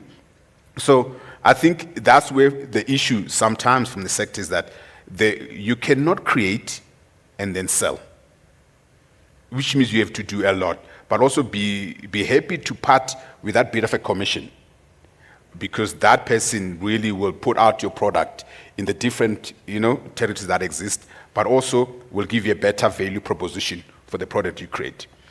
The reason that doesn't happen is because people don't want to be told that the product they're making is not the right one for the market. And there's a lot of that sometimes that I find. Someone says, I'm making this move. I'm like, for who? They're like, for Europe. Why? Because, I've got some few Europeans in the product. Where? It's like, no, because, the white people in South Africa look like the Europeans. So I think that's really some of the greatest issues, like how do you take our business seriously?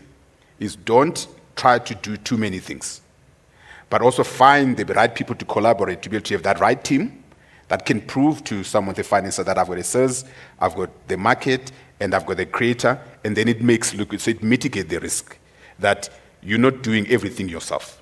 Because oftentimes, if I give you money and you're doing everything yourself, and then I look at the budget, you're the director, you're the producer, you're the DOP, so which means most of the money that I'm investing goes to your pockets. And not to say, of course, load your product, but everything goes to you, and I'm also going to sell it myself, and they're like, why should I give you money? So, of course, that happens in small pockets. But I think that's really the key for me, is don't try to do everything yourself. Rather, and before you create anything, know where it's going to go. Because if you can provide and proof of the market, then maybe it's the easiest step to finding, money. So I have a question then for you to, I don't want to say push back, but offer a different perspective. If I'm that potato farmer and I'm relying on the distributor to distribute my products to Woolies, I'm essentially a price taker. Of course. Right? So for the producer, for the producer that's really... We're having a little... Thank you. We'll pass it around. For the producer that's relying on the distribution outlets, which may be far and few between, connecting the continent with Disney and Netflix, et cetera, how do you, what suggestion would you give to them to not be, in a sense, a price taker? Because it's a commodity at that point where you're relying only on distribution to sell your product. Am I right in saying that? Yeah, I think mine is good. So I give a perspective, right? So is that before you grow something, you need to know where it's going to go. So that's where the variable of distribution comes in. Because if you rely on the distributor once you've done something where you don't know where the market is, that's where for me the difficulty comes in. So yes, I'm not saying become a price taker, but also understand what you're growing, who you're growing for. You're sitting in your farm, of course you've got access to everything, but you have to know what the market wants to consume. And the beauty and the ability from a distribution perspective is that they are sitting at shopping centers and malls in the retail, so they're looking at the aisle, what's missing, what's not there. So they know the opportunities also that exist. That yesterday, Woolies sold more potatoes than they sold carrots. Now, if you have only potatoes, it probably may not be the best. So why don't you also grow carrots or cabbage? Because then you can feel, you can grow your revenue. So that way, for me, it comes in from a distribution perspective. So not just be, yes, if you have already a pipeline and you're being trusted by that, if that's what you want to do. But oftentimes from a growth perspective, an investment perspective, and mitigating, because if the potatoes die, you must have, something else that you do. That's where the invaluable information that comes from a distribution. So in our sector, I say is that, yes, people will create a product, but the move you're creating might not find a market. But had you said, I want to make, I could have said, instead of making this genre, now they all want to buy horror movies. While you're busy making romance here, no one wants a romantic, they want horror movies. You create a romance here, but you're going to sit with that romance movie forever. So why don't you make horror, romance, action? So that's really the input I bring in from a distribution perspective. Then that's where the value of distribution. Can I go back to banking just for a second? What I understand is the South African film and production market is very sophisticated. Mm-hmm. People talk about Nollywood, but statistically, South Africa is a bigger share certainly of the US market. Yeah. And so Mayansike tells me a person goes out to a bank, they've got a distribution deal. By law in South Africa, you have to sign a completion guarantee. You have to have insurance in place. You've done your market research. How is it then that that's still not attractive to bankers? Because it seems like there's so much inherently built into the sector here to mitigate risk. So it feels more like perception. And do we need to do something like loan guarantees to kind of sweeten the pot a bit to get them to look? Yeah, this kind of takes me back to the Atlanta Phambili effort. We're trying to learn what the creatives industry has received from the government of Atlanta in terms of its incentives and bring back some of those ideas here. I do think credit guarantees and just helping bankers make that first move into a sector that it's not necessarily about the real risk of a sector, it's about the perceived risk. So we try to lower that initial risk to get them to take that first step into a new industry, which then gives them comfort. And once they're in the industry and they say, oh, actually, the perceived risk was higher than the real risk. So I don't know the exact answer in terms of what the tool is, but a credit guarantee, subsidies, et cetera. And so we're going to take a harder look at what have been those successful models and where might the government of South Africa or USAID, aid agencies help reduce that initial risk. Yeah, I think, we need money. But to your point, I had this report and this conversation with JP Morgan in the US, explaining that their sort of retail or property portfolio did less than their creative or film and TV portfolio. So it grew 10 times more their investment in the film sector as compared to, housing and everything. So I asked why. He said, one of the greatest things about the film and TV business is that it's highly insured. So chances of failure are highly mitigated. Some of them because of these completion guarantor, and pre-bought models. There's already a pre-buy, and then there's of course, the high level of excellent skill-based, and everyone else in the production is insured. If they die, there's money.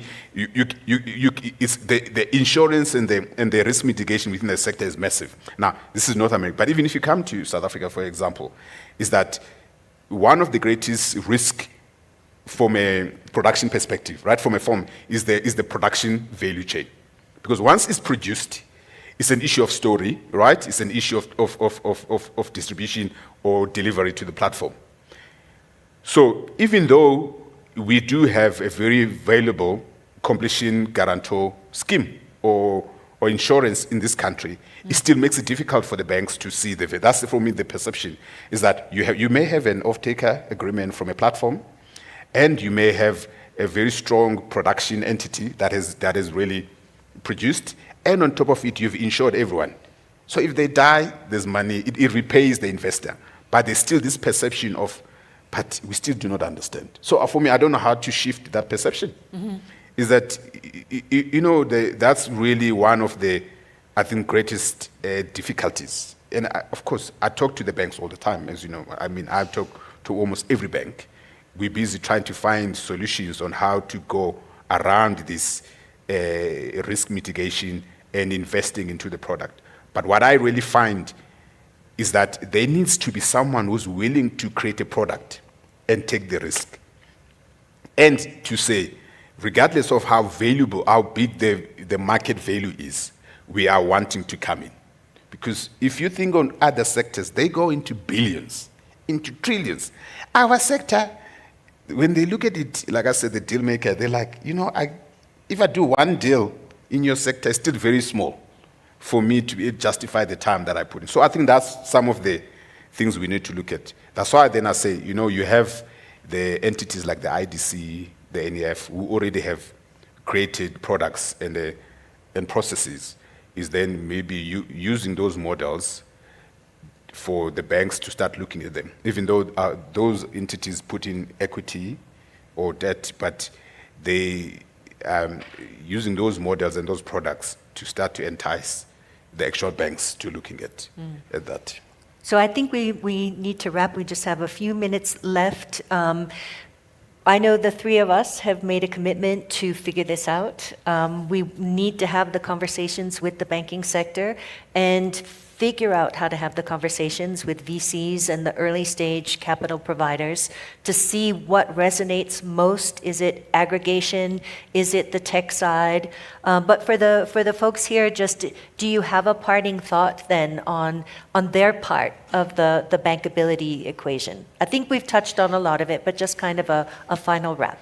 Well, I think my just final thought, I was watching a bunch of YouTube videos on financing the creative sector over the weekend. And one of the things that just popped up was Spike Lee talking from the NYU University. He's taught there for 15 years. And he just said, you never know where money is going to come from. So take every meeting you can. It might be a bank. It might be, in fact, he said there was a driver that introduced him to a friend who ended up financing a project. So I think that, I don't know the industry nearly as well as you do, but taking all of the meetings you can and diversifying the channels of whether it's grant capital, an angel investor, et cetera, because I think our solution is going to be medium term on how do we get the banks who are ultimately, their job is to protect deposits. They are regulated, highly regulated entities, and it's actually quite difficult to get outside of those bounds. So I think that's my parting thought. No, that's great. Thank you. Yeah, I think for me, it's always like, I'm almost like a preacher to say, take yourself seriously, right? I think make for the market more than you make for yourself. And look at the fact that, from a South African perspective, because not everyone has that privilege. You do have the privilege of accessing some specific financing entities. But from a global or African perspective, I do know, because I work all over the continent, there's hardly any free money anywhere else in the continent, but everything is always market-facing. And don't create something where you don't know where it's going to go. And, to your point, I listened to a thing by Spielberg. He says, did you think I wanted to make Jaws? Like fishes, sharks eating people? No. So I make 10 projects. One is what I'm passionate about. The rest of the 9 is what the market is going to consume. So have that mentality that, firstly, you need to eat. And you need to be able to pay for the lights, and take your kids to schools. Those are the key things that are very important. Because passion doesn't really pay. So I think now as you approach your creative process and just think about what is it that you're creating, where it's going to go.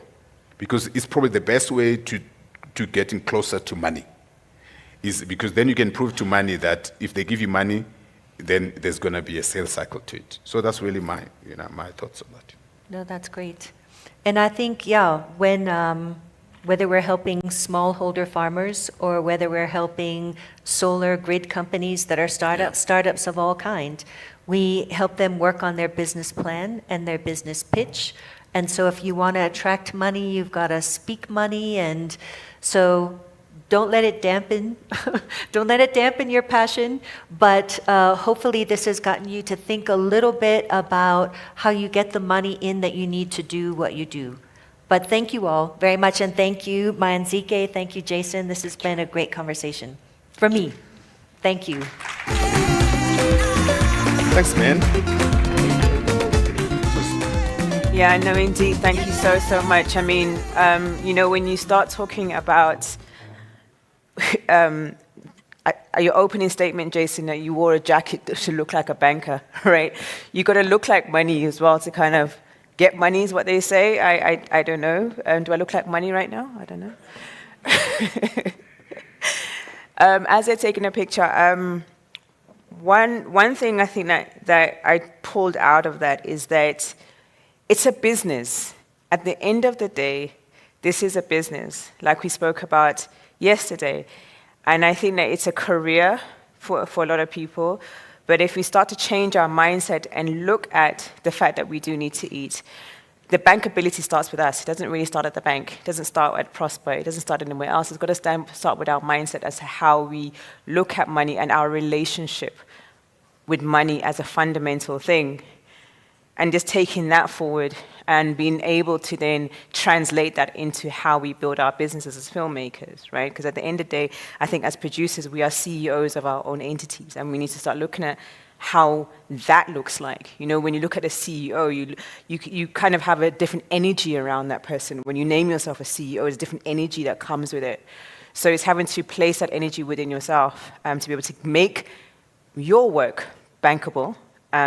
But also, I think definitely looking at the long term and building the strategies in and understanding that it's not just about the strategy of that story, but the strategy of your business and where you're going to, the depth of your business, you know, how deep it really is. So thank you so much to Lisa, and also the relationship that we have with Prosper Africa is going to grow. And please look out for a lot more kind of roundtables around it and a lot more strategic intent to make sure that we're able to assist the sector to get more money for itself. So without further ado, our next panel, and then after this we're going to break for lunch, and we have one more panel after that. It's about post-production and the investment that goes into that, but also what post-production looks like on the continent. Again, Africa's ready and open for business. World, I hope you're paying attention. And the reason why we're talking about this is because, you know, even as South Africa, we have a post-production incentive, and sometimes that's misunderstood. So how do we access that? What do we have to do? Does it benefit the post-production industry?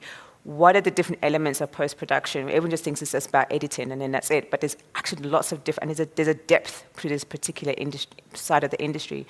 So I'm gonna call up Ntokozo to introduce her panel. And Ntokozo, if you can come and join us on stage here, you can introduce the rest of your panel. But we do have Alistair Orr from Refinery, and we do have Melissa Parry, who's an editor herself. We also have Tongai Farusa from 1410th, and we also have online Utunde, but more on them, Ntokozo. Hello, everyone. Good afternoon. Thank you so much for waiting for us for this particular panel. We know we're running a bit late. I'd like to introduce our panel for today. May I please ask Alistair Orr to please come on stage. He's an accomplished filmmaker, and he's played a pivotal role at the Refinery, a post-production facility, which also now deals with they've got 12 offline suites and 2 grades, theaters, and they deal with VFX.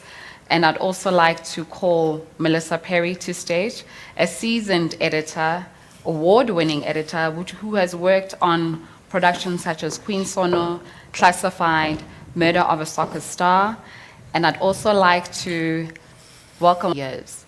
And now you're doing VFX, which some could see as a new way of going into post-production, but also in looking at how we edit and how we send our products to the industry and to the market. What has changed from when you started Refinery to where you are now, and how you've evolved? So I never started Refinery. I'm not that old. I'm not that old. That company's been passed around through a lot of people. We started a little company called The First Order, and we gradually saved up and managed to by that facility. But I'd say what the big thing is with the VFX industry is why it's grown is I'd say with the advent of digital cameras actually. Like people are not taking the time on set to shoot as meticulously as they were with film. You know, so when you're shooting on film, you're paying per foot, very expensive to process, you need to get it right. In South Africa with the digital revolution here, like we just managed to shoot, we'll just shoot non-stop. You know, wires in frame, you know, lights and shot, that kind of thing. So visual effects almost became a necessity for us, like to clean up our mistakes. Whereas overseas, they're busy playing with the cool toys and making like golems and that kind of stuff. We had a in with VFX by cleaning up our mistakes. And I think that's how things have kind of built, and we've used that skill set to slowly grow into like, not powerhouse players, I wouldn't say we even B players, but we like C players, but there's a place for that in the global market. Yeah, I think that's where we're sitting at the moment. Okay, and then I'd like to move to you, Tungai, online. You're also in the VFX space. How do you think we fare as Africa as a continent, taking our products to the market? And how do we fare in terms of the post-production aspect of what we do? Hi, everyone. I think we've come a long way. I do remember there used to be a time, just as Alistair mentioned, there was a time when we cleaned up stuff, but I think we're also moving space where we actually do proper VFX stuff, but then not majorly for Africa. We have VFX artists in Africa doing VFX stuff for United States, for example, or other international countries and stuff like that. But I think we've come a long way, and VFX has been around for quite some time. And we may not have a lot of VFX artists in Africa at the moment. We do have animators transitioning into VFX because for us it's quite different. The journey is quite different for a lot of us in Africa. I, for example, came from an animation background, 2D, 3D animation before coming into VFX. And then now I'm color grading and finishing. But then I think that's majorly in most of the African countries, you'll always find someone coming into VFX from an animation background.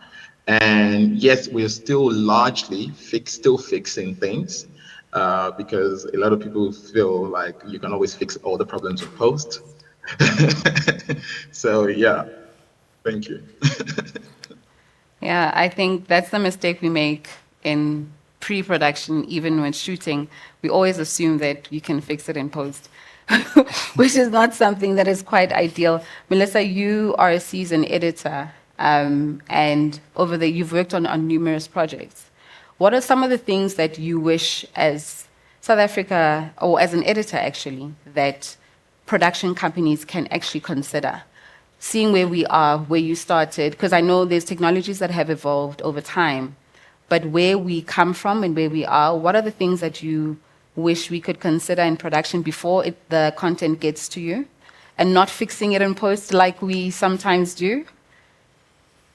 I think for me, my focus as an offline editor specifically is story. It's always the guiding force to how I'm making decisions, how I'm critically absorbing, analyzing information from performance to camera movement to music choices, like whether they drive the narrative or not.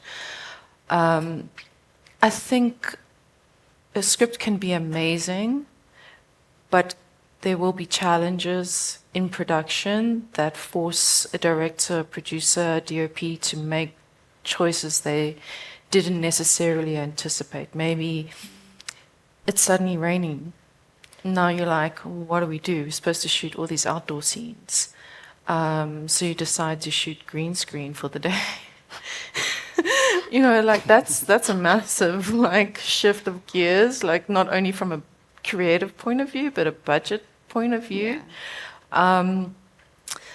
But I don't know if I've answered the question, but to circle back, like I think it's always about having the conversation and understanding what choices you're making and how those are going to ripple and what outcomes are going to be on the other side, and evaluating the possibility of the solutions you can choose from,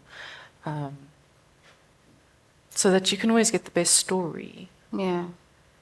I have a friend who's a DOP and that always says it always starts and ends with the story. If you find yourself stuck, ask yourself, what's the story? So that's a really good point.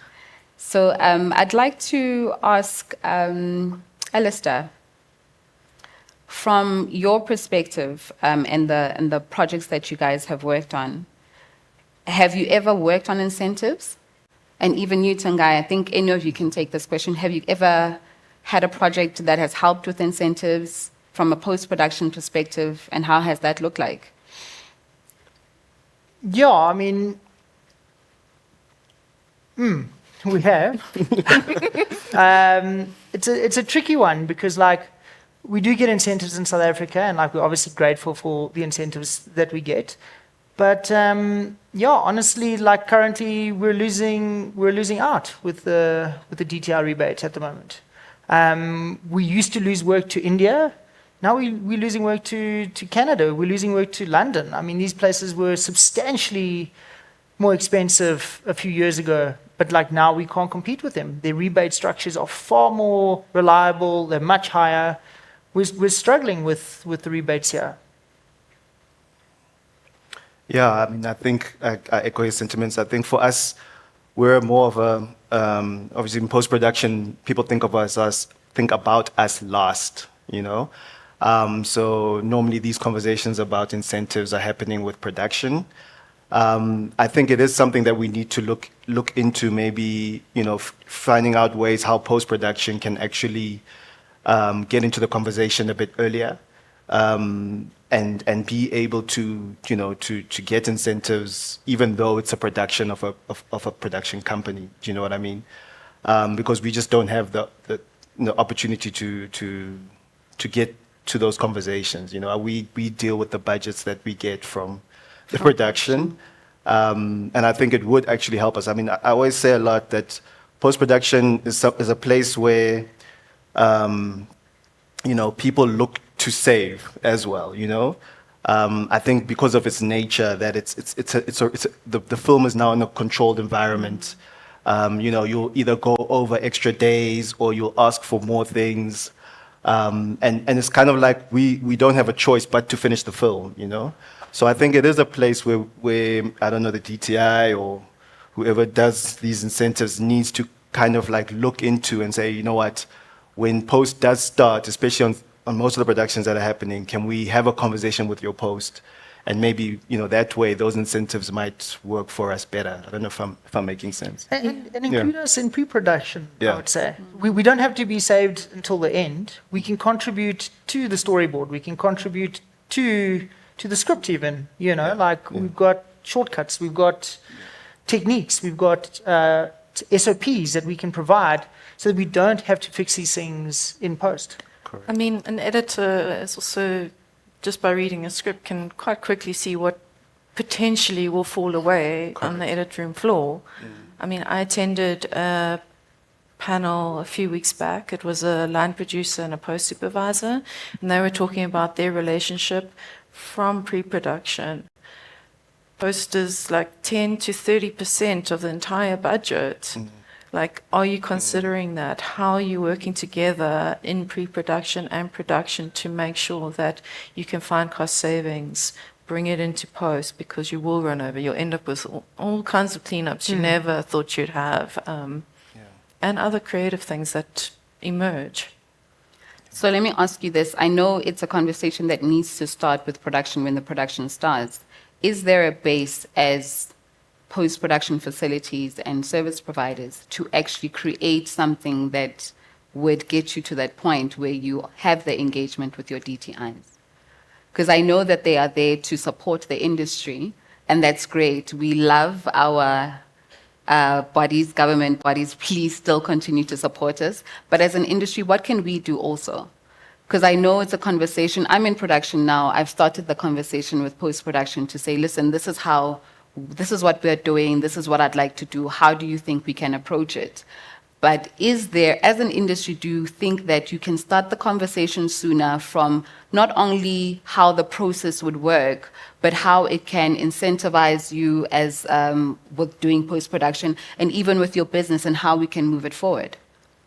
Yeah, I think it's a very good question you're asking, because if you look at it, post-production again, especially with Alistair, who runs a facility, and I'm sure he knows this, there's a lots of productions that he's saved. Do you know what I mean? It's also with us, Nelisa, my producer, sitting over there, a lot of productions come to you with a certain amount of budget. All right.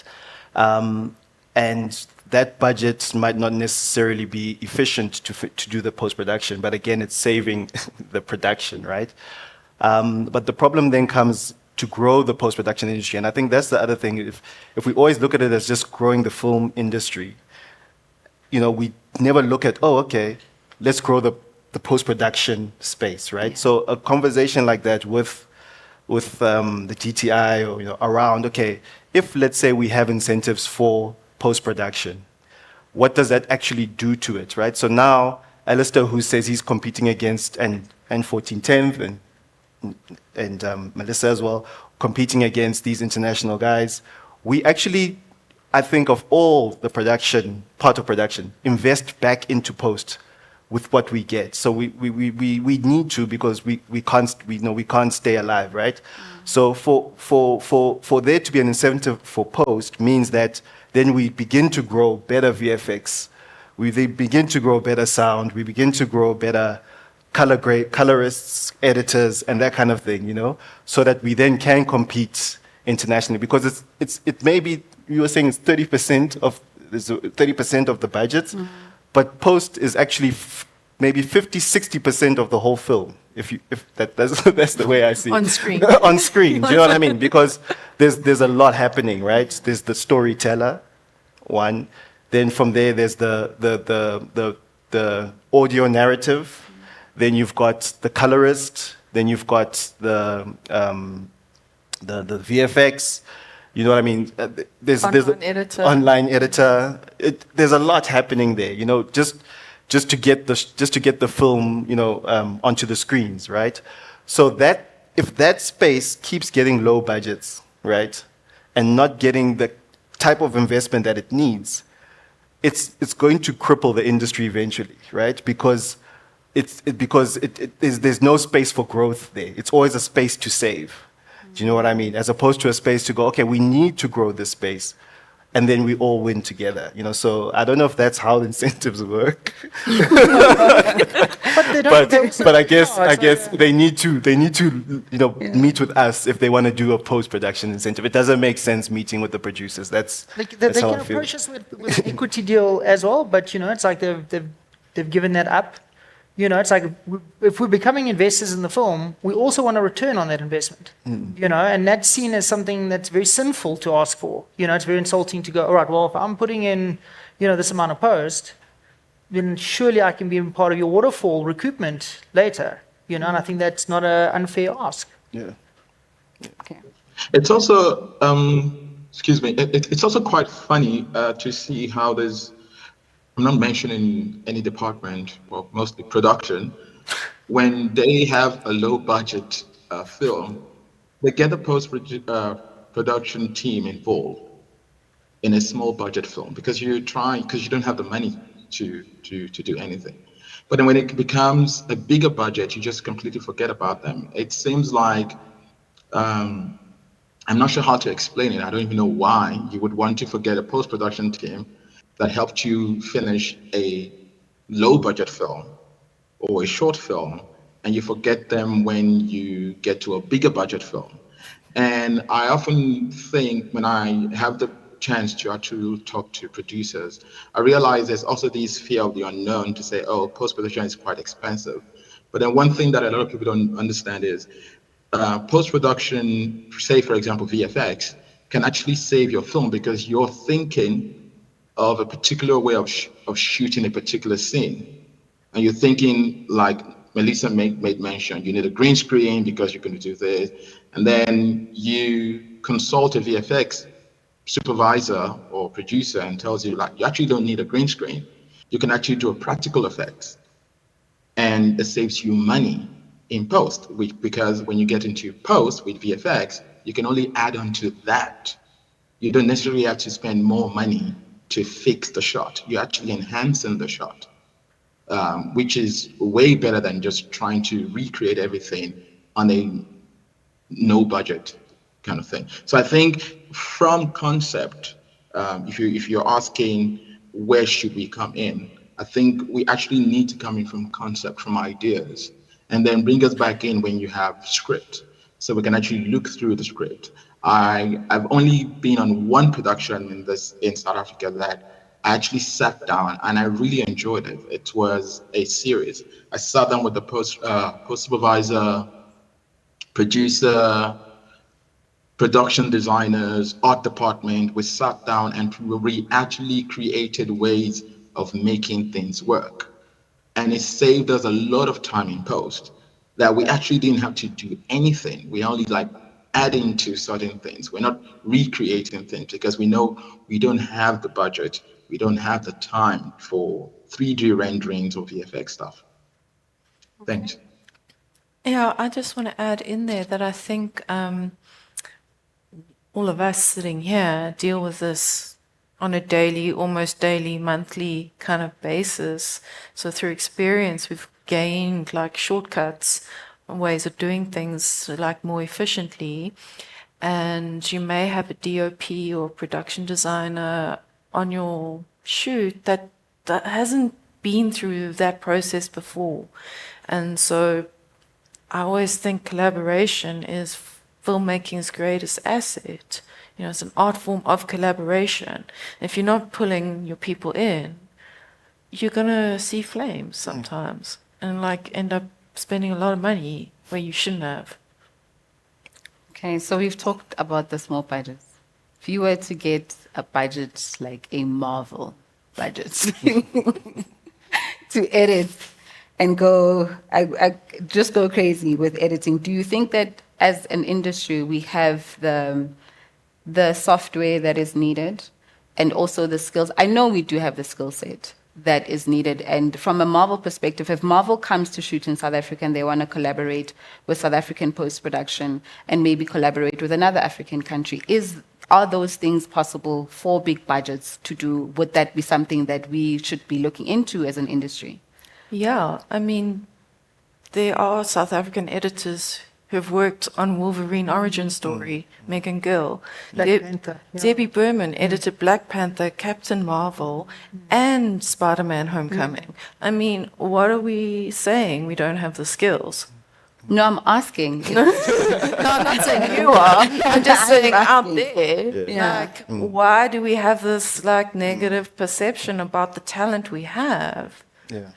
I don't think it's a question of the talent that we have in South Africa. I think maybe in terms of the exposure that we could get as an industry, and as you're saying, factoring in that post-production is a very important element when it comes to the post-process. And having a big budget, what does that look like? If it was a local film, how does the time spent on a production look like versus I want to save on this production and I don't want to spend as much time on production. What does that look like with a bigger budget and as Tunde has said, in terms of I can actually show you where to save. How does that look like from a time perspective and from a budget? You said 56%. I know there are producers like, 50%, 56% might be a bit. But how does that look like from a time perspective? Is it a longer period to edit your story? Is it getting in more resource?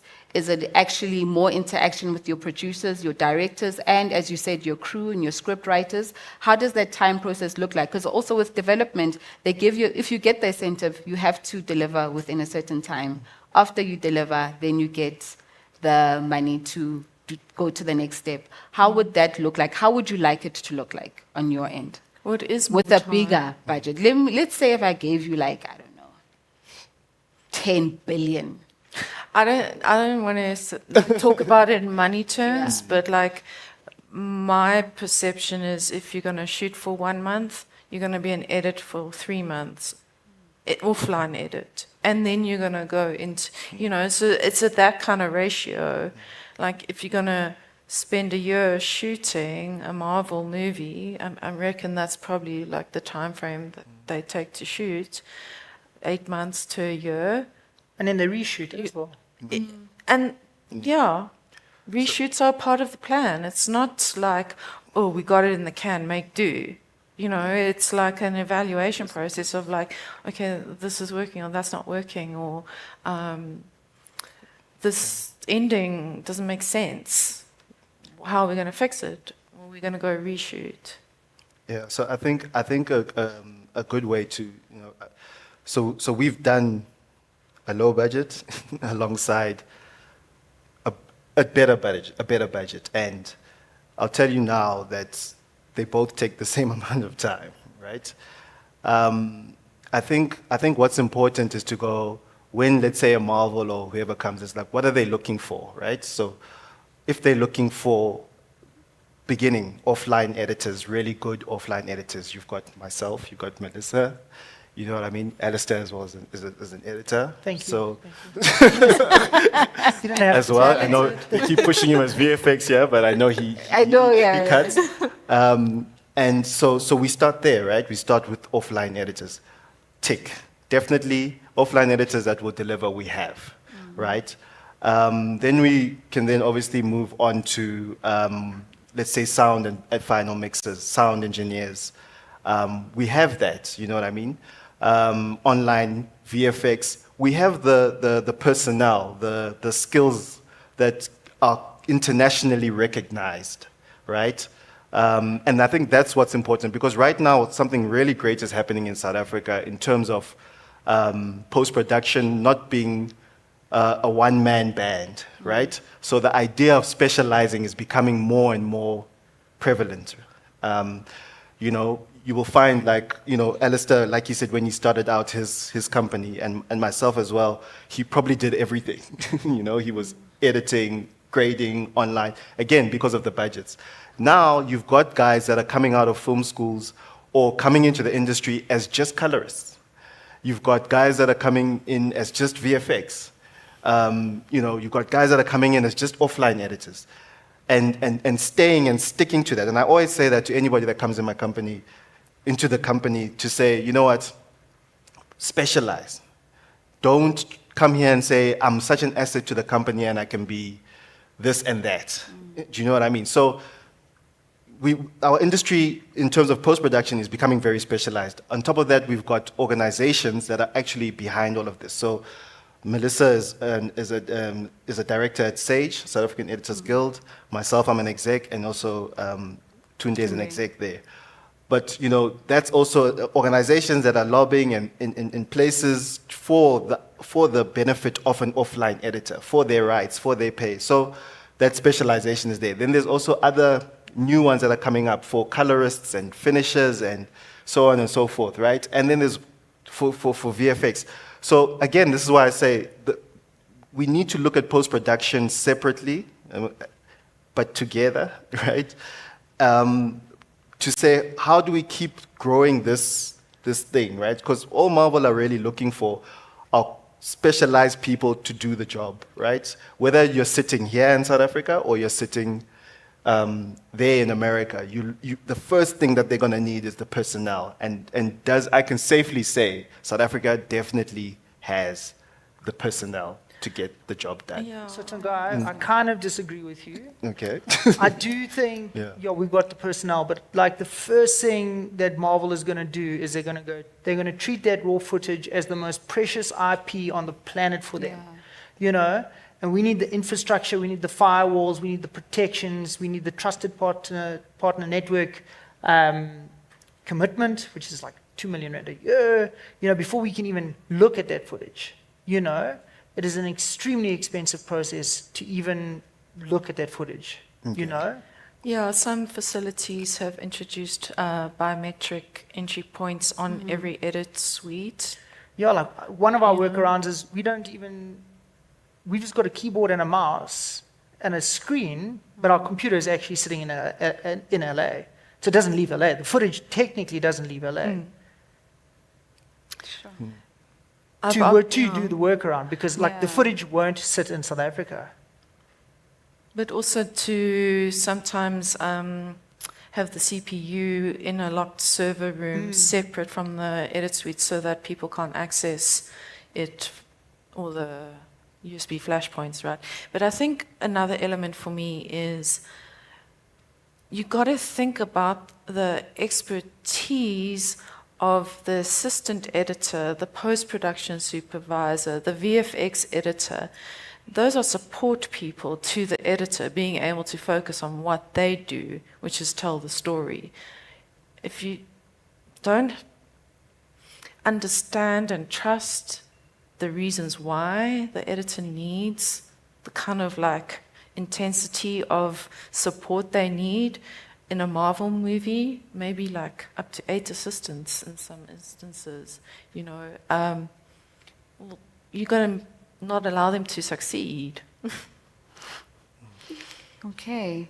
It's all doom and gloom, huh? You know, I think like it's important here to just note an assistant editor is kind of like a misleading label for a job role.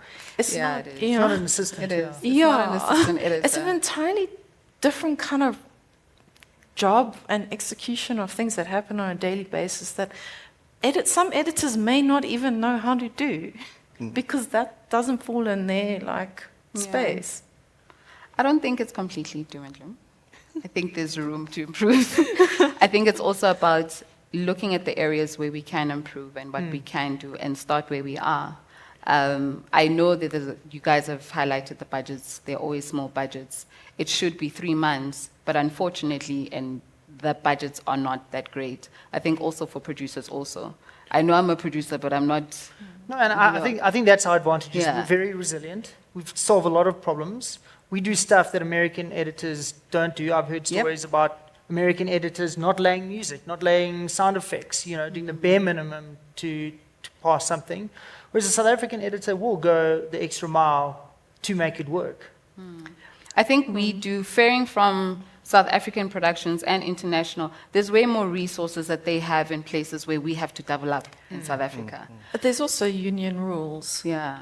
So I can't cross over and just do something on behalf of someone else if that's not my purview. Do you think that we've regulated that though? Not South in our Africa? space, but within the American space and the UK space. What would that look like? I wouldn't be able to do an export. Okay. You would like, I'm not doing it. No, but besides you, I'm saying from a regular, how would that look like? I know the industry largely is not necessarily regulated, right? To say that these are standard rules or these are standard rates specifically for post-production or for any resource. I know there's industries where, or there's resources within the production space where they say, with voiceover specifically, there's specific rates that you use. How would regulating our industry look like? Because you are right, in America, they do have a union, they do have regulations. We are in a global market essentially because the content that we create plays on streaming platforms and that can land up in any country.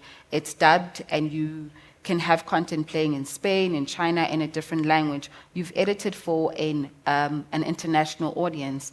What would regulating in terms of the resource and taking care of post-production and making sure that it grows, how would that look like for an editor, for an offline editor, for someone who runs a post facility? How would that look like from a regulation perspective? I think it should be governed by the DTI.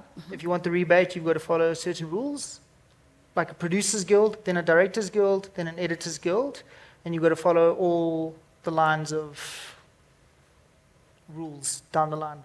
Like an editor needs to, a Sage editor needs to work for a Directors Guild editor, Directors Guild works for the Producers Guild, qualifies for the DTI. That's what I think. Yeah, I think like I was saying earlier, the post-production space has it's been bringing itself up, basically. for a very long time. And if you want something like that, for regulations already within, so we have meetings every week or every second week within the South African Editors Guild about the industry. There's also SASFED, that's a collective of, the different bodies that also tries to talk about these things and bring some sort of regulation. Look, at the end of the day, I think it's the money guy, right? It's the guy with the money that runs, that you know what I mean? So, I think our broadcasters also need to come into play in a big way, and I'm talking now locally, in terms of, how they also give out the budgets, what they feel, and look at when the budgets are coming out. So everybody needs to come together to kind of get that right regulation that we're talking about. Because their demands are like, we've got a show, we want it on next week. Guys, you start shooting now. That's not regulated. You understand? And it starts there, then it just keeps filtering down. So I think everybody in the industry, especially the money guy, needs to come to the table. And we've got the structures in place. We've got the SASFEDs, we've got the SAGEs. We're here to talk and get this regulation going with the Department of Arts and Culture. And everybody's there. It's just how do we then get around the table, I guess, and start the conversation.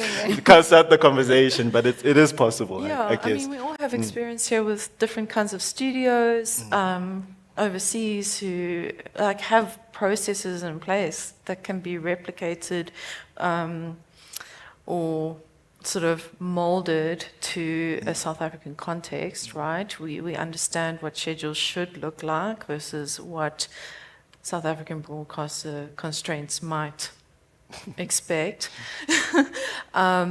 So if the broadcaster is not invested in the quality of the project, and the quality of the project is directly related to time,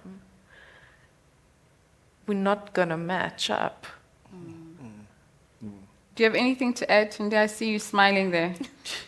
I was just laughing. I was laughing at someone else here, and I was laughing at the conversations there. I like what Tungai said about it's all about the money guy. And that is true, but it's also one of the reasons why we are where we are. I think when things are regulated, we need to be disciplined enough to carry through across every organization. And not that you may have enough money to just skip certain things. But then say, for example, you have SAGE with a specific way of doing things. This is how you treat editors. We also have it on our website. And these are the kind of conditions that we sort of suggest to producers and things like that. You need to consider that. So because you have this person cutting your film, and then producers, I believe you have yours as well. If we respect that, and then you respect us, I think that's a starting point. And because you're seeing this person as just not a button pusher, but someone who's with the intellect coming to help you tell your story. And also, when we are, I think, I can't remember who mentioned securities and stuff like that. Majority of post-production of post-production is about creativity. In as much as we may have post-production professionals who have background in network engineering and stuff like that, you need to completely outsource it. We need to completely outsource it to the specialized people that know how to do these things. Like, we give examples of Hollywood. They have specialized people. You can't not break that firewall. You cannot find your film, an unfinished film, you cannot find it anywhere else. It's there. And that's the reason, just as Alistair mentioned, there was a time I was rotoscoping for a Canadian film. I think we were given proxies because we're just cutting out the film, and we're making, we're converting the film to 3D format. And we only cut proxies, and we view those proxies until the final product and we still never have the film. Even when you're doing 3D works, you finish the work and there's a render farm somewhere in Australia or somewhere there, and they're rendering everything. So I think those are the kind of things we have them, just as Melissa mentioned, we have these kind of tools that I may have the tool, Melissa has a tool, Alista has a tool, Tonga has a tool, but then it's only for me, I'm using it to make my work easier. I'm not willing to sell it to anyone and stuff like that. So I think we need to also, I'm not sure how to go about it. I'm sure the government or DTI would know about how to. But then when we have these regulations, certain things will fall in place. There are certain proprietary tools that I believe refinery has that is not shared across anywhere else. But then you have companies like Industrial Lights and Magic, you have VFX companies like Company 3, they have these tools and they commercialize it afterwards. But then it's also a way to help those organizations or these companies like, okay, here's a tool that can help you out. Let's help you develop it and stuff like that. So I think when we regulate things across the board and we stick to it, I think that would really, really help the industry. Thank you. Okay. I think from a regulation perspective, it's not solely rested on DTI. I know they have an obligation to the industry, but I always say production is a collaborative effort. So it's going to need us as an industry to work together and create a regulation that will work for the entire value chain. But South Africans love racing to the bottom, eh?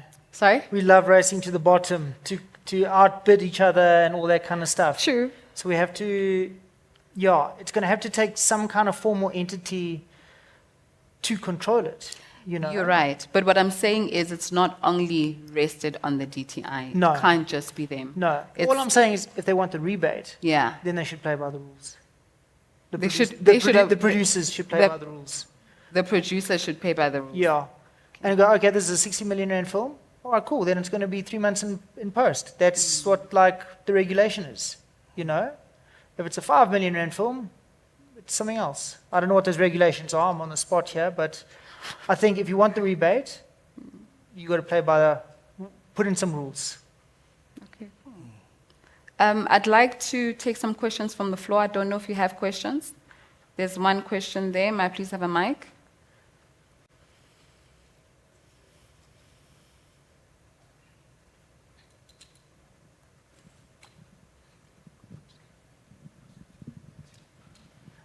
Thank you for your insights that you've been given as the post-production kind of umbrella in South Africa. I'm Valente Bosch.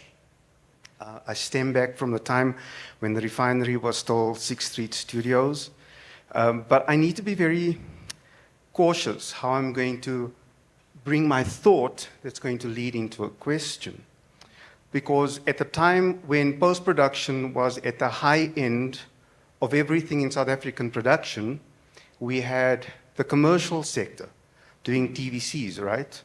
And that fed the big conglomerations like the refineries, like the video labs, and little companies like the Rapid Blues, that did all of the offlines before it went into online.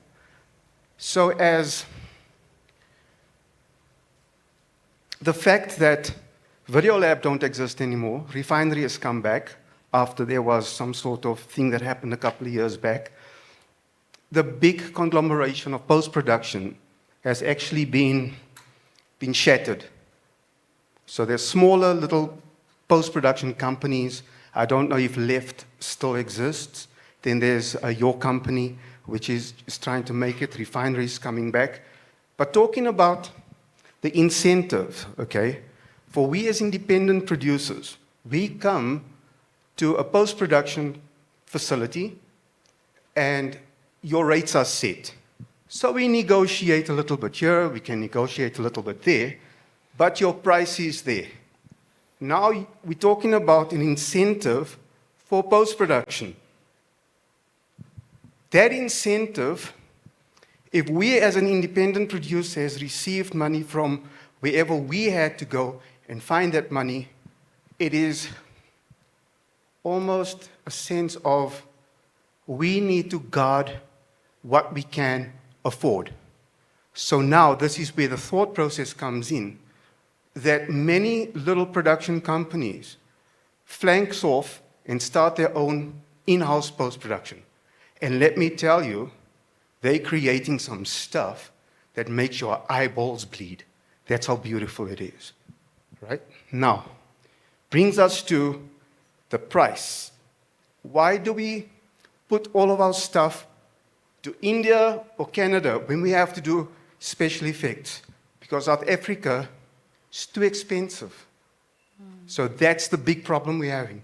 And so as a producer and as a director, coming from a very strong post background, I find it difficult when I've got to go and do an 8-second shot that's going to cost me 800,000, and then I can get a freelance 3D animator and a VFX artist that can do it for me for 200,000, and still good. And unfortunately, that race down to the bottom of the pit becomes a reality because our budgets is not blockbuster budgets. We are talking, if we can raise 10 million rand as a film in South Africa, let me tell you, that's a feat for us as production independent producers. Commercials, a 30-second commercial I shot once for 5.5 million rand. We can't even do that for a short film in South Africa. Yeah. All right, so thank you. That was my thought. And I just wanted to ask, why then have we tanked as big post-production companies in South Africa? Thank you. Okay, I feel like it was very much aimed at me. No, all good. Yeah, so look, those numbers that you're talking about, I wish we were getting those numbers. I wish we were getting 200,000 Rand for an 8-second shot. We don't have a set rate card anymore. We cannot compete with, we have to look at things on a project-by-project basis. We've got an ask price and we've got a take price. And we are open to negotiation with producers across the world on that. So that is something that Refinery needs to change its perception in the industry on, is that we are there for local filmmakers now. We are taking on much smaller projects. We're taking on SABC projects. We're taking on short films. We're taking on student films. We are changing our mindset to try and build up the industry. It is not what it was 10 years ago. There's no way that someone like me could have bought Refinery what it was 7 years ago. Telecine days, gone. It's the digital revolution has just democratized things completely. But that being said, if you want the nukes, if you want the flames, if you want the base lights, those come with international prices. They don't give us discounts because our currency is in rands. We have to pay in dollars for that every year. So there is a base price that is unavoidable from our side. I hope that answers your question. Can I jump onto that? Sorry. I think I asked this a bit before to say, what do we lack that international companies have or international post facilities have? And I know we've got the skill. And to his point, if we are paying in dollars to a different country to get a certain resource, is it possible for us to create our own so that we keep the money here? I'll When we are looking at the base lights and we're looking at the very expensive flames and stuff like that, okay? Today's technology, there's some guys sitting here with IMAX or Max M1s, M2s, M3s, okay? We can do, when you're sitting and you're watching that final thing at the end of the day, how many base lights have you done that's gone through Resolve now, that is now basically free?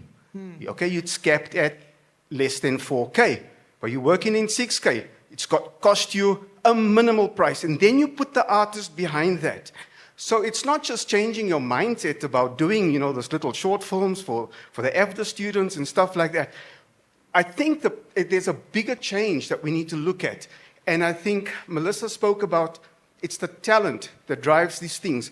But if the technology is so old, because there's a lot of international films that's been made by guys sitting in a garage, like Chris Iverson, for instance, you might remember him, okay? He's sitting in Hollywood and he's cutting top-notch stuff in his garage, right? So does that old technology that does not apply to us in South Africa, okay, still warrant the fact, because we want to come work with you, because you do sell the fact that you've got the talent. But we can also, as producers, step in to the other talent that is developed by itself. So it is not a hit at you. It's trying to understand the new technology that's come in. But when we've got to do bigger productions, I can't come to you because you can't do Foley's. That's what we found out. We can't do VFX with, let's call it a Wolverine changing into whatever it is. The guys that does rotoscoping the best in the world sits in India. Now, where are those talent within your house that we can offer that at amicable prices in South Africa? We do Foley's, yeah. We do all that. Yeah. What is your post budget? What is your average post budget? Well, it depends on what it is. But let's say South African budgets, the most we look at is about 10 million. When you start crossing over that, then you really start to fall within the privilege of where we can be. Because it's very difficult for us to make films in South Africa. So Foley's, we couldn't do Foley's. We did Foley's in-house, all right? We got charged, what was 270? About 273.20 to go and do it in Germany. Well, you know? I'm 40% of that price. Okay, that's good to know. 40% of that price. Speak to Alistair. That is good to know. Because one of the things, and we've spoken to so many other producers, what's killing us in South Africa? Number one, the cost of our crew. Okay, it's impossible to make a film because everyone must be paid. When it comes to post-production, and as soon as I put the green screen on, that price just shoots up. But why are you putting the green screen on? Because sometimes you do need the greens. I'm going to tell you something, all right? Let's talk about this green screen thing. Am I off the hook now? Can we focus on No. Green screen, she asked me a question. So green screen, like for instance, we want to do a shoot through the Northern Cape on a train. There's not a single train running from Johannesburg up to Kakamas or wherever it is. How are you going to do that? Green now screen. it comes to where? That's fine, yeah. You understand what I'm saying? I get what you're saying. I think I want to circle back a little bit, and I think it may go slightly but against what you're saying. Like my experience as an offline editor for the last 20 years has been not in facilities. I feel like producers decimated facilities for a very long time by going in-house, pulling Final Cut Pros into their basements, essentially. And so the big facilities were mostly reliant on commercials and file away, and yes, offshoots, etc., etc. It's only since Netflix, in my opinion, came into the country in 2019, that the idea of having a post-production offline team with assistant editors working during the day, not at night, really came back into the picture. And so for that period of time, we weren't training people. Assistant editors weren't getting exposure to what it was like to be in the edit suite. They can't pull themselves up to become editors because they don't know what that means, because the editor was working on the computer in the basement during the day and they were sitting on it at night.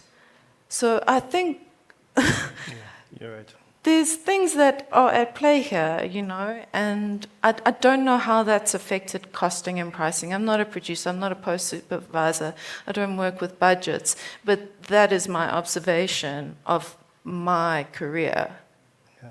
No, I think you're right. I mean, our post facility does a lot of television.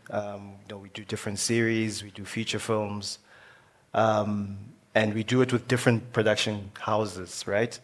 And you're right, there are a lot of production houses that are starting up their own thing and having in-house to save costs, right?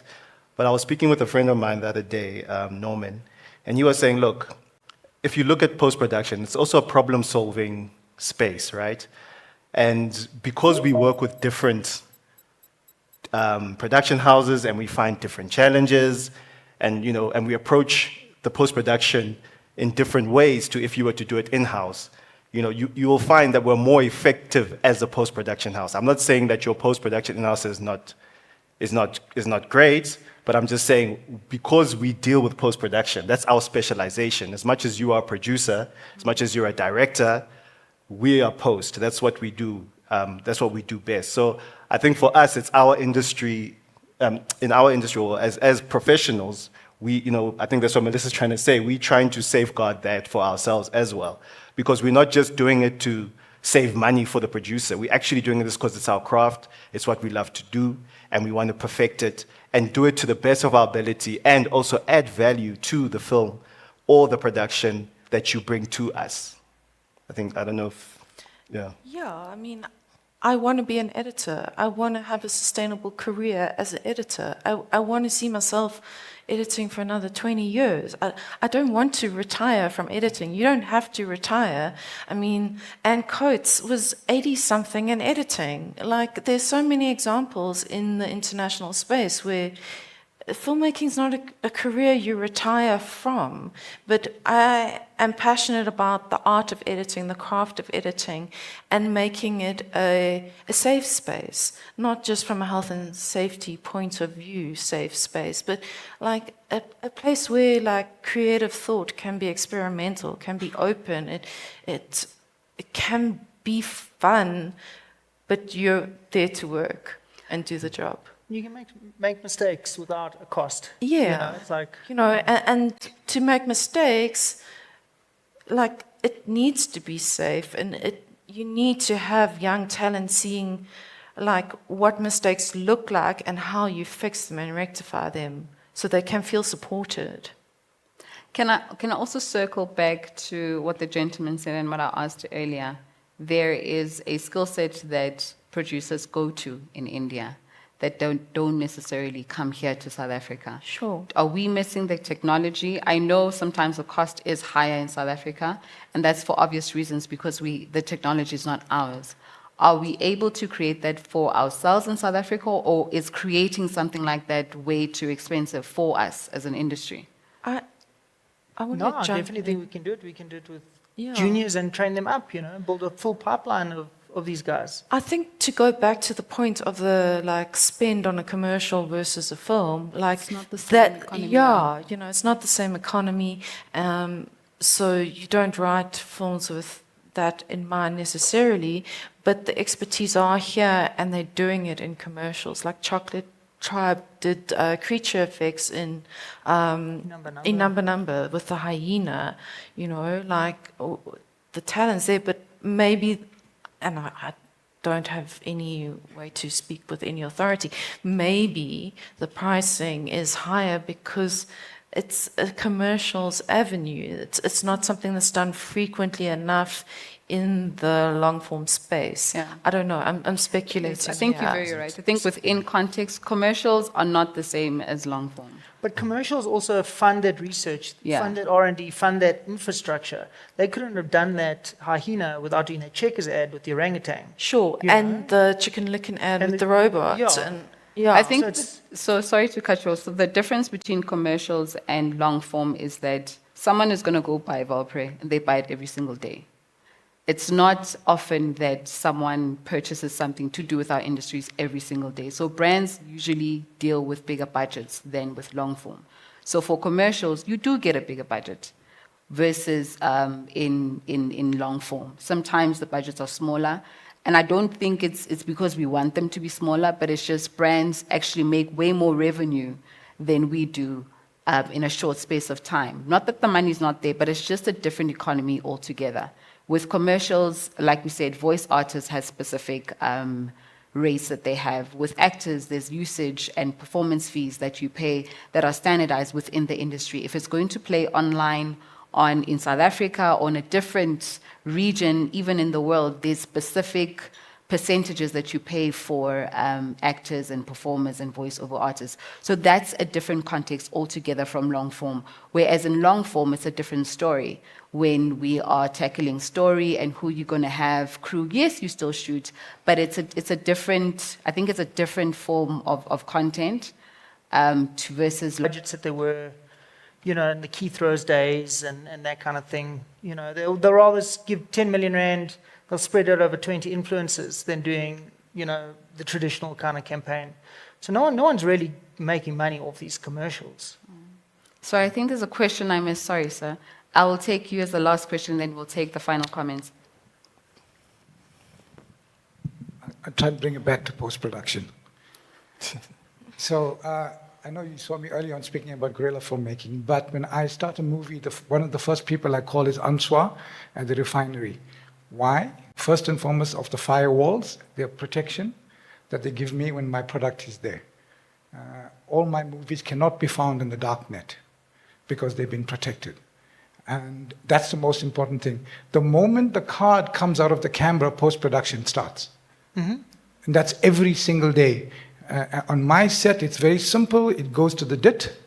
From the DIT, I have an assistant editor who then syncs the sound, and then in the evening, overnight, an editor does a assembly. So in the morning, we can have a look and see what we shot and whether we need to do a retake or whatever needs to be done. So that is my normal workflow on a normal set.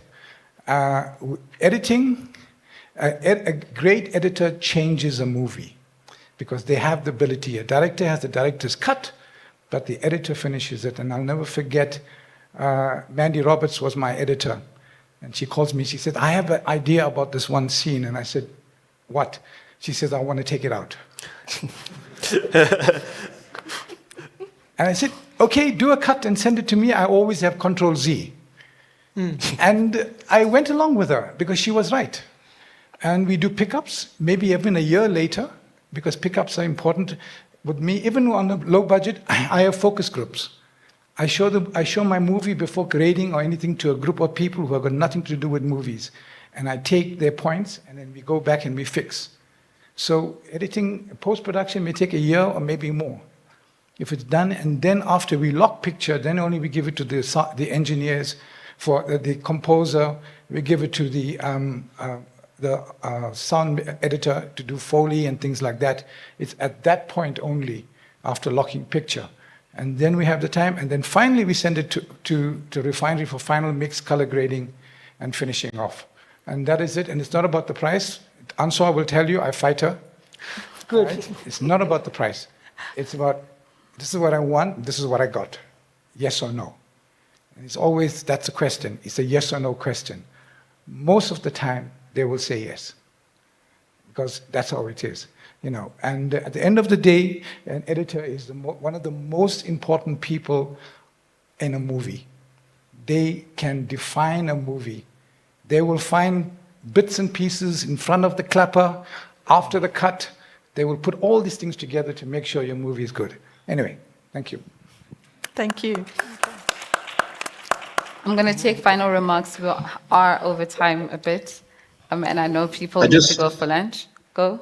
I just want to... You can go. Okay. I just want to quickly... Me or someone else? Okay. Yeah. I just want to quickly comment. On what the gentleman mentioned earlier on. I'll give you a very simple analogy. Is if you don't know how to drive really fast, you shouldn't buy a Ferrari because it's a fast car. So what's the point of buying it?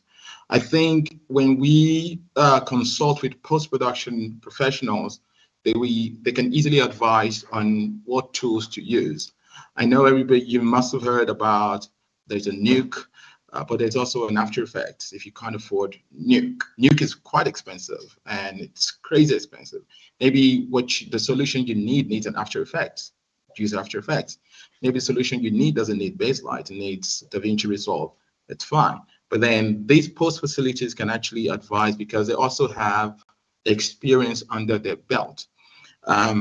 One thing that is happening in this industry is we learn, especially post-production professionals or the younger ones that are coming up, they learn the bad habits quickly, and then the bad habits gradually becoming the norm.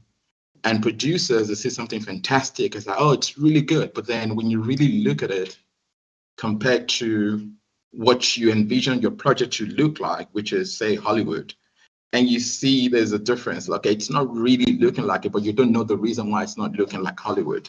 So these people, us on this panel and every other professional that we have out there, they have the experience and they've dealt with a lot of those things. We're not really, I don't think an editor, I don't think the first thing that will come out of an editor's mouth will be, yes, we can edit on Premiere Pro for you, or we should edit on Avid. It's, yes, you have an edit that you need to do. Okay, I need to tell a story. Regardless, I once supervised a team that were using completely different softwares. Final Cut Pro, because there's an old editor who doesn't want to budge, move to Avid. I supervised an editor using Final Cut Pro, a younger editor using Avid, and then another editor using Premiere Pro, and they worked seamlessly together.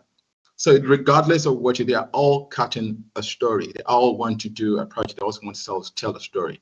So leave the technology to us. Leave the brainstorming on how to solve the problem to us.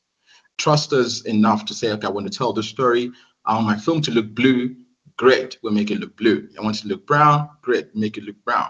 Let us go find out how to make it look brown. Thanks. Closing remarks, Alistair? I just think post-production is a partnership. It's give and take. We're willing to give our time. If you guys are willing to play fair as well, if the expectations are realistic and we can come to a middle ground, we're totally open to negotiate. We don't have a set rate, like I said. We do have overheads that we need to cover, but yeah, we play nice, and we treat each project on a per project basis. There's no rate card, unfortunately. I wish there was, but yeah.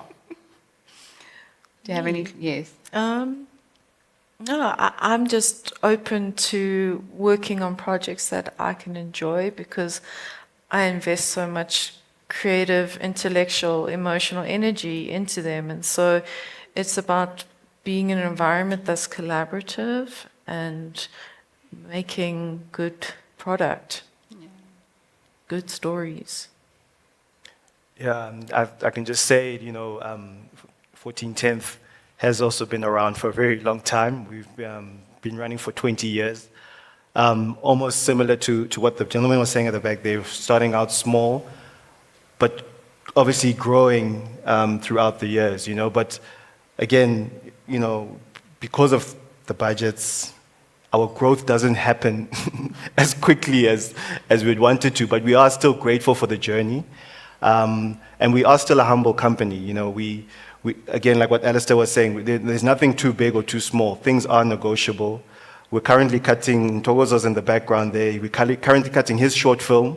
He came with us, you can imagine, with not any of a budget. I'm actually doing the edit, and I'm a senior editor. It's going through the whole process of color grading on DaVinci. It's going to get final mixed on Avid. It's got, his composers are writing a song.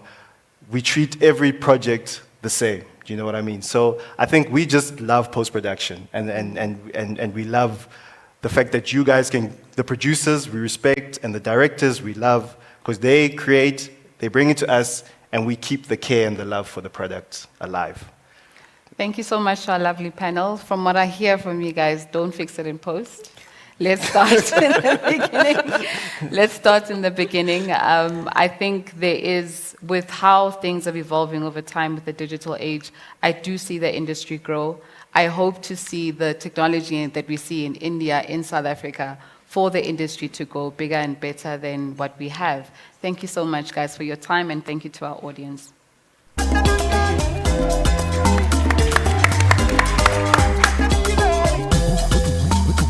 So much. As we grab a photo of you on stage. Thank you, thank you, thank you, thank you, thank you, thank you, thank you. All right, everybody. As they do the photographs on stage, we're going to take a lunch break and come back here at 2:30 for our closing panel, the one that kind of finishes it all off and answers the reason why we've been here for 2 days. So if we can be back here at 3:30, I really appreciate everyone at the offices and at home. Please also do take a lunch break for yourself, but please also come back here at 3:30, and then we can close off. We're going to have lunch upstairs in the terrace that we had yesterday for everyone here, and I'll see you back at 3:30. Thank you so much.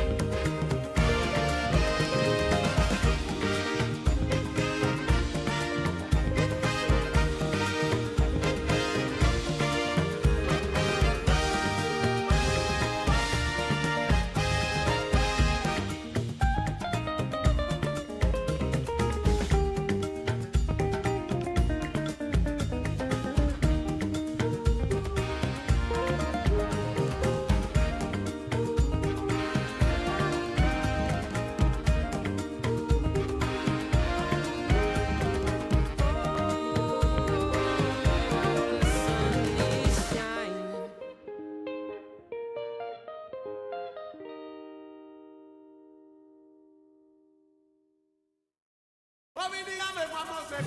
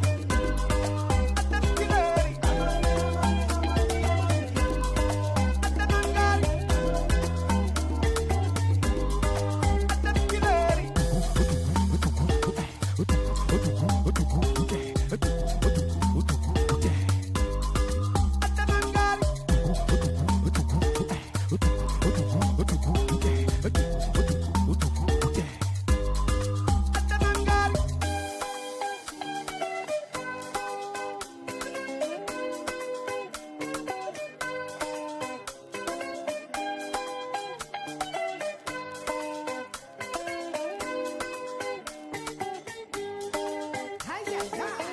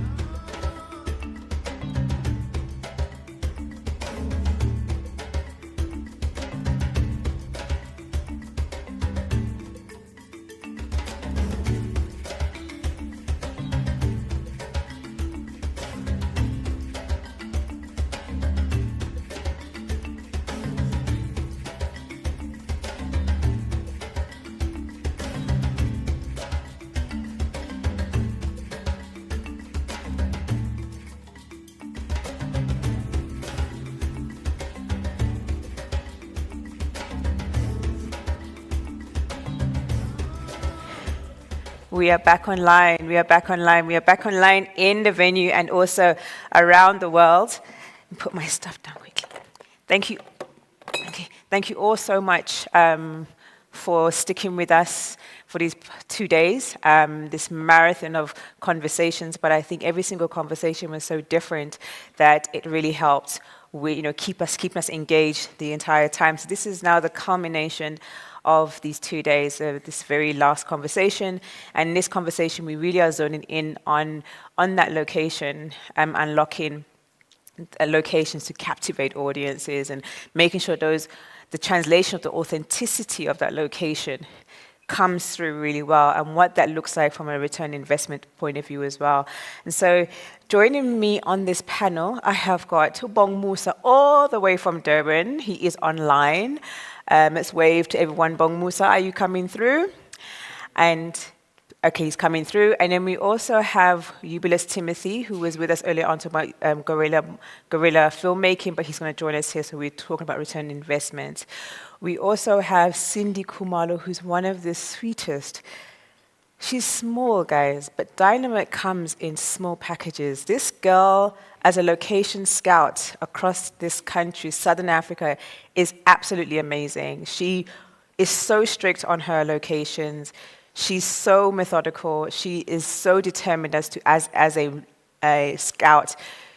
She will go into the weirdest of places to find you what you're looking for. So Cindy Khumalo, come and join us. She's an amazing location scout and manager. And then we also have Mika. Where are you, Michael? He's going to join us. He is an amazing unit manager from here in Gauteng, and he works also across the country, but based here in Gauteng. And he's going to help us unpack and understand what, this beautiful city that we are hosted in looks like. So that's all of us having this conversation. But just before we do start that conversation, I'm going to invite, take a seat. I'm going to invite FilmSet. We had a discussion with them last year about a new tool that was developed here on the continent, which looks at us identifying locations for anyone that is looking for a location. So a couple of minutes with Donna from FilmSet just to talk about their updates. Can you all hear me?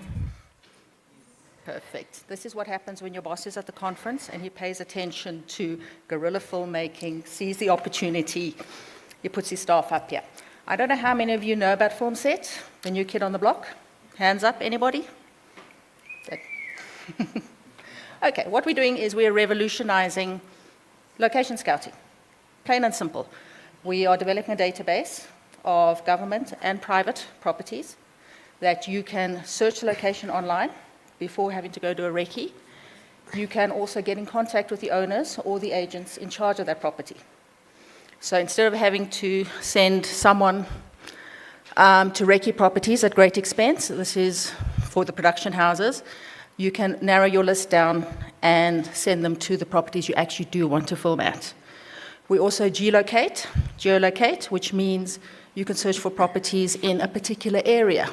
I can only film in Cape Town, but I'm looking for a modern train station, an airport, a dilapidated building. Okay, so all of those items are on our platform. We're also in the process of developing mood boards. So you don't have to then sit and create your mood board once you found all the images you want and spend hours doing that edit. Okay, any questions? I really need you guys to please download the app, play with it, give me feedback. Tell me I couldn't find this, I can find this, I'd like to see more of that. We're doing our soft launch this month, and we need as much feedback as we can from all of you in the industry. Okay, I'm going to hand you over to Sahir. Go easy on him, it's his first time on stage. Okay.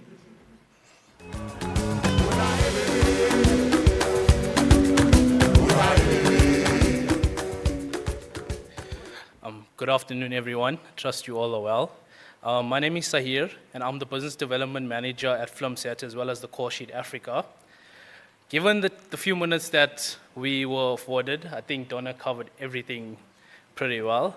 I'm just here to tell you that if anyone has a beautiful home or a property and that you would like to list it on our platform, It comes with a small admin fee of 385 Rand, and that's once off. We do have quite a number of locations on our platform at the moment.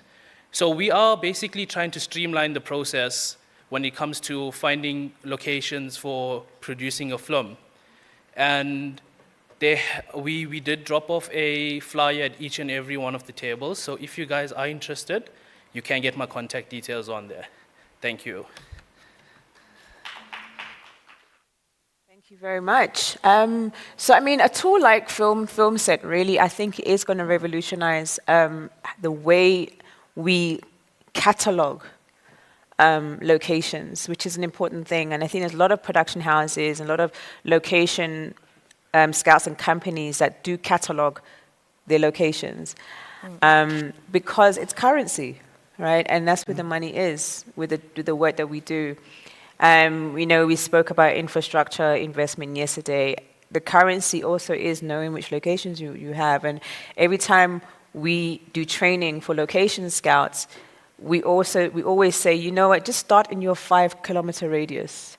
Don't try and, if you live in Limpopo, don't try and just go to Cape Town and try and get that mountain because that's not your area.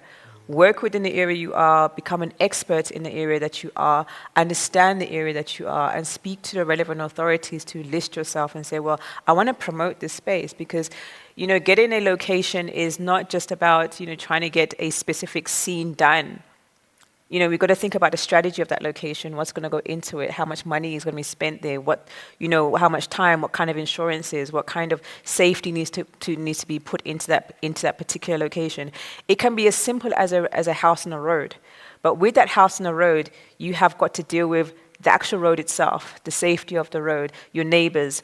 Are there dogs nearby? Are there animals nearby?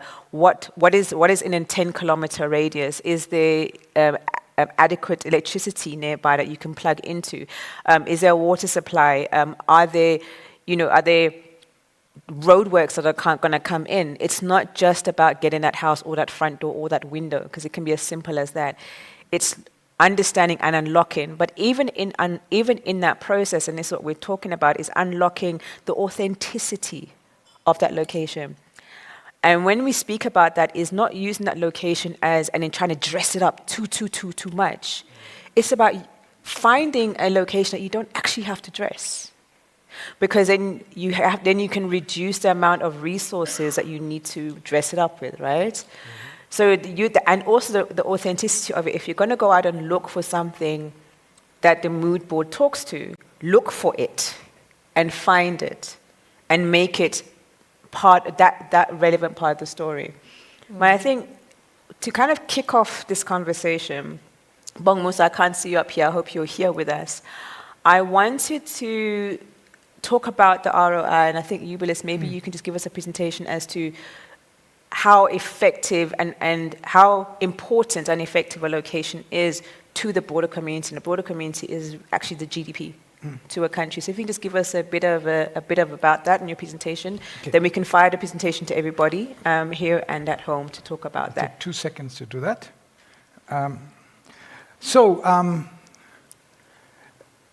If I showed you a picture of Zoo Lake, how many of you recognize it?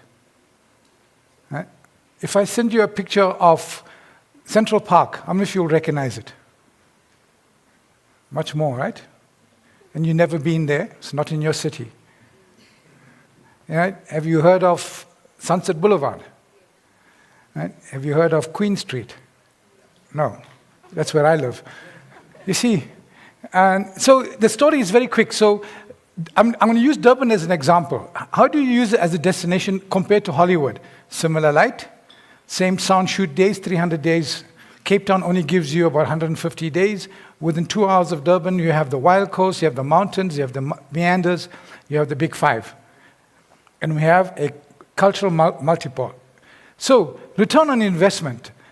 Film shoots have the power of actually bringing people to the city.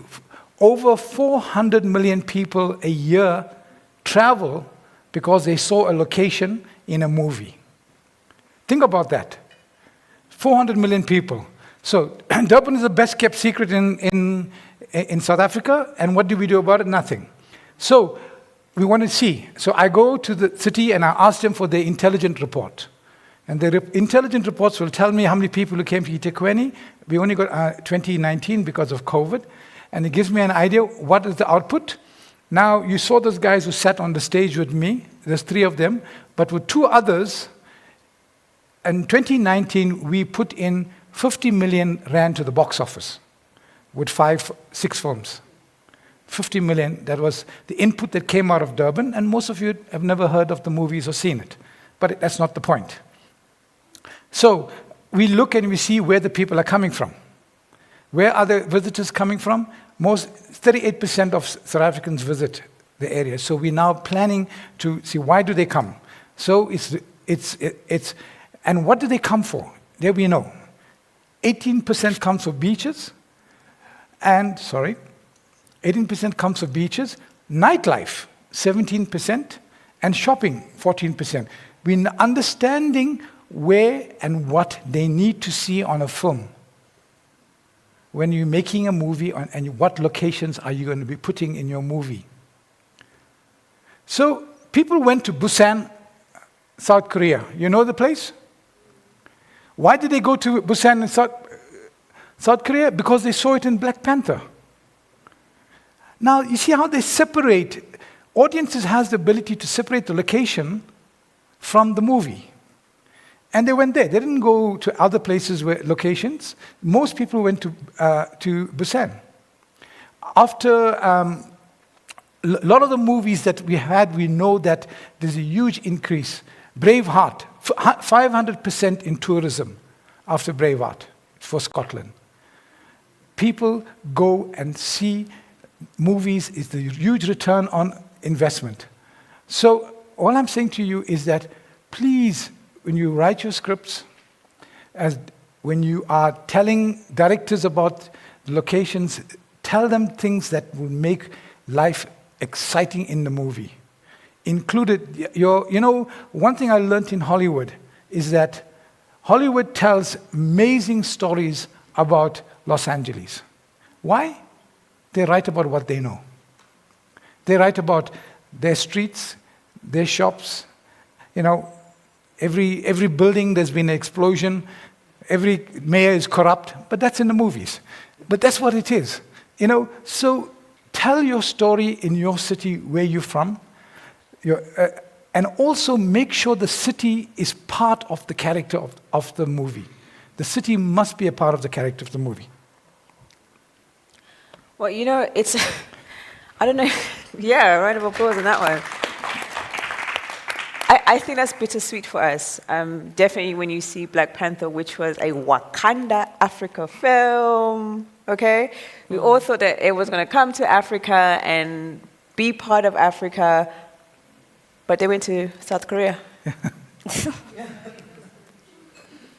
I'm lost. Right? That says a lot. And I think the reason why is, and this comes back to the authenticity of your location. And I think producers and directors in the room and listening in, we've got to be intentional about our locations, about what we feature in the background.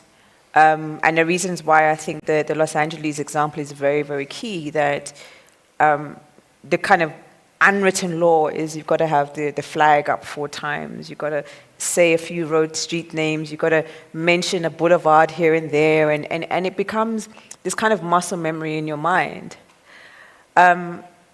Let's just maybe come to you, Cindy. So when you're given a brief, how much influence or how much influence do you actually have in the storyline of the location? Do you believe that you have the oomph or the audacity to say, actually, you know what, if you're going to shoot here, let's just mention it, what do you do in terms of making sure that the scene is actually using its authenticness, that when it's not a cheat location? Good afternoon, everyone. For me, when I go out and scout, or let's say when I receive a briefing, I have to make sure that I become a part of that script, part of that project. I sink in and have a proper understanding and be part of it, not just for me to receive a brief of locations and then I start, if they say they're looking for houses, and then I just start scouting for houses. But I need to have a deeper insight of it. Why am I looking for that house? Why does that house have to look at that certain way? And that helps me to be able to come back and influence and say, in fact, as much as you were saying you are looking for a 4-room house, but based on the story and the project, on what I'm seeing on the character, I believe this is what you are looking for. Okay. That would be part of my influence. And then at the same time, I'll also say, this is what you said you are looking for. I will present it to you, but this is what I also suggest. Then you take it from there.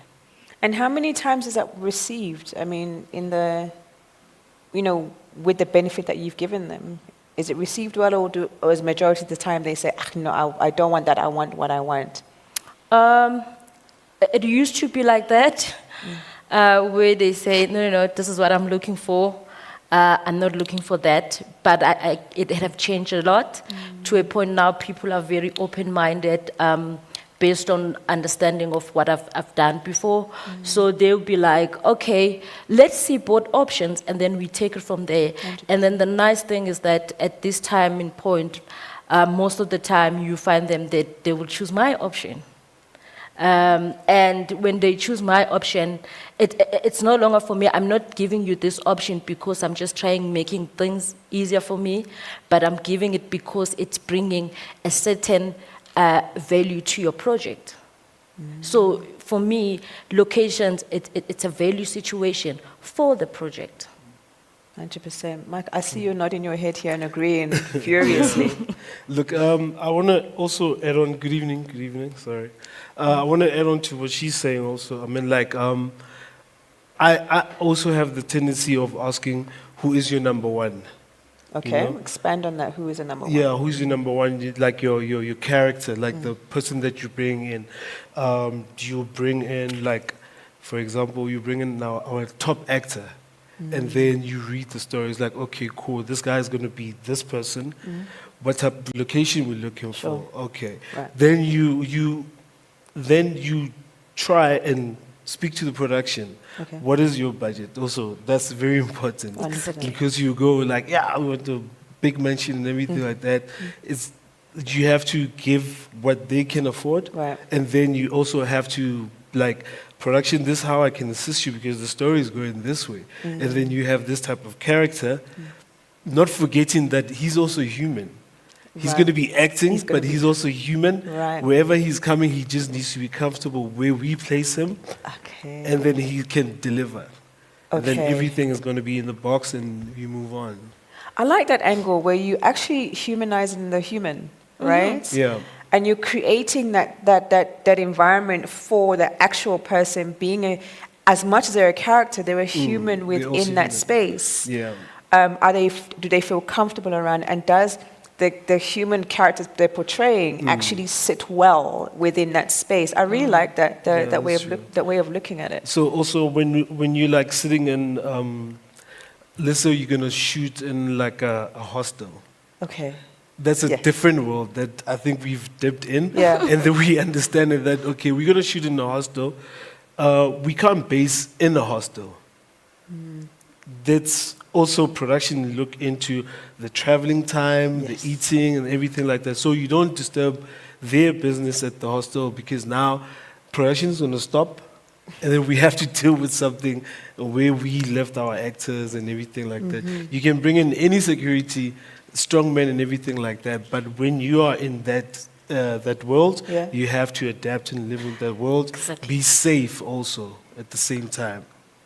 So I like that. So because a lot of people haven't worked in a hostel environment, really fear those dangerous so-called gangster spaces, such that you have to prepare for all eventualities. And I think, Bong Musa, coming to you, in terms of preparing for all those eventualities, you representing, I guess, the voice of film officers and commissions and those who assist with the permitting process.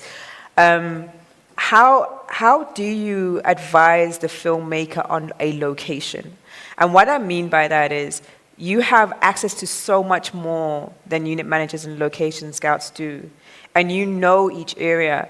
When you receive the script and you receive a request for a location, how much interaction do you have and about that location before you then start assigning assistants?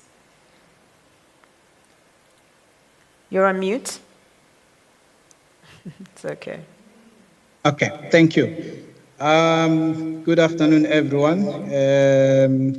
My name is Musa.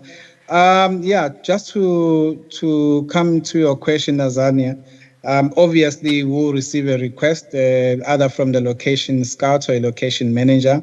The first thing, obviously, that one needs to look at it, whether we need to establish whether the location is private or it's a municipality location. So that's the first thing, because the processes are not the same. Once one established that, probably let's say it's a public location, now we need to look at the departments that deals with that particular location.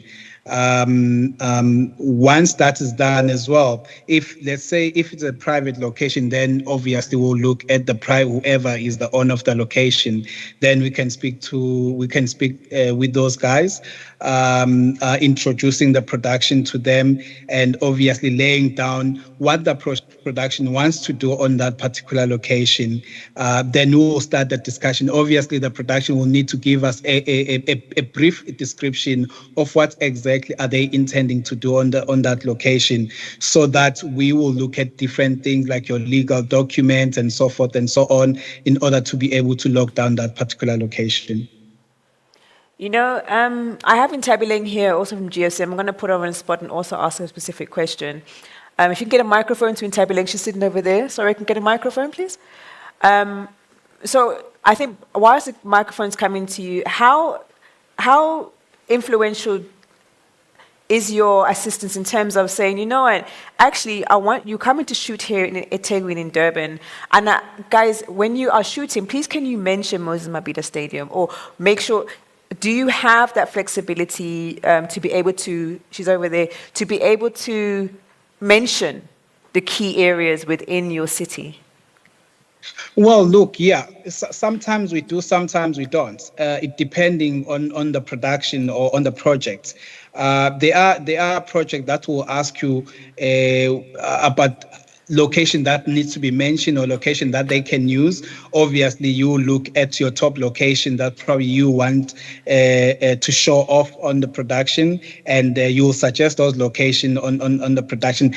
Also, depending if that particular location is aligned with the project, because sometimes it's no use to suggest a certain location only to find that that location is not aligned. Maybe it's not going to play that character that the production is looking for on the production. So sometimes, yes, we do suggest those locations. Sometimes we don't, depending on that production.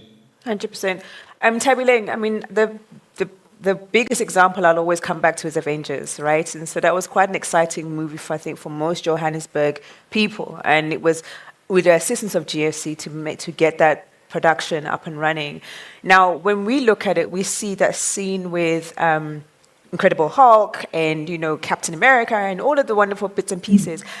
When they were having the discussion of using the location, and they used the police, did you guys have any influence in how they use that particular part of Market? I think it was Market Street. So the location scout, then I think it was Mpo. He offered a variety of locations that are similar to what their script was about. Okay. And they chose Fox Street because that's where most of the part happened, Fox Street and in Marshall Street. So it was more a relationship between the scouts and the production unit manager. Okay. So usually what would also then do is offer a client few similar type like looking locations, and then they would then choose what is best for them. Also with looking at logistics in terms of the parking, the safety, the costs as well. You know, the costs are always, you know, in as much as sometimes we may think that internationals don't worry about the costs, locations are very costly. And did they want to specifically showcase Johannesburg with that beautiful like backdrop? Was it something specific in their script, or was it something that developed over the search of this location and they said, "Oh, that looks amazing, let's use that"?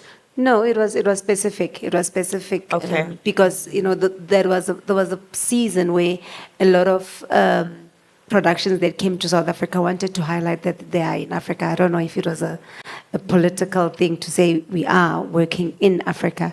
So it was deliberate. Oh, friend, okay, that's good. I'm glad to hear that there are some scripts that come from around the world that are deliberate. And it's just not that. You also just find that even if they're not using our locations, but they will highlight Joburg, even in the dialogue, to just want to emphasize that we are in, even if when they are not. But, you know, they will always bring in Johannesburg or South Africa, or just to also just make that point that somehow the film is also related to the location, which would then be South Africa or be Joburg. You know, actually, you're right. In the past 3 years, I've heard drama series. They could literally be somewhere in Miami and they'll mention Johannesburg, but it happens actually a lot. And I think that comes back to the return on investment that we speak about, Jubileus. And as a director, there was a scene that you showed me in one of your films where you would not cheat a location. You would cheat an actor's role within that location. And what you wanted to achieve was using those expensive locations, but in a very, very cost-effective way. If you can just run that through us to help us understand that, yes, you can actually shoot in New York as a South African, but do it differently. How different did you do it? Well, how did I do it was, in my movie that I was doing, there is a scene where the mother is supposed to be a lawyer at the UN. And it just so happened that at the beginning of the year, I was in Central Park with my daughter, and she was on the phone, and there in front of us was this stunning squirrel. So I started to shoot, and as I started to shoot, I picked up and I got her walking on the phone, and I said, I shot it, and I said, well, what I'll do now is go back home, get the actress to wear the same clothes on, same phone, do a close-up, so everything else is soft, in Westfall, Durban, and we did it.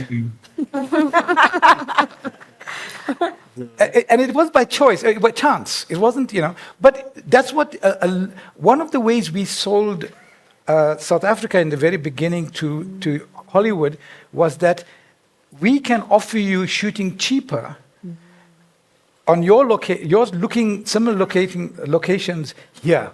And that's why they first came. They came because they can come and shoot here cheaper. And then, of course, they started to write. The writers used to come as well. Remember, you can't make a single change to a script without the writer's permission in Hollywood. So they come down as well. So then they started seeing the locations and started writing. But the return on investment is not only just watching it, it's also that we can bring them here and recreate. I mean, if you look at some of the Johannesburg suburbs, that could be in the Midwest. Yeah. You know, so there's a lot of potential of doing that, of how we can shoot cheaper. What was that movie? That the TV series was set in the Middle East. Most of it was shot in Cape Town. Claire Danes was in it.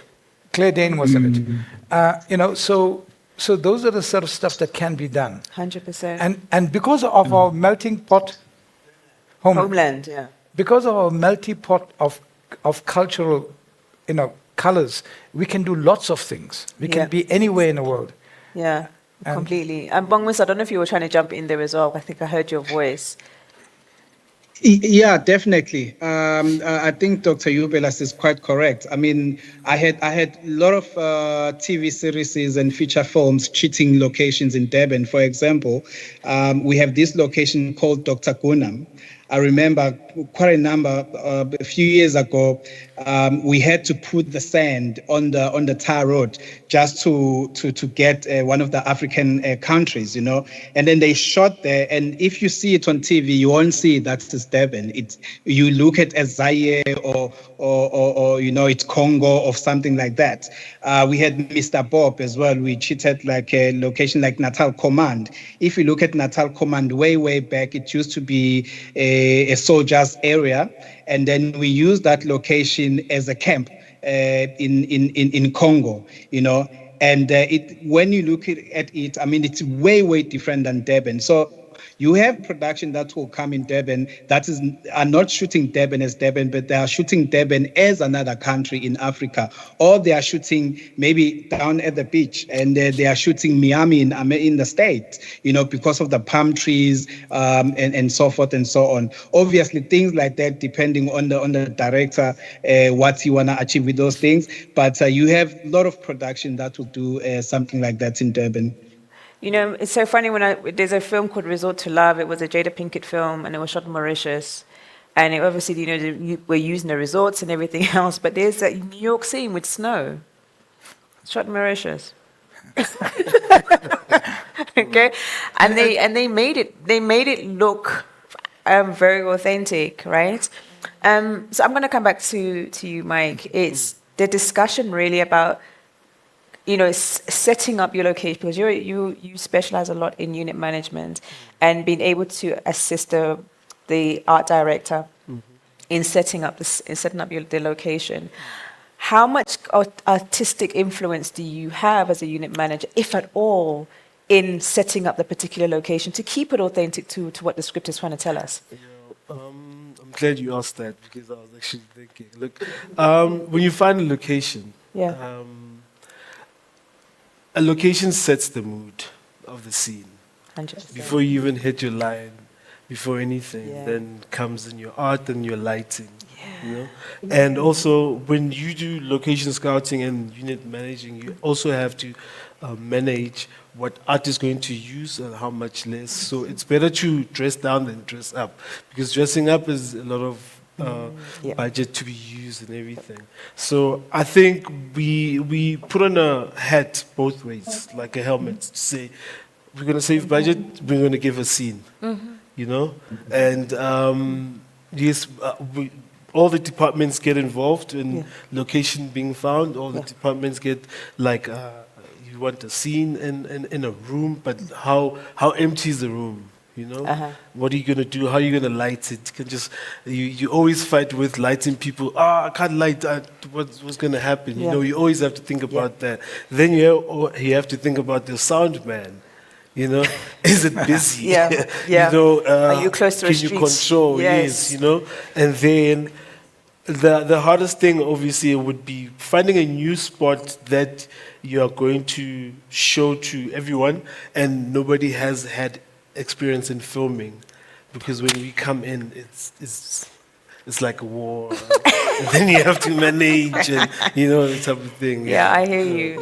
No, completely. We spoke up earlier on about.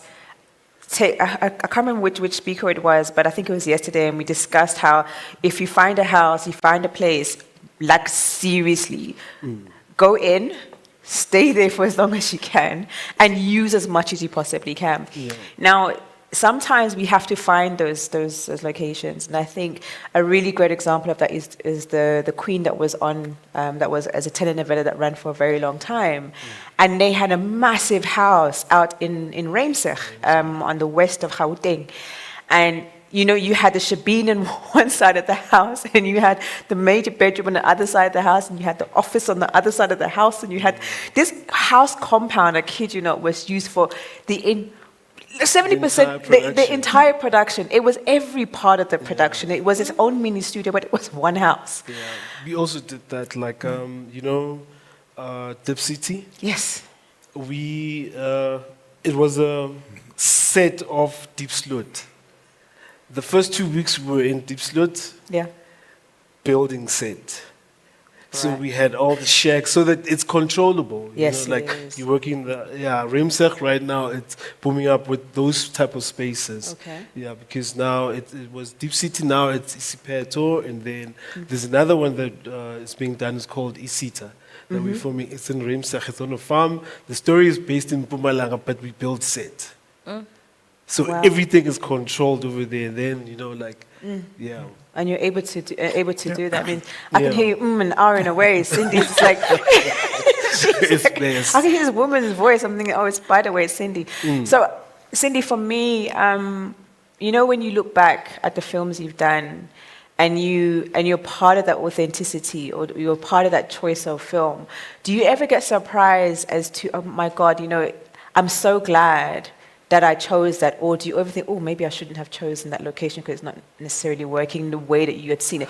Does it translate to screen in the way that you found it? It does. This one is a challenging one because sometimes you will find in a very amazing, beautiful location, and then when you see on screen, you're like, what the hell? What just happened? You are just not happy.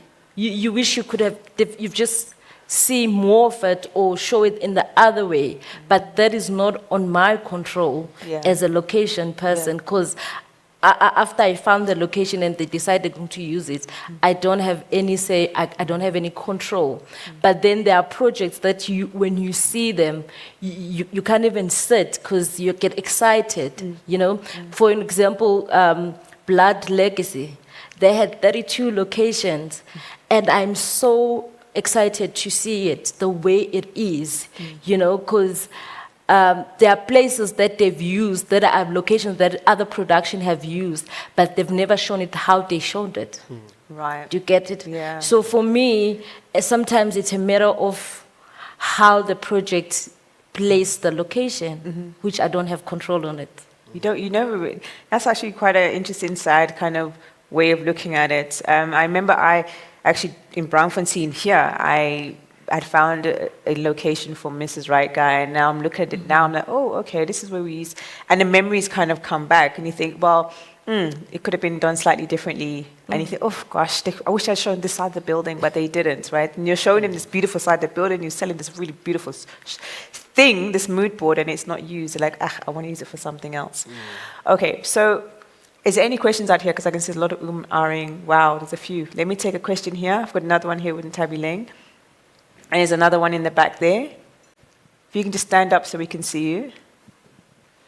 Hi everyone. Thank you for the opportunity, and thank you for this panel. It's quite interesting.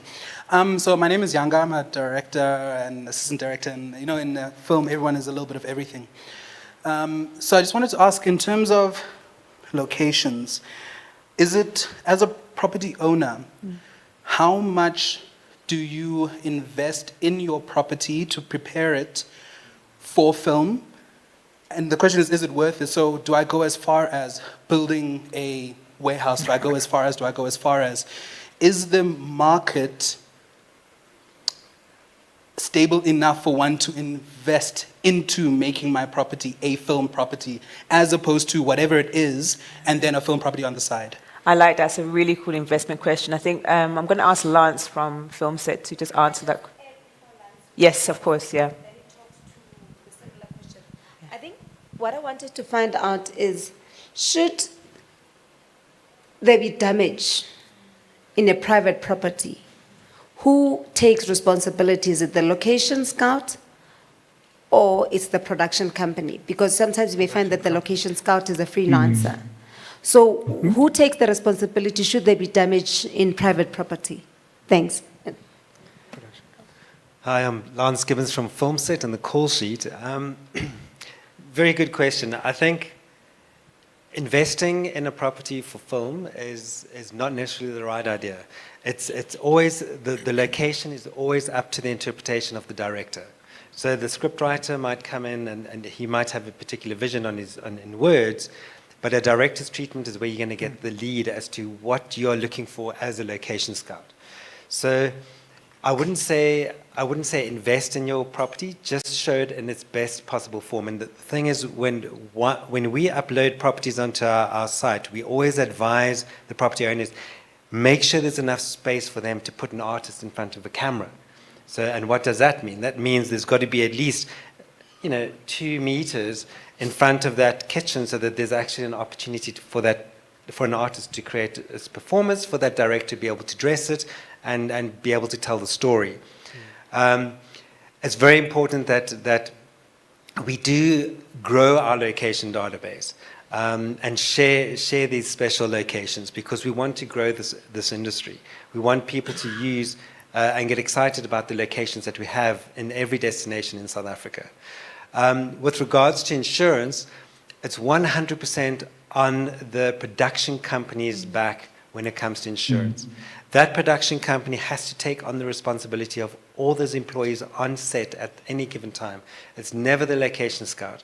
So what often happens is, if there is major damage, the production company might go to the homeowner and say, do you have household insurance? Can we pay the premium? The excess, but can you claim through you? Or we'll do not. In Cape Town, if we get to hear about a production company that has destroyed a location, we name and shame, because the next person that comes to shoot his film there, that location is going to say, no, I don't want to entertain the film industry anymore. We have to protect our locations. It's very, very important. If we want to grow this industry, we need to make sure that we hold our locations in good regard. I know Nthabeni probably had another question, and I know where that comes. Oh, there's one Balthasar at the back there. What it comes back to, and I can hear you, Musa, also wanted to jump in before the question comes. We spoke about investment and bankability and insurances.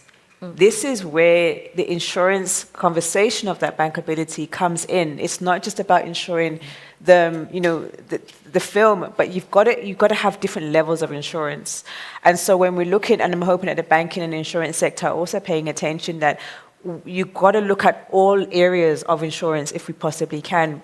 Musa, I can see you're wanting to jump in terms of protecting and what happens from a film office management and kind of reputation management. Yeah, for sure. We had a lot of cases where production, obviously, they destroy a private location or a public location. So what I'll always advise someone who has that location, it's a house of something, it's important that they take images of all the rooms. I always say that take images of all the rooms before the shoots, and so that if should anything happens, the damage, the scratching of paint, so you are able to tell, because some productions, they come and shoot and then they go, and you are left with this damage in your house, and you find out that the production site doesn't have an insurance, and you allow them to shoot in your house just because it's a film shoot, and you were so excited, and they did not even explain everything that they are going to do inside your house. Second thing, I had a location which is a public location whereby a production decided to go inside the location illegally. And at some point, early hours of the morning, they left a mannequin floating on the river. And you can imagine now, in that location, I had some people calling ambulances, police officers, SAPS, disaster teams, and so forth and so on, and the production did not have a permission to use the location. That's number one. Number two, I think they bribed the security of the site. Number three, they left the mannequin floating on the water, and everyone thought maybe it's a dead body floating on the water. And that location already has been destroyed by this particular production. And when the next production comes, obviously, it's going to be very difficult for the owners of that location to allow the next production, because these ones were very clumsy in terms of handling the location. So it's very, very important when you are using a location that you have all these legal documents, your public liability insurances, and you speak to the right people who manage that location, so that everything will run smooth. And also, you need to communicate with the Durban Film Office and make sure that we have all your documents, so that should anything happen, then we can be able to respond to whatever is happening on the location.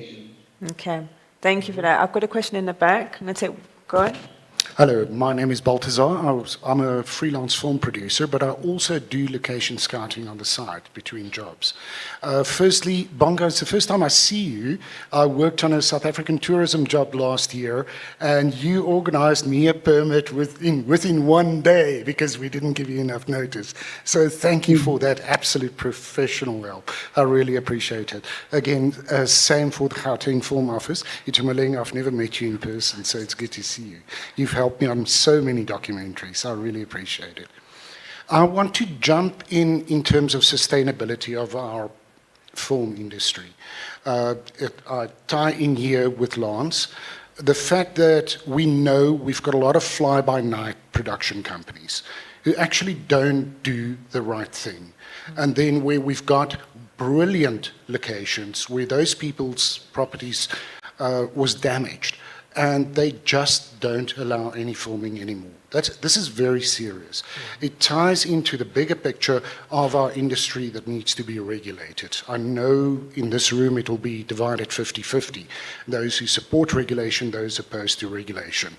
However, it is necessary just looking from a location point of view. It is, we need to hold the people, those fly-by-nights, responsible, or actually just exclude them from the whole industry, because they destroy, everything that we build up. I know Mike, eventually, at the end of the day, if we use a location, Mike will ensure that location is left in exactly the same way that we got there. Other companies don't do that. They don't have insurance. They don't do things the proper way. So I just wanted to emphasize that point, and thank you very much. So I'm going to come back to, there's 2 questions there. I can see Ramadan saying another one. One is make a point, there's another 2 there. So I've got 3 questions coming up. Just to come back to the panel, I watch a lot of TV, and I think recently I did a production with Cindy, and one of our locations, I saw it on another TV show, and I was just like, oh no, this very same lounge, how is that possible? It happens. This same lounge, okay? Same lounge, same friend. And you talk about dressing down rather than dressing up. And this particular house had everything. We didn't have to touch it. But I think that's what attracts people to these locations, right? It's like, everything is there. I was just like, but the same dining table, guys. The scene almost looks exactly the same, okay? So the authenticity as well, how do we deal with duplicating locations in similar projects? Because it shows. I have seen the same establishment shot of Chicago, I think 20 times in different productions in the US. I've seen it, the same red building, and it's exactly the same establishment shot. How do we, and should we, prevent this duplication? I don't know how. It's prevalent. There's a couple of houses there's 2 houses that I worked on. Yeah. But I've seen on other films. Yeah. Same what you say. Yeah. So I would given you would give production what type of house they're looking for and everything. Okay. They will still shoot at that house because 1, it's affordable, and number 2 is because they don't want to do a lot of dressing. Because that couch sitting right there, it just speaks to the character. Now the brief looks almost the same as the past production brief, and at that point there is not much that you can do but try and influence. You say, okay, I just shot at this house last film that I was doing, so can we try these houses, and we can always work around the budget. But then some places they're not going to go into it, because now when you come with your DOP finds perfect spots to shoot in, then for you there's nothing you can do when it comes to that, and even art department is like, okay, you can't, when the fight that we always have with the art is the nailing on the walls and, putting up pictures and stuff. But there's so much that we can do, but little also. There's that also we can little. shoot. Yeah. I remember Dread was shot here in Johannesburg, and there was a double-decker it was shot. So Joburg, Johannesburg, for those that don't know, has this absolutely amazing double-decker highway where the highways collide. And there was that scene of the driving scene. It came from Cape Town, and in post-production, see, all ties in. Comes in post-production, and he drove kind of down that avenue. And when I saw it on Dredd, the Judge Dredd kind of franchise, I just said to myself, and it was 3D, and I thought, oh wow. You know, we don't anticipate how our locations are actually going to end up looking on screen. And also, again, this is where, you know, the discussion of post-production comes in, is that at the end of the day, the editor is the person that makes the film come to life and come together. And so the skills that we need in that process, bring them in at the beginning so they know how to plot it at the end to be able to make it sure that it's seamless. So I just wanted to connect the dots in terms of the different conversations that we have had today. If there's a question there at the back, I think it was Ramadan at the back, if you can give us your question. Yeah, hi, good afternoon. I've not had a good experience with location scouts. Okay. I'm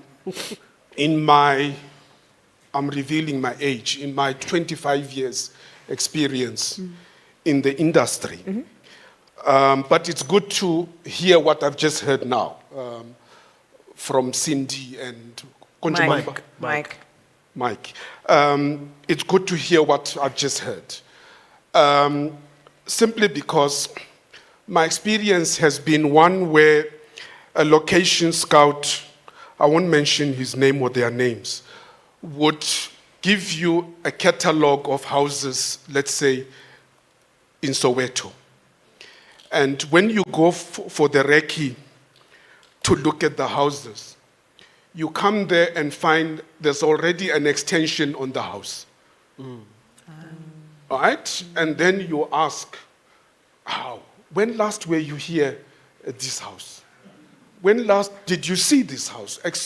And so forth and so forth and so forth. And the experience as well of location scouts, which is typical in our industry, working in 2-3 productions at the same time.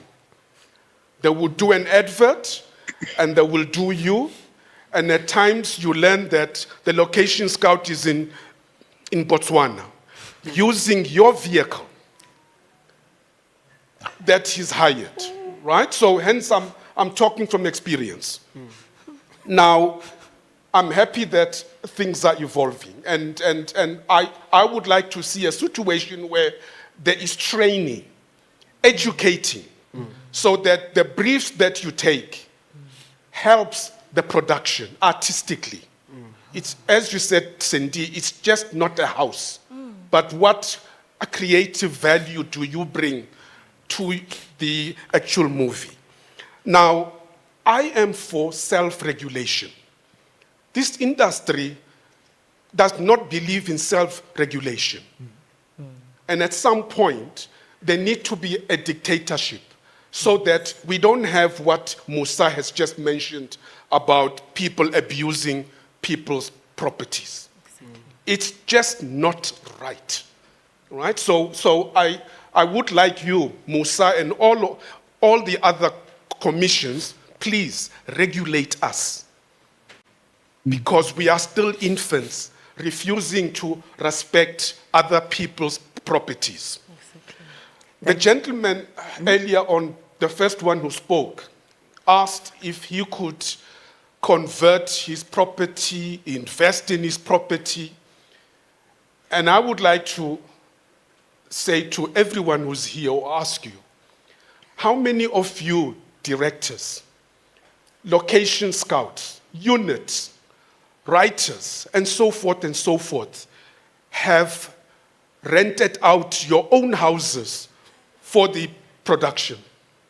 They won't. Because I will never do it. Yeah. I will never do it, not in my house. Because I see what we do when we are shooting in people's homes. right? We drink water, we eat there, and we throw things there. Fridge. Right? I mean, yeah, we use people's fridges as well. You open a fridge. Yeah. Right? So these are the kinds of things. Hence, I'm saying self-regulation.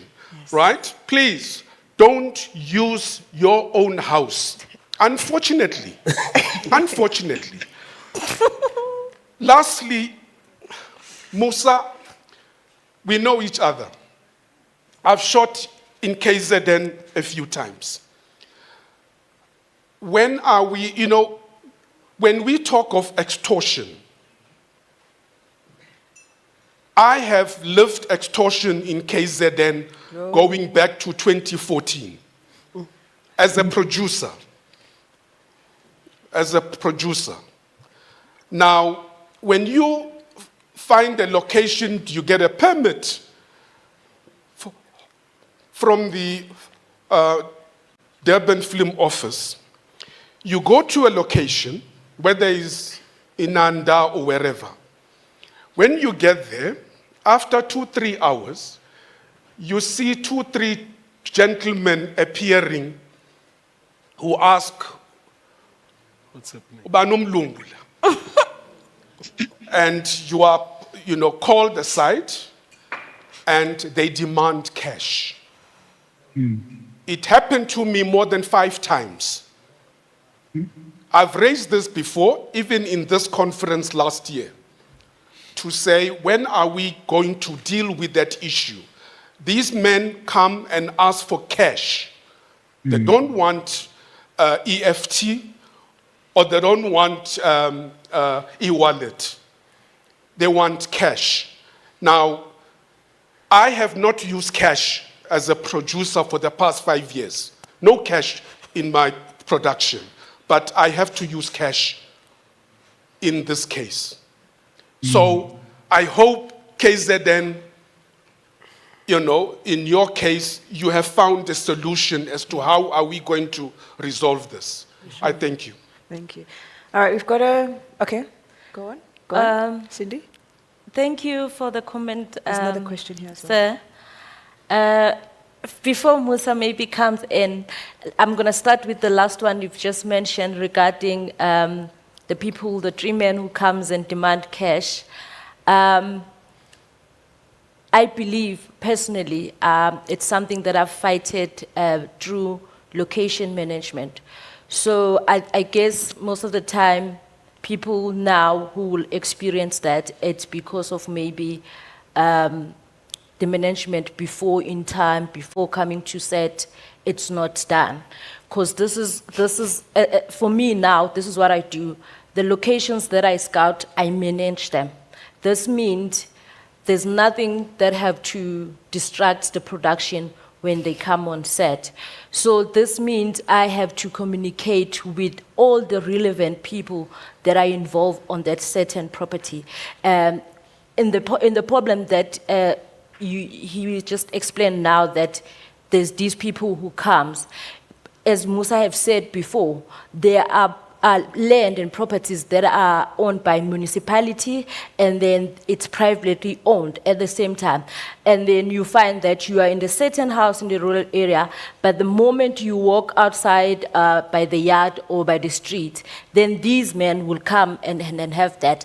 But that is manageable upfront by you going to speak to Inkosi or Induna, which is the chiefs, and then you make sure that everyone, including the area, the people that are surrounding there, they are aware of the production. And if these men come, you can literally say, no, I've spoken to this person, this is resolved, or you guys deal with that person. I really like the way that you, that because again, coming and dealing with community, there's 2 questions coming up. Dealing with locations, you have to get the community involved. Yeah, there's 2 questions. I can't just wait. There's 2 questions coming through. So I think on that, Jubileus, how do we start to regulate, and what are your ideas? I mean, having been in the industry for such a long time, what are your thoughts from a Ramadan point of view, as a producer and director, working with location scouts? How do you think we should? Look, in KZN, it runs relatively well. Yeah. You know, we have, and Musa knows that, we have quite a lot of stops and checks that are in place. Unfortunately, sometimes, now we got to ask, is the location scout involved in this or not, regarding the money? A lot of the times they are involved. Sure. Because those guys will not turn up on a set. And Musa will tell you, you know, most sets, we never see that. But I will bring that up with Sharon and all that. But the thing is that it's normally there's an insider that's involved for that to happen. There's certain things that a scout's supposed to do, a location manager's supposed to do, is to sort all those things out. Exactly. That's their job. That's why you're paying them. It's not for you to be there now worrying about those things. If there is a situation where the location manager says, listen, we're going to be shooting there, but they will also want a little bit to be paid. Right? That is their right because we're using their space. And it is then arranged.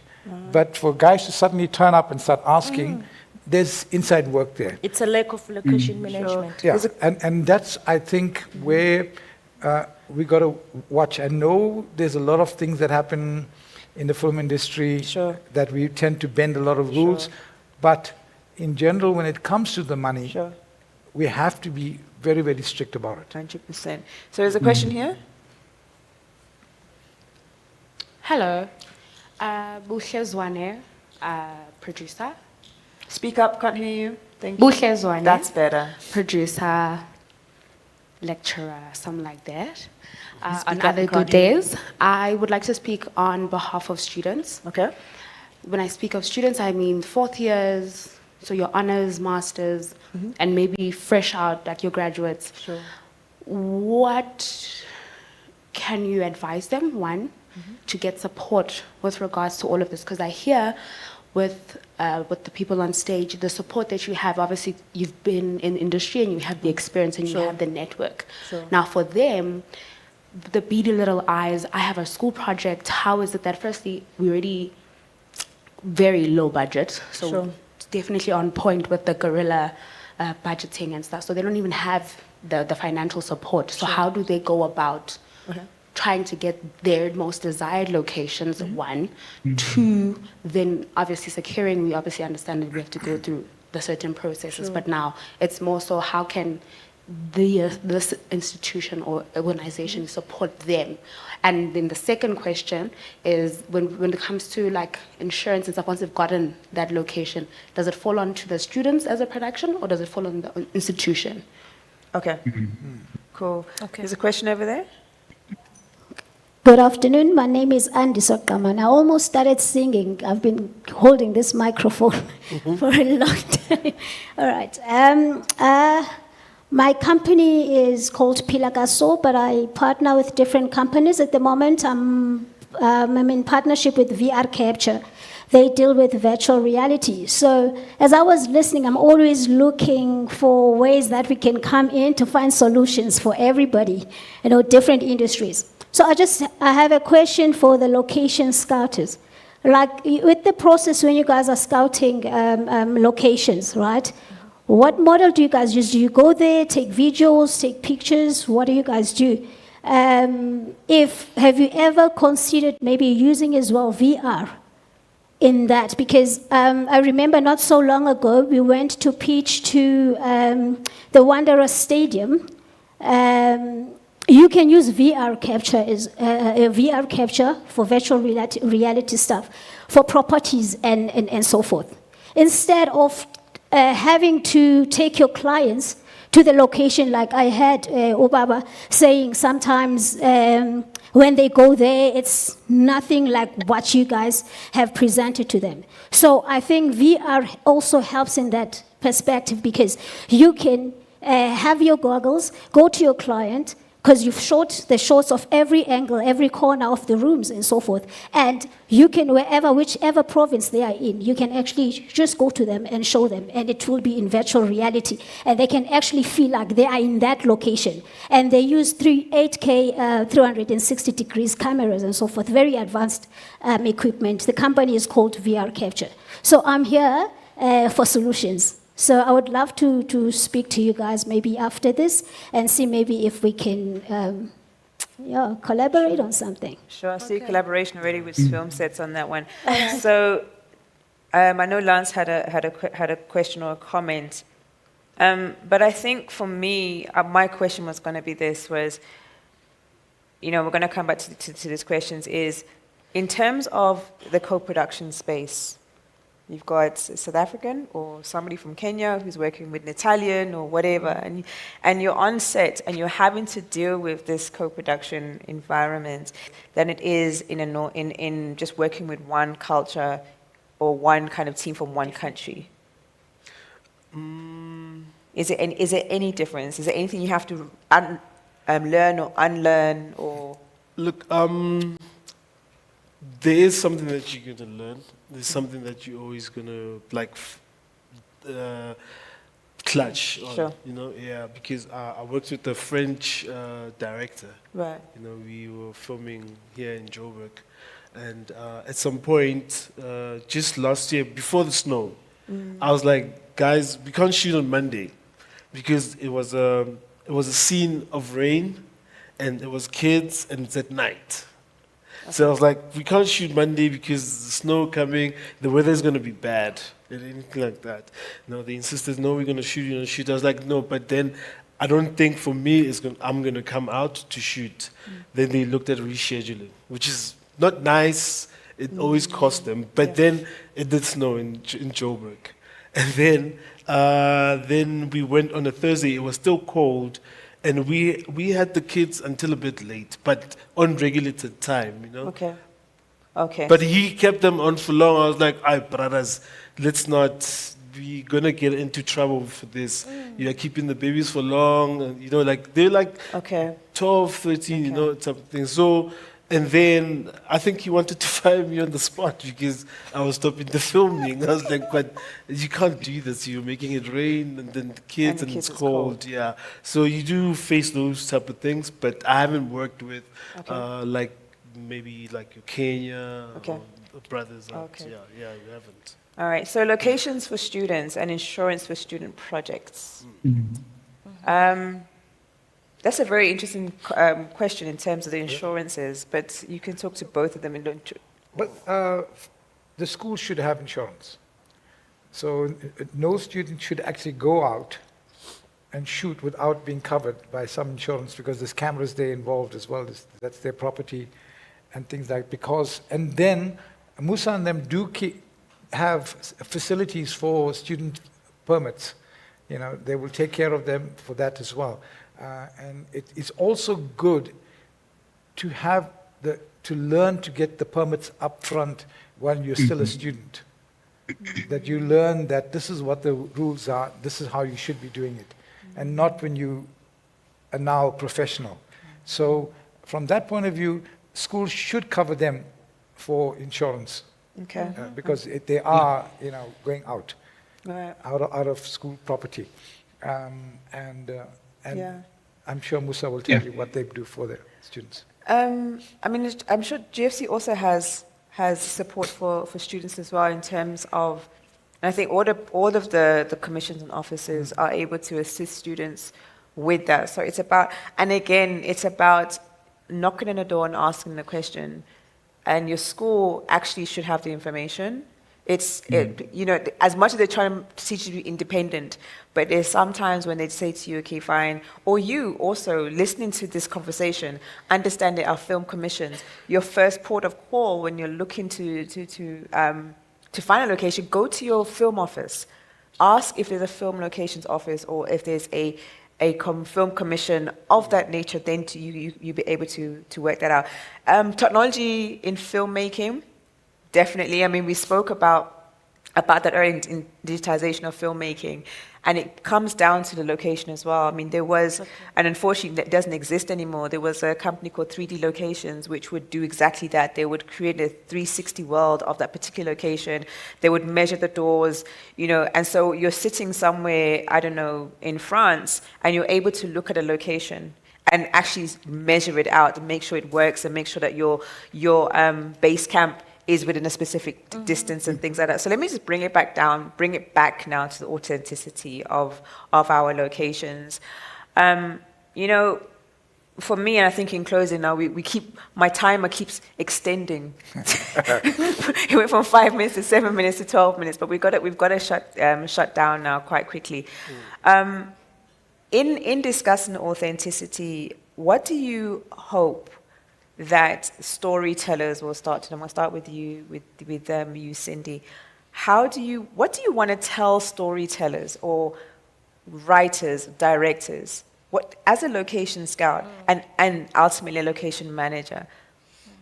What do you want the person who's sitting down writing this thing? What do you want them to do in their imagination? For me, I'll say, can they be realistic? Firstly, because I think Mike have talked about this. We must stop trying to create the world that is not there, because there is a world that is actually there, that is according to that story. Stop trying to make Zimbali sentient Zimbali, because you can actually use sentient as sentient. So most of the time you are seeing people because of, okay, I understand sometimes it's a budget situation, but sometimes people just feel like, can we compress this and make this one room, a hotel, a bedroom, and everything, you know, because they're trying to save time and money. And then that compromise so much of the project to a point that it also compromises locations. And then as a location person, you end up feeling like, I was just wasting time. I could have just given them, these people, a studio, and then they can do this, you know? And then in terms of technology, I'm also a drone pilot. That helps me technology-wise, that I have the 360 of the location. This also helped during COVID time. So other people who want to know, they don't want to do Reiki or technical Reiki. They want to land and shoot because they wouldn't be able, there were a lot of challenges. But yeah, it's something that we also look at. And then I think Mr. Ramadan also mentioned the thing that you get to a location and then you find it's no longer there. Those are not scouts. Mike can agree with me.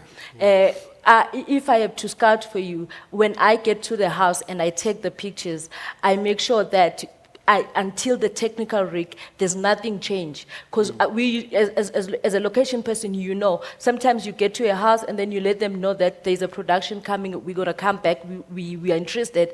The next thing you come, the house is painted because they're trying to impress you. So these are the things, if you're a location, you understand them. It goes past that you understand that you need to manage the locations. And then you also go as far as understanding that when you manage the location, there are certain services that you need to provide for you to make sure that the location is managed properly. Musa, what do you want the industry to do to help you help them better? Look, I wish production companies can learn to apply very early when it comes to locations. I'll tell you why I'm saying that, because locations, sometimes they become inaccessible, more especially if a production comes very late to apply for a location. Meanwhile, you still have a long process to go through in order to secure that location. So I plead with the industry that they need to try by all means to apply early. If they want to do a technical Reiki, they need to do that as soon as they can. And invite the Devon Film office to be with them on set, because we'll be able to advise them whether they will be able to shoot on that location or not, and what will be the requirements of shooting on that particular location. Also, I just want to run quick to what Ramadan was saying in terms of location scouts and location managers. There is a thin line between location scouts and location managers, because location scouts, as he was saying, they doesn't stay on the project. They move from one project to another. And sometimes it becomes a problem because now, with whatever rules of that locations, they are not there to assist the production company. Meanwhile, a location manager stays on the location, maybe for the duration of the production, and they understand whatever rules and regulations of that particular locations. In terms of regulations, Devon Film Office, we have something we call film bylaw.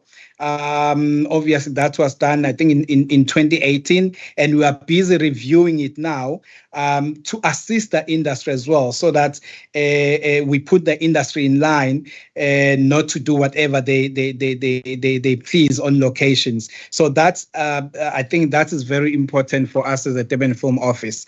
When it comes to student production, obviously we treat student as a normal production, but we always require them to have a student letter from the institution with a student number, knowing very well that obviously the university does have insurance once the student is going out, taking all these expensive equipment to go out and shoot. But it's very, very easy in Devon when you're a student. We just give you a permit provided you provide us with the relevant document that we are looking for. Thank you. Okay, I'm just checking for any questions online, but there's nothing at the moment. I wanted to come to you, Yubilis. What do you want? I mean, we're probably going to have a bit of duplication, but what do you want the film industry and everyone here to pay attention to when it comes to the locations? First and foremost, it must be safe. It doesn't matter where it is it a safe location? The other thing is that the director has got to spend more time with the location manager. I use what I call, and Musa knows him, a location unit manager. Mm-hmm. So that means he is a location manager, but he also serves as my unit manager during the production. That means he and his crew are there all the time. Mm. And that's safer that way. The director's got to learn to share his vision. I don't know if any of the directors have ever shown you their visual document. Some do.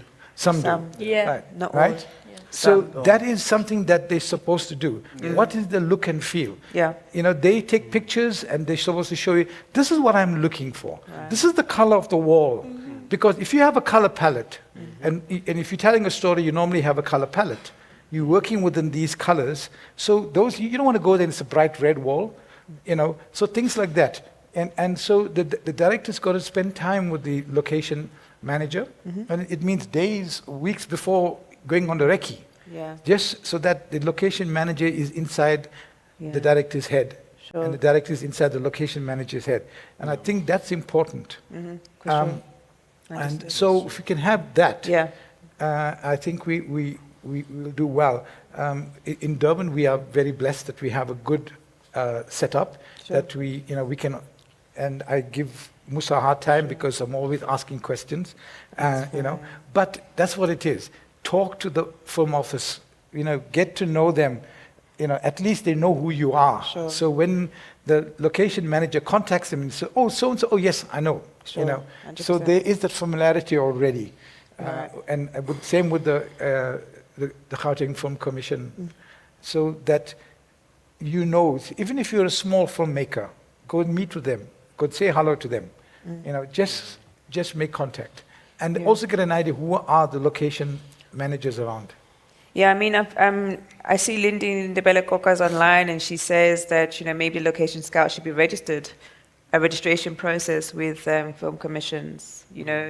Tabulating maybe a situation where we can help with that in terms of vetting profiles, because it becomes that. I mean, there's also the Location Managers Guild International, which is a body, it's a global body that I do hope that more and more African location scouts can become a member of, because it opens up a lot of doors, a lot of networks, and also being on their books gives you almost like a vetting. It's like having a PGA at the end of your title, or having Directors Guild at the end of your title, having part of Location Managers Guild at the end of your title. Maybe there must be a guild here in Africa that we can, at the end of your name, you attach that, then there's certain credibility that comes with that.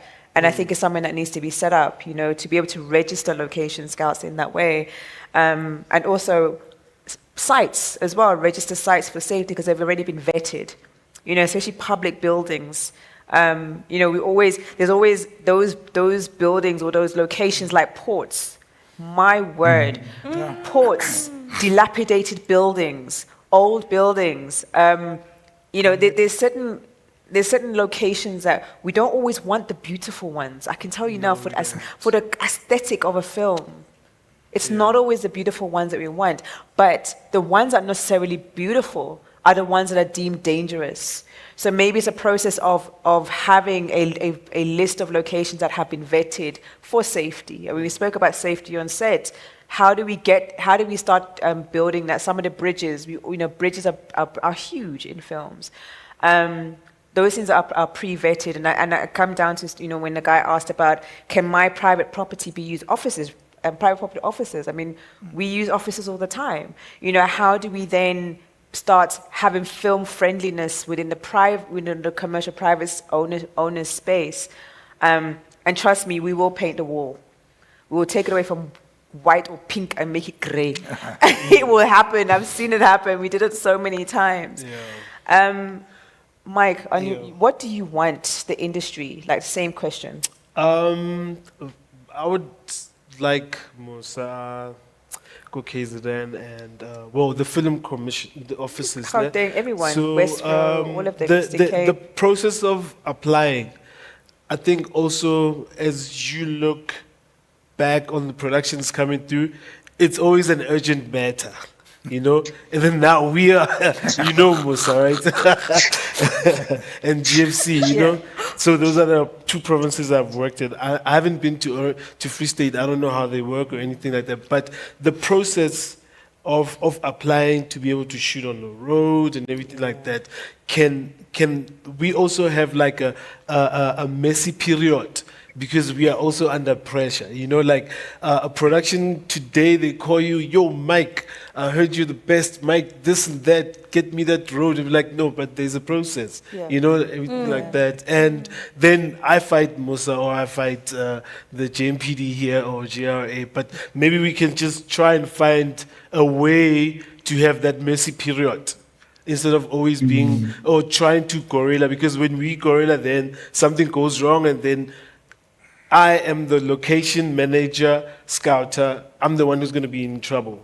You know? Yeah. Production, Mike, deal with it. You know? Yeah. And then we'll try and manage it as best we possibly possible. And also, the writers with the directors, they just need to spend time on location. And it's nice seeing it on TV, Hollywood style, but it's also be realistic on SA, on the ground, so that it's easier for us to be able to be there, to give you something. Sometimes you find one scene at the bar and then one scene at the hospital. It's also a process to get into a hospital. Not many let you film in them, you know. One scene at the bar, then you have to pay. When you have to pay, then it becomes a process. So to make things simple, I would like to say the writers and the directors need to look and spend time on what they want to show, and how to tell the story. Also, you know, I think maybe just one. Maybe come back to you because we need to wrap up. Is my question? You can turn off the timer. You give me 26 minutes extra. Wow. The investment in this space, it's always going to come back. As unit managers, where do you feel like we do need money to be plowed into this space? Because we rely on money from producers, right? And it always does come from the producer. But where do you feel like there could be something that's carved out, pulled out of the value chain, and that has its own like pocket of money that's there for that? Where would you see that? Didn't even think about it. Maybe he'll answer. I don't know. Oh, there He's we good go, to Lance. answer. Is there a hand here? Can I get a Yeah. microphone quickly to this gentleman here? It's fine. You can speak loud.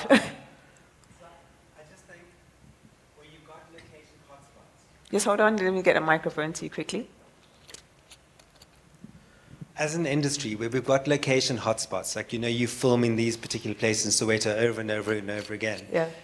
Create opportunities for the community to see what the film industry has given back.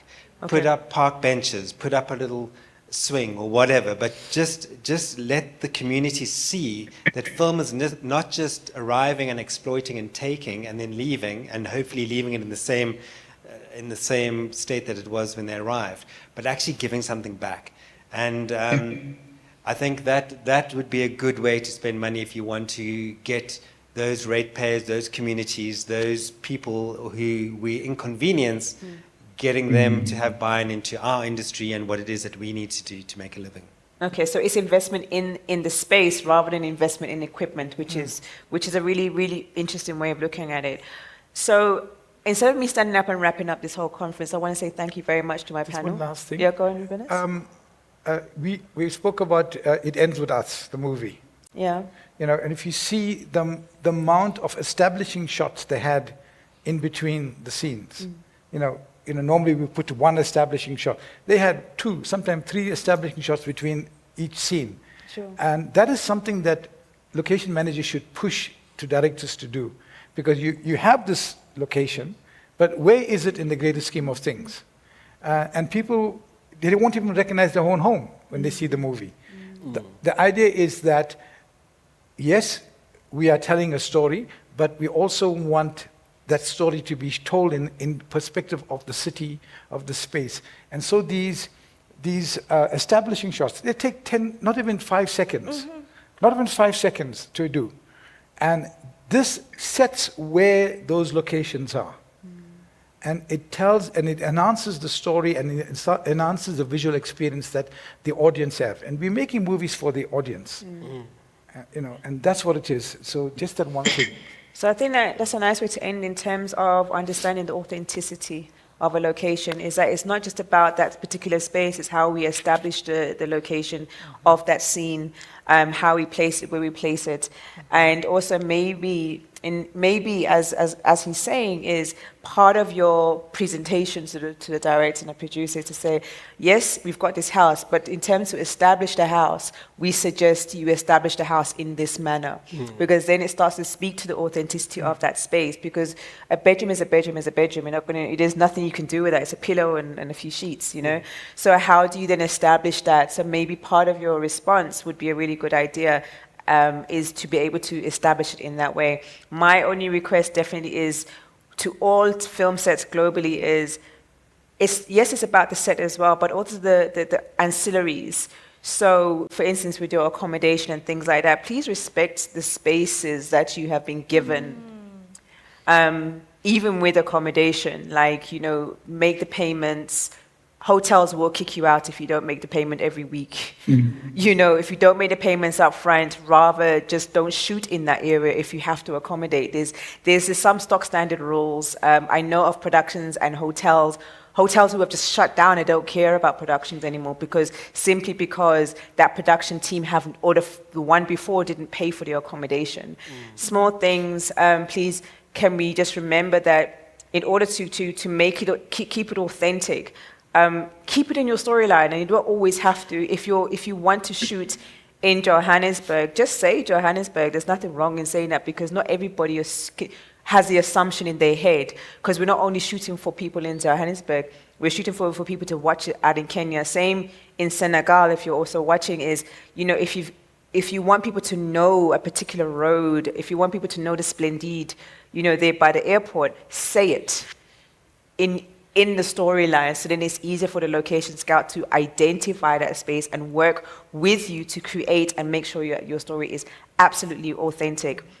But I'm gonna, and I got Ntabile, I'm actually gonna end with you, because you are the one that's hosting this particular panel. So can I have a microphone, please, for Ntabile? There's one at the back. Very quickly, because we have to wrap up now. I know this is... Oh, there's one at the back, Dr. Jerry, and then from there, we go to Ntabileng to close off this particular, because it has been hosted by her. Behind you, Dr. Jerry is behind you, there we go. The old man's request. Yes, sir. Please talk to the production houses and the artists to respect the communities that they get to work in. The amount of disrespect and crew who leave pregnant girls in those communities, I'm just putting it straight. It's really not right that our industry has that reputation, that we just don't respect the people that we find at those locations. Thanks. Thank you. Ntabileng? So I think as it's coming to, Africa has got amazing locations, and there's a diversity of it as well. Like, you would think that, Rwanda is just about forests and stuff, but no, there's beautiful high-end living in that environment. So it's about also exploring our continent for the beauty that it actually is. I mentioned examples of using different cheat locations, but it's also about using it as an authentic location. There's nothing wrong in saying Egypt in your film. There's absolutely nothing wrong in using it as part of your storyline. And I think that's what globally, what's happening is that they're starting to diversify their locations in order to keep it authentic, but also keep it within budget, to keep it kind of centralized in a sense. Ntabileng? No, I was actually going to suggest that particularly production houses that have a lot of work, they can also partner with your car hires for their discounts, because of then also that eliminates their budget. Like if you have like a partnership with Southern Sun, for a typical example, so that each time when you go to any Southern Sun, you get those discounted rates. We used to have that film campaign as the GFC, but we're hoping to resuscitate that way. We have contracts with car hires, van hires, particularly around equipment vans that have to travel in and out of the province. But also it makes it easy for the production houses to have those relationships directly, so that at least they leverage on those discounts, because of then it's a standard rate, which also assists for the number of cast and crew that you have to always travel up and down. So it's really just going beyond just paying for the costs as they are, but create more relationship with the things that are key to you, where then you can leverage on the discounts, and you can always negotiate, because it's not always that the production will have enough money for everything. But once you have an account with an Avis, which now becomes your trusted transport service provider, then you have a better relation, because of then you're also able to work without really jeopardizing the quality of the product that you're trying to really produce. Perfect. And with those words, now I can stand up. No, thank you so much. Unlocking locations and authentic storytelling. It was derived from saying, I think I'm tired of talking, but I want to really understand the challenges and the issues that we have around locations, so that we know how to address them, particularly as well, even from the GFC side, and also the NVF, because of we go together where we go. But thank you so much, Aza, for allocating time, space for all of us in the room to engage, to talk about the uncomfortable conversations, to learn with you and the team, but also to just embrace AI, new forms of digital filmmaking, because we cannot talk about locations and not address the issues that come with them. Thank you so much, and thank you so much for everybody that kept time and patient until this time on a Tuesday. Thank you so much. And it's gonna rain outside. The weather has changed, and we'd like everybody to really get back home safe. But let's continue the conversation. And as I suppose you'll also have a continuous updates on your socials, just to also update us on the new things, because of we would love to actually have a Gauteng 5-day tour. Sure. Where we go to the 5 regions of Gauteng and really dwell into those locations so that we also use new locations that are 100%. normally used. So I think also we need to start also having those kinds of conversation. Cool. And thank you so much for everything. Thank you. Very well. So let me thank you for that, Sintabilen. Give her a round of applause. So let me just thank all my panel members. Bong Musa, thank you for patching in from KZN. Cindy, thank you for being with us. Ublis, thank you. I know you need to rush off. I know. Yes, your flight is going to leave you. Mike, thank you so much for everything. I'm just going to stand up now and just, as I round off, is to thank everybody for being with us for the past 2 days. Every single year when I stand on this stage, at the beginning, I'm always very nervous as to, are we going to deliver to the industry locally and the industry at large, globally, a conference or a product that is of value? And we've seen the comments online, we've heard everybody here, and I think that, collectively, if we could work together to build this conversation about shooting on location, making sure that we are safe in our location, we're using the best technologies possible, we are using our resources effectively. We are always asking for those pots of investment, where to invest them. We're always encouraging co-producing or co-aligned or co-creation. We are always looking at ways to shoot films with better resources. We're always looking and saying to the banks, I want you to support me. It really comes down to how we respond to all of that. It's not just up to the government agencies around our continent, but it also comes down to us and how we engage with them. So we do encourage, through the African Film Commissions Network, and I stand here as a representative of that network. Woo, my sound is going off. It's saying to me, I stop talking now. But so what is happening is that with that network, we've got over 10 or 12 countries that are involved in African Film Commissions Network, right away from Southern Africa, right the way through to North Africa. There's one thing that's resounding, and it is the industry needs to lead. It's your voices that need to lead this industry. All that they can do is create enabling environments in response to what we're asking for. So it's the international community. If you want more from the continent, let us know what that more is, what it looks like. And also talk to us as to how to invest. We've just had one of the closing comments to say, when everyone comes to us, also help, work within our cultures, work within the processes that we have, because we're very open and very agile as a continent.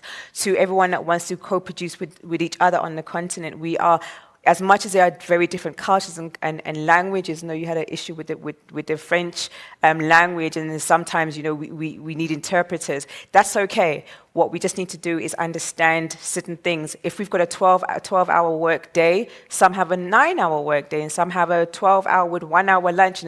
It's a complex thing, but at the end of the day, shooting on location is a passionate discussion for us here at Locations Africa through everything we do, including training.